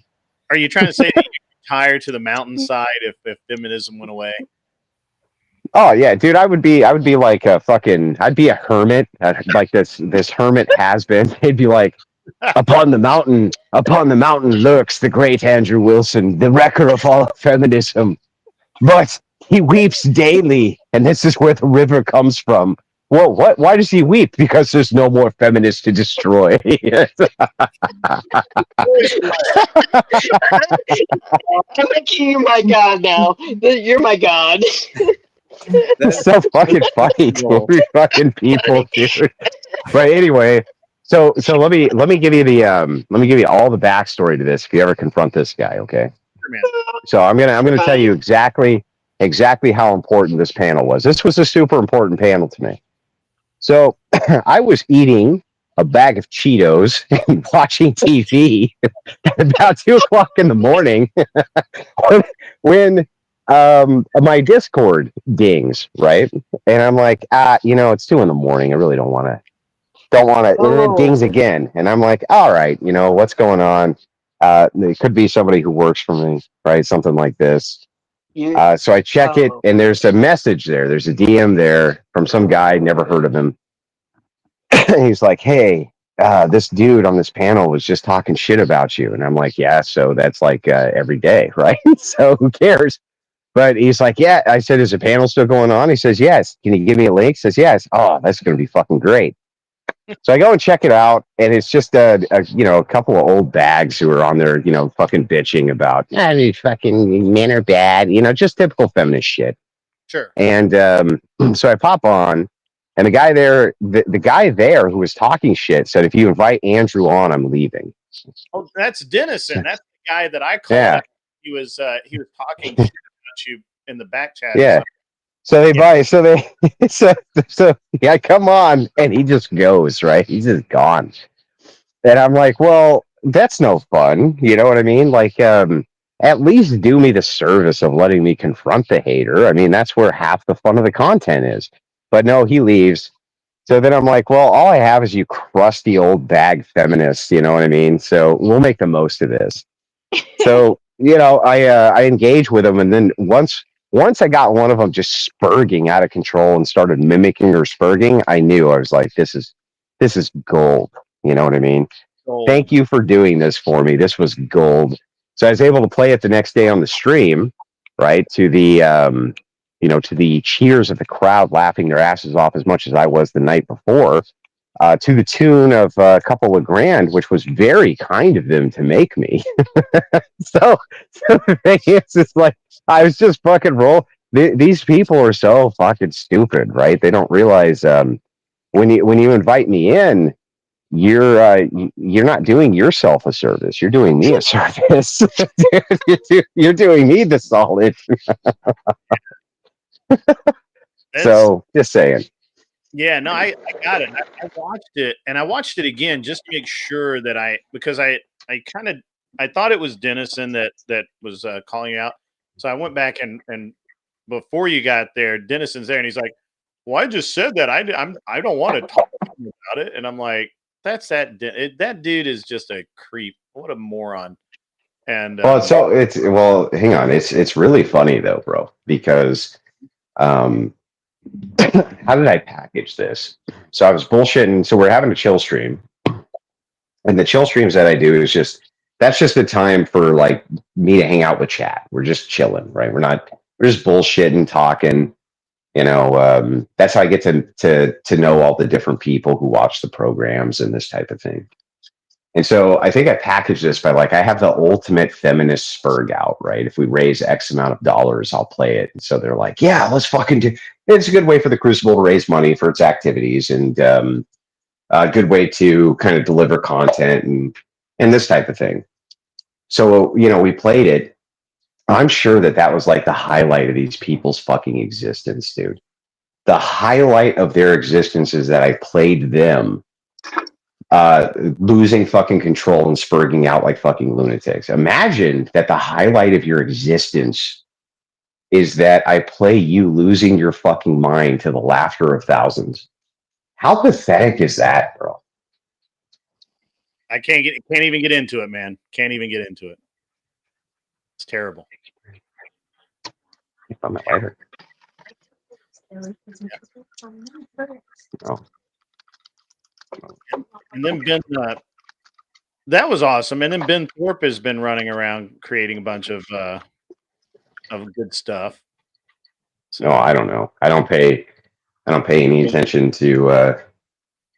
Don't pay any attention to the Thorpes and what it is that they're doing. Really hard, but they keep. Well, they painted. It's kind of a sad deal, right? Because I think ultimately they could have. I think that their plan wasn't terrible. So their kind of plan was to be this kind of provocative, over the top family that did kind of provocative, over the top things. You know what I mean? And that gets a lot of play inside of these spaces. Bored people will watch shit like that. They'll get a kind of a laugh out of it, or something like this. But the kind of great mistake that the Thorpes made was, well, not even the Thorpes, it was mostly Ben. He fucked this up. So there was this kind of allegation that Ben and Grace are, in some way intimate with each other. Which, by the way, just to dispel this, that is completely fabricated and in all ways untrue. Right. Like, it's 100% not true, right? But the problem is that when that allegation came to bear, Ben leaned into it. He leaned into it, and he muddied up the waters with his language enough so that people didn't think, or they didn't know what to think. They didn't know if it was true or it wasn't true, or this type of thing.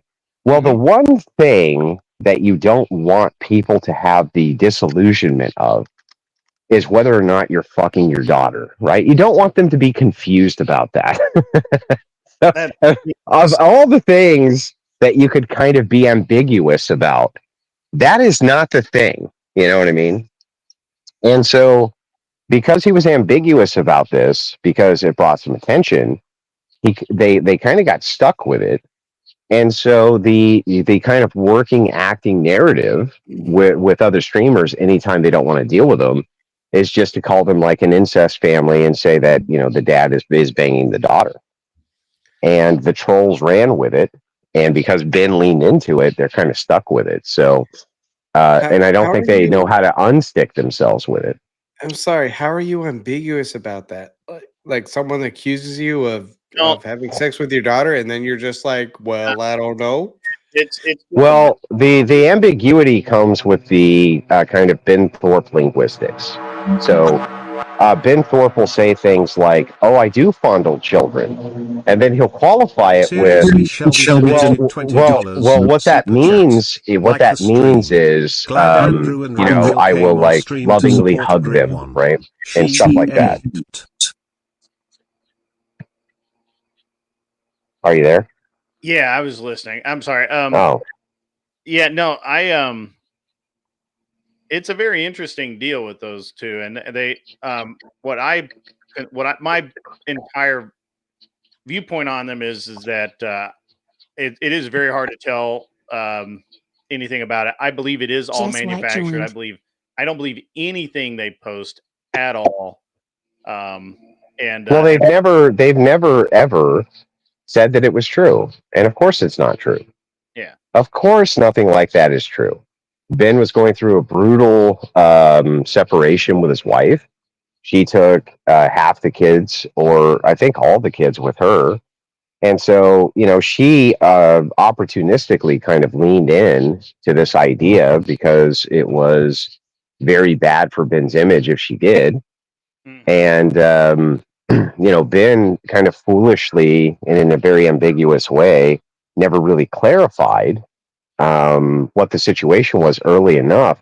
And so guys like Destiny were able to really get their kind of teeth sunk into it. And from there, that's just they just don't have a big enough platform to fight back against the allegations at this point. And though I've publicly stated 100 times that of course it's not true, it's just too much fun for people to kind of stick with that narrative, and they just can't quite unbury themselves from it. right. Well, I think they're going So- around. They're trying to. It seems like they're trying to get proxies to debate you and to start drama with you for some reason. I don't know why you're their favorite target. It's because they got their start through the Crucible, through me debating with Ben Thorpe. They were watchers of like Jim Bob's content, found me through that.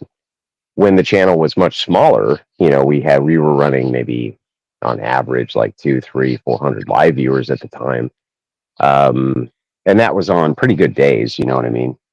Yeah. And so this was a couple of years ago. So they know me, right? So what happens is, if there's any kind of like, we need some clout, or we need a little bit of attention, or we need some recognition, let's go back to Andrew, right? But the problem is that I just kind of ignore them. And so it just kind of dissipates every single time. They have to go elsewhere because nobody's particularly interested. Because I've talked live with Grace and Ben multiple times, and it just doesn't really go anywhere. There's not really much to talk about. Ultimately, neither one of them disagrees very much with my worldview or the things that I say ultimately. So it ends up being non-tent, you know what I mean? But because I'm one of the, I guess from their perspective, like a major player in the field, they can kind of lean on that. And so I think that that's why they kind of go down that route over and over and over again. No matter what I do, right? So like, Ben gets arrested. I call Grace, how do we get Ben out? How's everything going over there? It doesn't matter how nice I ever was to those people, right? It's never going to be reciprocal because they want some kind of entry point to fame. And they don't realize that that's not something which is given to you. That's something that you earn. Yeah. So, and you earn it. Well, not everybody does, right? Like some people just have a viral moment, but it's easy come, easy go. So you can have a viral moment and kind of get your 15 minutes and then it dissipates. But not many people kind of stay the course and are able to accumulate a large audience, keep it. It doesn't happen for most people. So, I think that they're still in the mindset of the kingmaker mindset, where if I orbit around this creator, eventually he's going to king me, right? And then now I will be the next, and it just doesn't work that way. People gravitate towards messaging and personalities that they find interesting and that they enjoy, and content which is very entertaining to watch and interesting to watch. They gravitate towards that.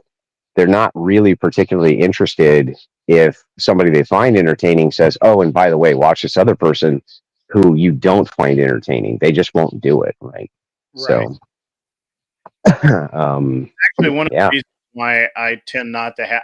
I tend to just want to do things more on my own than have people endorse me, so to speak.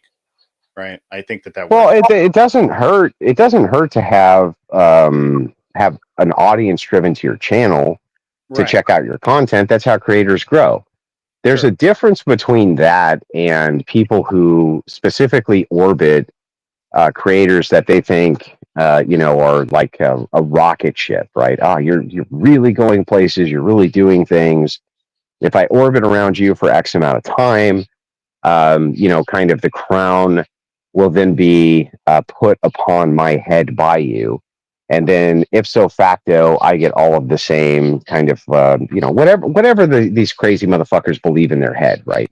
Yeah. I can't even verbalize it exactly because it's so fucking absurd, but people live inside, in these creator fields especially, they live inside of kind of a perpetual fantasy land where a lot of them end up in this kind of rut where they go, well, why them? Why him?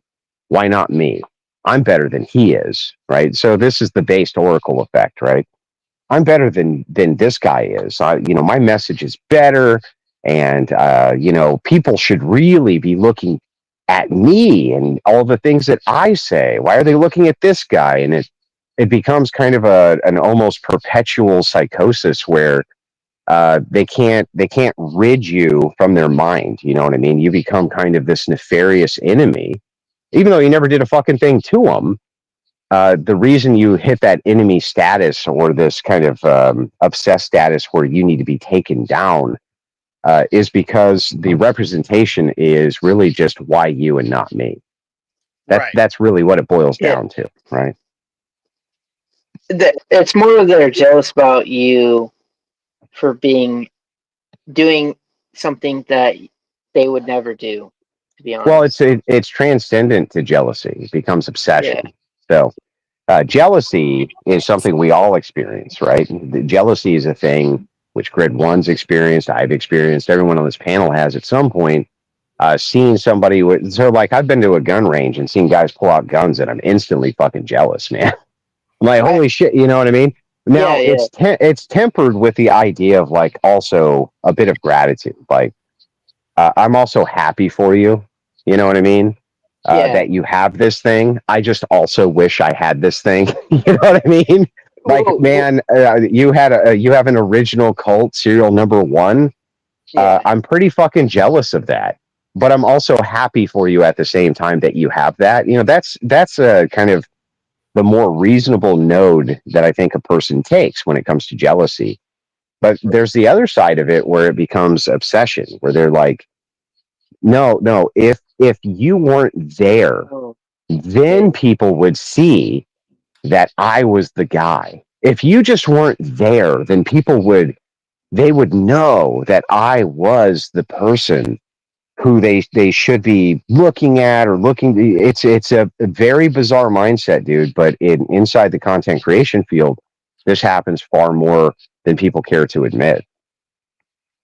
It's weird, to be honest. Well, weird doesn't even cover it, right? It's I'm coming from an athletic mind, because like as an athletic mind is like, dude, this guy's better than me, but I need to train to be better. And it's just weird hearing how you're talking about it. Yeah, well, the intersection to this comes with the idea of I would be where this person was. Yeah. If only people didn't realize that he's a fake, phony, fraud, scumbag, evil. You know, insert your kind of pejorative adjective, whichever one you want, doesn't really matter, right? He's evil. He's awful. He's a grifter, he's a liar, he's a snake, he's whatever the fuck it is that you want to call him. It doesn't really matter ultimately, whatever the justification is the person has. But what they see it as is if only he wasn't there, then I would be, whatever the perception. Like, by the way, I have a small channel. Like it's still a small channel in the scheme of things, very small. And I'm a small creator in the bigger scheme of things, a very small creator. But this shows you kind of the tier system which people operate on, right? It's like if you have 10 viewers, the guy with 300 viewers seems like he's a fucking demigod to some of these sick people, right?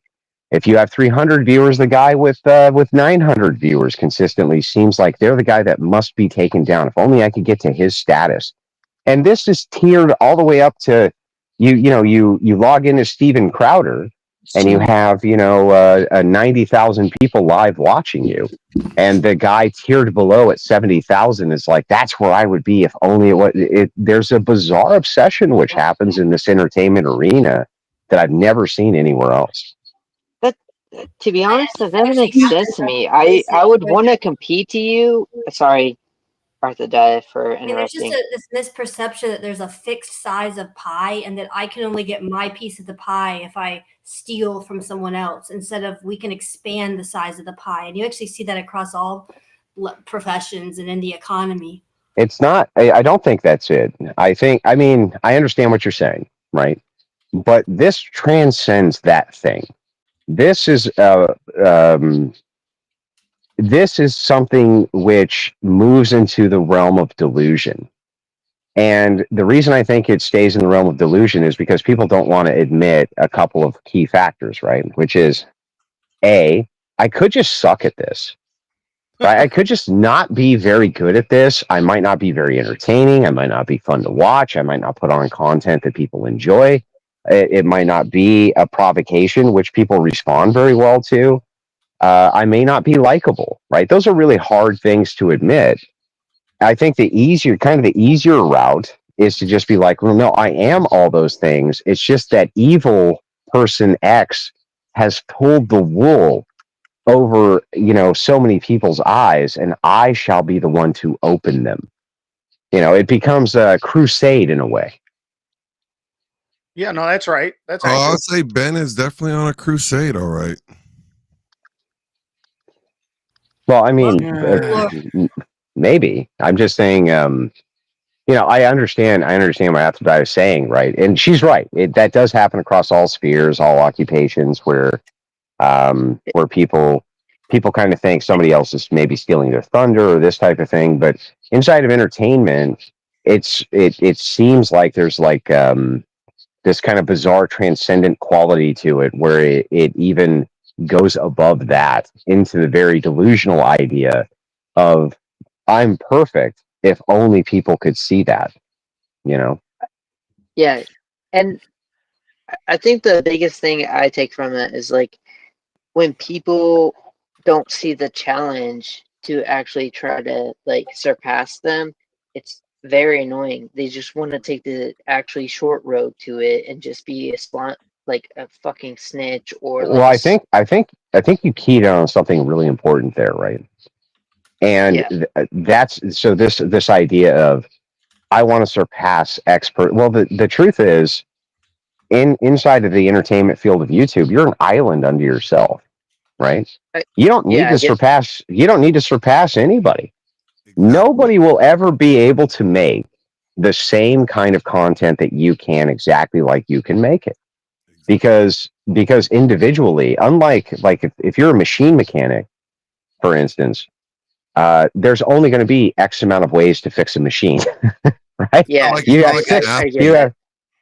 have 5 ways, right? You have 5 ways to do it. You can only put a gas pump in X amount of ways, an electric motor in X amount of ways, right? But it has to go in a certain way, and that's it. Entertainment, you're restrained by none of that, right? You are only restrained to your imagination and the your ability, your imagination, and what you can really bring to the table. Nobody else is your adversary. Yeah. Nobody else is your adversary. Yeah, you are your own worst enemy at all times. Nobody is ever competing with you. Whether you know this or not, there are no enemies and nobody's ever competing with you, because you can create unique content that nobody else really can. Absolutely. And so it's like you're judging 2 running backs. I think as an athlete, I have a problem with that, and I've never thought of it by that way, to be honest, Andrew. So, like, but hang on, bro. Athletic, you're right. You're right in your own way, right? So, you're right in the sense that if you're in athletics, again, you have a narrow field. This guy had a 30-second sprint. I want to get mine to 29 seconds. You are competing. And so Yeah. inside of that field, you're totally right, right? This is a competition. You're competing. There's only one way to score, right? You got to be better than the guy next to you. Entertainment is nothing at all like that. There is never any actual competition other than what you decide to make. You're an island unto yourself. What you make, nobody else can reproduce. And even if they do, it's not going to be the same way that you do it. So what the disillusionment is really kind of the next level, because people don't even understand the concept that nobody's even in your way. There is nobody from which to remove from your way in order to make your career better or this or that.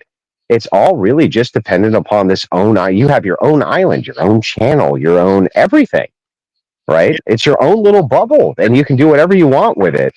But what happens so often is people look at other people's bubbles and they're like, "Oh, that one's really big. He must be trying to steal the energy from mine." Right? It's so weird. Yeah. But another problem though is that it's very easy on the YouTube and social media space to watch someone to what them looks like. You set up a mic and then you make some chill streams, and then you make $1,000 in an hour, and they look at that and they go, well, why can't I do that too? And it's because people who are very good at what they do make it look easy, and they don't see all the behind the scenes stuff that goes into coming up with the concept, scheduling it, all the behind the scenes stuff that I probably couldn't even tell you about. They also do it out of passion. This is correct, right? It's like entertainment is difficult. Being a really good entertainer is really hard to do. Capturing people's imagination and capturing their attention for hours at a time is perhaps one of the more difficult feats a person can accomplish. Imagine entertaining thousands of people and keeping them in place for hours where they don't want to leave. And all of that is produced from your mind. All of it's purely produced from your own brain. And it keeps people in their seats, thousands and tens of thousands and hundreds of thousands, and in many cases, millions of people in their seats watching it from front to back, right?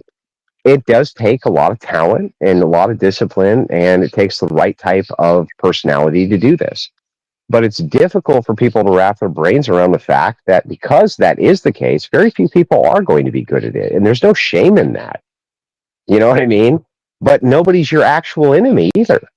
There's nobody actually holding you back from those things that you want to do except you. And a lot of people think that, like, if this person just wasn't there, people would see me. Yeah, people would see me. Exactly. Yep. And it's like, I got to get rid of them. I got to discredit them. I got to, attack them, because then now people will see me. And it's like, they'll see me. Exactly. Doing it the wrong way.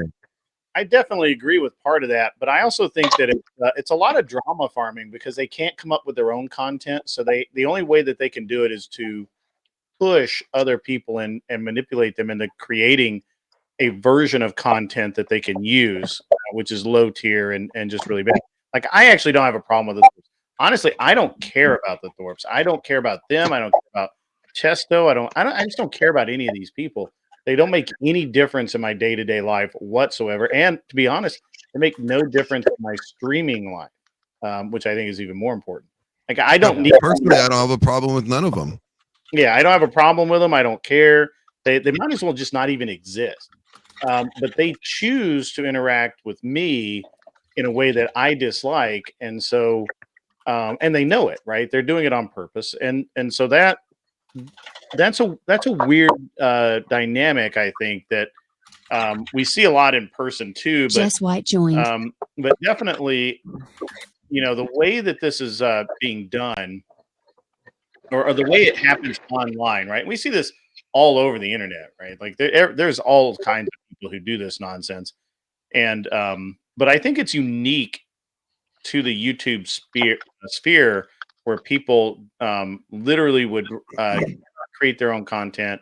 They're not smart enough, or maybe not smart enough. Sorry, they're not entertaining enough to hold attention. So the way that they do it is they go pick a fight, so everybody watches the fight, and that's just low value. Well, the easiest thing that they're doing is they take a piece of take a clip and then they will imply that this individual means something completely different than what they're saying. And then it's like, attack that individual. That's the content. Mm-hmm. And that kind of goes to my point, which is that the Thorpes provide nothing of value to me. They don't make me laugh. They don't make me think. They don't give me good information to better my life. Like, Andrew left. So I don't care what they do. He may have just dropped off. He's Whereas someone like Andrew makes me think, makes me ponder, makes me laugh. That's why I listen to him. Right? Arthur D, Yeah, are you saying that I don't make you think, make you laugh, make you question things? Is that what John, you're you saying? make me question your sanity. John, you actually make me question your whole life. Exactly. I question your existence. Right, but Arthur D doesn't. I'm not trying to be a dick, but I'm being a dick. So now I've got two people questioning my existence, but Arthur D is going to be like, "Oh, I'm a woman, and I'm not going to question that." Is that real? Is that a real thing? See, I was trying to be supportive and tell you how good you were doing, and Andrew and Grit are just telling you you're like fucking losing it, a loser, and need to make more money. Bro, you need to get outside of where you're at. Time out. I do appreciate it, and I know honestly, I think you're killing it. You're close to a 6-figure income, and you have all that money in 8 months. Like, you're doing good. Yeah, look, honestly, I really. Kurt is trying to talk. Shut up. I really appreciate your encouragement, but when Andrew showed up, and then he was like, "Bro, if this is the goal that you want, you got to make more money. Figure that shit out." Like, that was a whole new thing that blew up in my mind, and so I appreciate what you were saying, but that took a whole other level. Like, that was, this is what you want, go after it. What you were saying was, this is where you're at, and that's good, and you're doing a good job. I appreciate it. So Right? This is why Andrew has a successful channel, and why I don't even have a channel. Can I get Prattle in the chat? Prattle. We need a prattle. Speaking of drama farming, I was just going to say, I don't know any of the Thorpes or whatever, but to me, from what I've seen, it's just today's version of Jerry Springer. They're trying to be the new Jerry Springer. They really are. It's just more white trash bullshit. I'm from the Midwest. I've seen it. It's Viking again with your awesome rotating camera. Just want to say hi. He's a great guy. We want him back. Well, he's probably going. I have the pretty flashing lights that go along with the voice, so everybody has something to look at if they get bored. His Rachel was in, and she said she was about to go to bed. So Andrew may have gone to bed early for a change. Maybe to play video games. That might be a thing. On over to create hate and discontent on somebody else's stream. Might be a thing. Hey, Grid One. Quick question: the American flag in your background, is that like a wooden burnt out thing going on, or how is that created? It's steel. It's plasma cut. It has the Second Amendment on it. Oh, nice. Nice. Do you have like some kind of link for people to buy that? Because I would love to get one of those. That is sick. Some lady makes them locally and gives them away to various people, and she gave one to the gun shop that I frequent, and they gave it to me. Shit, put she that can on a make shirt. so much money right now. Put that on a shirt or a hat, Fred. That should be a shirt. That should be a hat. That should be everything. Shirt or hat. Do that now. I think both of you guys have had one too many shots. I haven't been. I'm actually sober. I'm just actually. Are you really chilling? Shelby, you didn't take a shot with me when I paid for it. Is that what you're saying? When did you pay for a shot? I paid for a shot for I've everyone. been talking in Discord and on here the whole time. No, I paid a tip for a shot for everyone. Oh, damn. Jess, that includes you because you showed up after I paid for the shot. So Dude, I need to go grab a beer now. Okay. No, but yeah, I've been up since like 5 o'clock in the morning, and it's almost no 2 a.m. excuses, man. Look, Jess is gonna take a shot with us. That means you have to. I'm gonna go get a beer for you. Right, Jess, you gonna take a shot with us? Jess may be a what with you? A shot, a drink, a sip, or something. No, I don't drink because I got kids. Well, no, pour one out for the homies. You know. She doesn't understand what that I can means. She doesn't have. I can pour one for my man for you though. Pour one She for could, your she man. could do a bow. You Yeah, drop. do a bow. I Do a know. bow, I've would be seen that all over.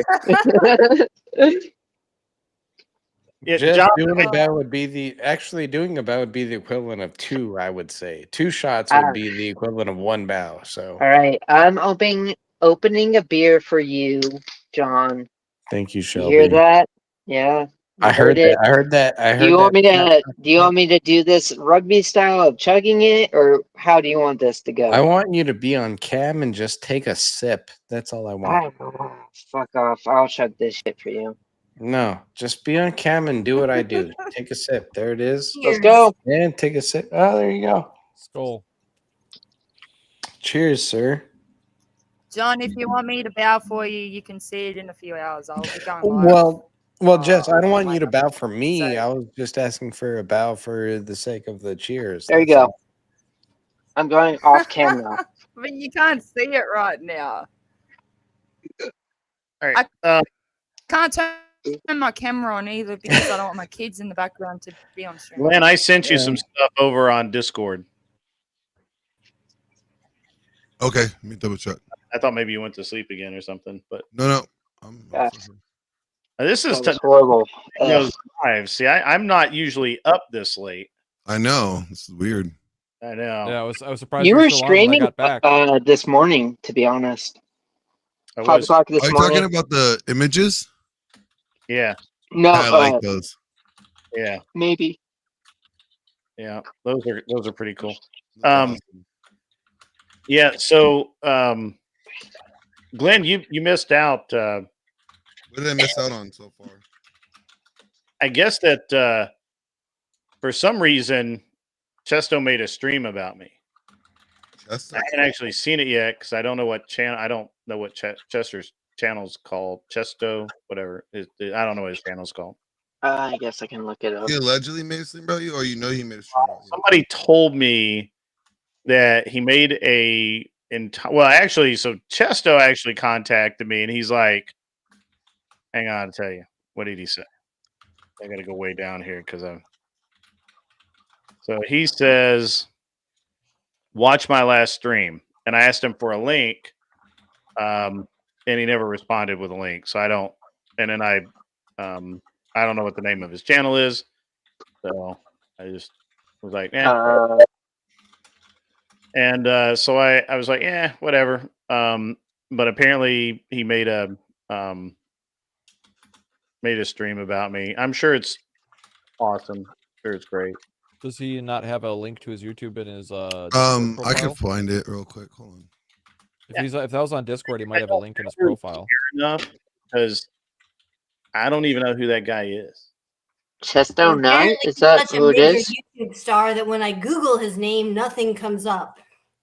I looked up my my pedo channel and his name's showing up here. So yeah, no, we're I good. looked on my pedo channel. What the fuck does that mean? What? No, that's the the interconnected system of you know what I'm talking about, right? No, I don't. Yes, please What explain. the fuck does that mean? Yeah, you got in contact with your pedos? Street Racer said, the TOS. Oh my goodness! Your mods are gonna make me drink so much Foster's after this as a punishment. Oh, dude, I am literally getting drunk for the rest of your life now. Because I am a mod. All right. I mean, here's his channel. I'll pull up his channel for you guys. But all right. I'll put it in the. I'll put it. Sent you in Discord. Oh, That's why I heard the beep. I'll look at it when I'm about to go to bed. I can't believe I'm up this late. I knew I was in trouble when Jess came on because I'm like, well, she's never up before 1 o'clock. So I invited her. It's only 4 p.m. You're also like 14 hours ahead of us, bro. You're in the future. Yeah, she's She's only a up future this nat. sort of time if her She's kid's pulling a future. Tasmanian devil. No, that's I'm just not on a lot at this Tasmania. time because Too many people talking at one time. Sorry. yes, it's around dinner time. It's coming up to around dinner time where I cook, so that's why I'm not on a lot at this time. That's okay.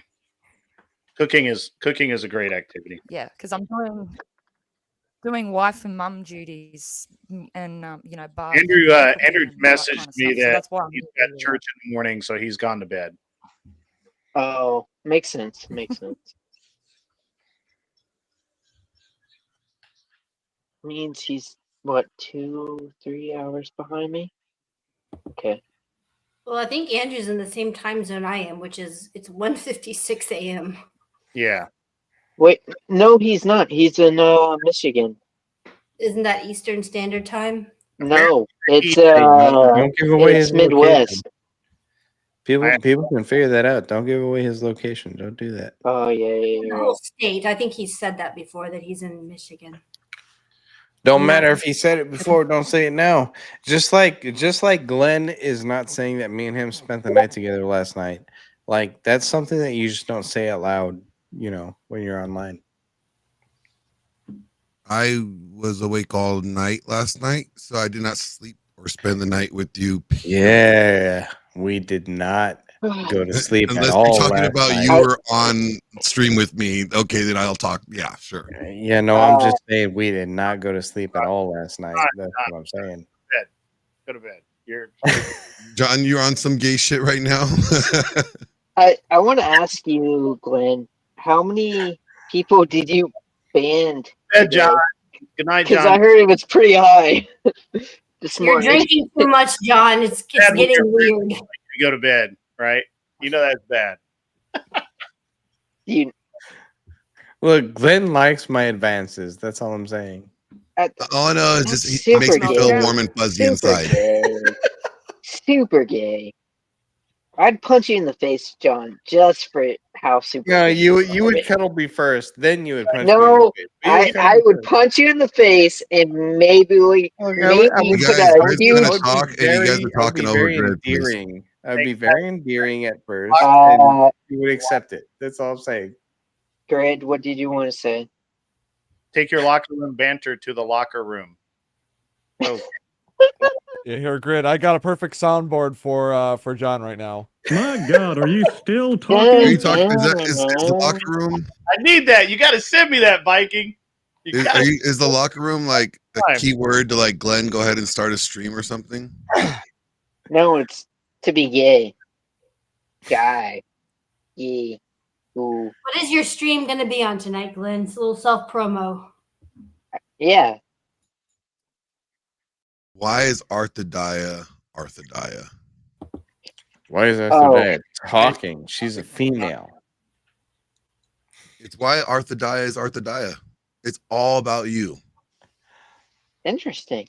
I like it. I like it. So, like, how does one end up a helpless cat lady? Is that the nature of It's how to save you from becoming yeah. Don't take it as you as personally. How would you not be there? Wait, what? All I gotta say is somebody's got to save the cats. I am here to save the cats from all the immigrants that are eating the cats. Oh, my neighbor can do that. He has like 20. I was trying to keep it TOS. Oh man! All right, dude. You drunk people have to go. You can't. You gotta go home. You got. If you're already home, go to bed. Why are you still up? Go to bed. Get off his lawn. God Smith knows it. It's him. Get off. Man. Get off my lawn. You know what? That ain't me. Hold That on, real ain't quick. me. Whoever else, I've get off had his some lawn. great topics on my stream, like last night, like why women shouldn't vote and a bunch of other shit. And I never get you in the chat yelling and getting involved. I need your argumentativeness over there sometimes. I agree with that. I agree with that. The problem is that it is currently 2 a.m. my time, and you always start streaming at like 2 in the morning and go for hours. Well, you know what? You And I gotta have get up to early. I Sounds like excuses. no. You're on the West Coast. We're 3 hours behind. We're 3 hours ahead of you. A lot of times I go to bed listening to the very first part of your stream, and then I wake up and you're still streaming. Dude, Wait, time out. You went to bed listening to the stream and woke up still listening to the stream, and never during that time you responded. That is your fault. That is your problem. Oh, and listen, Arthur Dia, you and Jess need to be on that stream talking about shit to Jess is on there a lot. with To be honest, Lawrence right now, and you're not doing that. Instead, you're what are you doing? You're literally sleeping on the job. That's your fault. Come on. We got to get Arthur Dye on there. We got to get Jess on there, and we got to Jess have is always on there, to be Australia What a versus shame. Cat Lady fight. It'll be What a a modern day shame. Jerry Springer cat fight I'm trying live. to Be there, get be there, the- be there. I'm trying to get the Jess and Orthodia fight up. You guys, calm down. Calm yourself down. I like Jess though. I've never seen her. No, But no, this is the internet. We need blood. Come on. You know what? I will unban. I will totally unban Grace Thorpe if Arthur and Grace Thorpe go at Oh, it. don't, please don't. Oh, please. fuck, Lord. Oh my God, I'm Please gonna unsubscribe from you. Nope. It was at this moment he knew. He fucked up.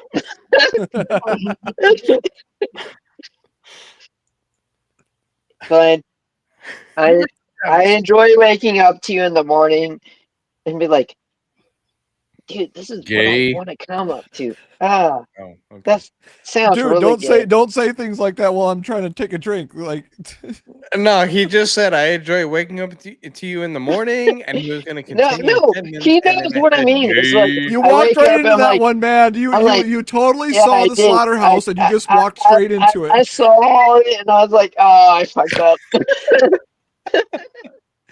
Why did you pause for so long when you said I enjoy waking up to you in the morning, and then you paused for so long? And then I thought for a second, I was like, oh, this is so like getting all fucked up right dreamy-eyed now. about it.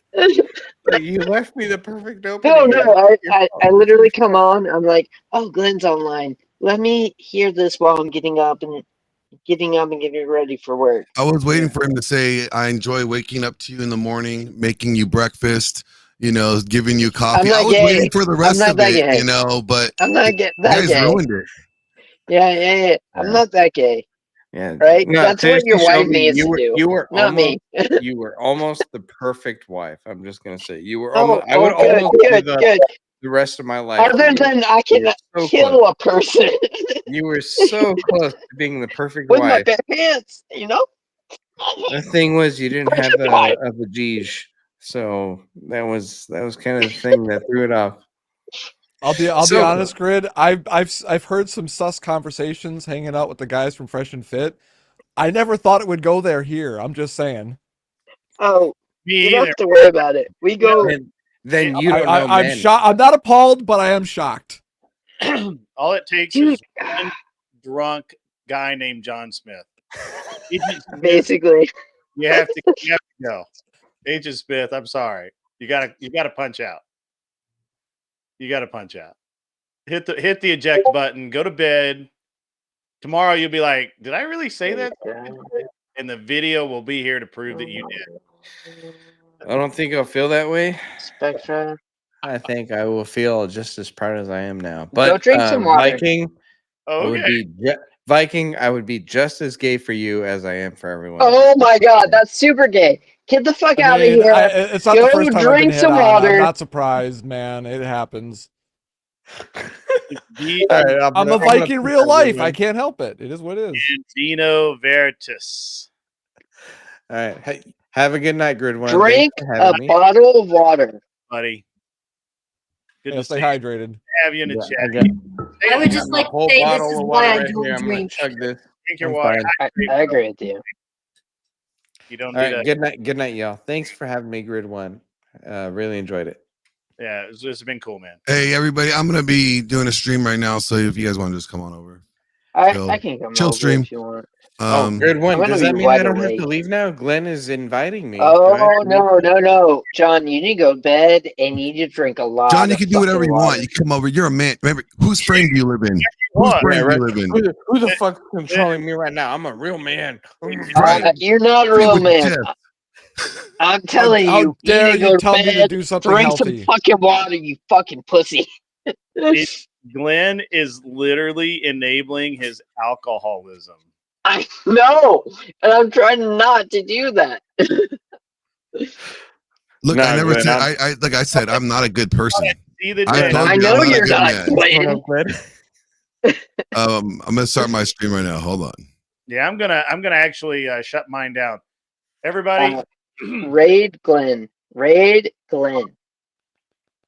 we'll see you guys later. I'm gonna punch out. I've had enough. You guys really annoyed me. You're gonna smell the alcohol. Yep, getting off the lawn. Have a good night.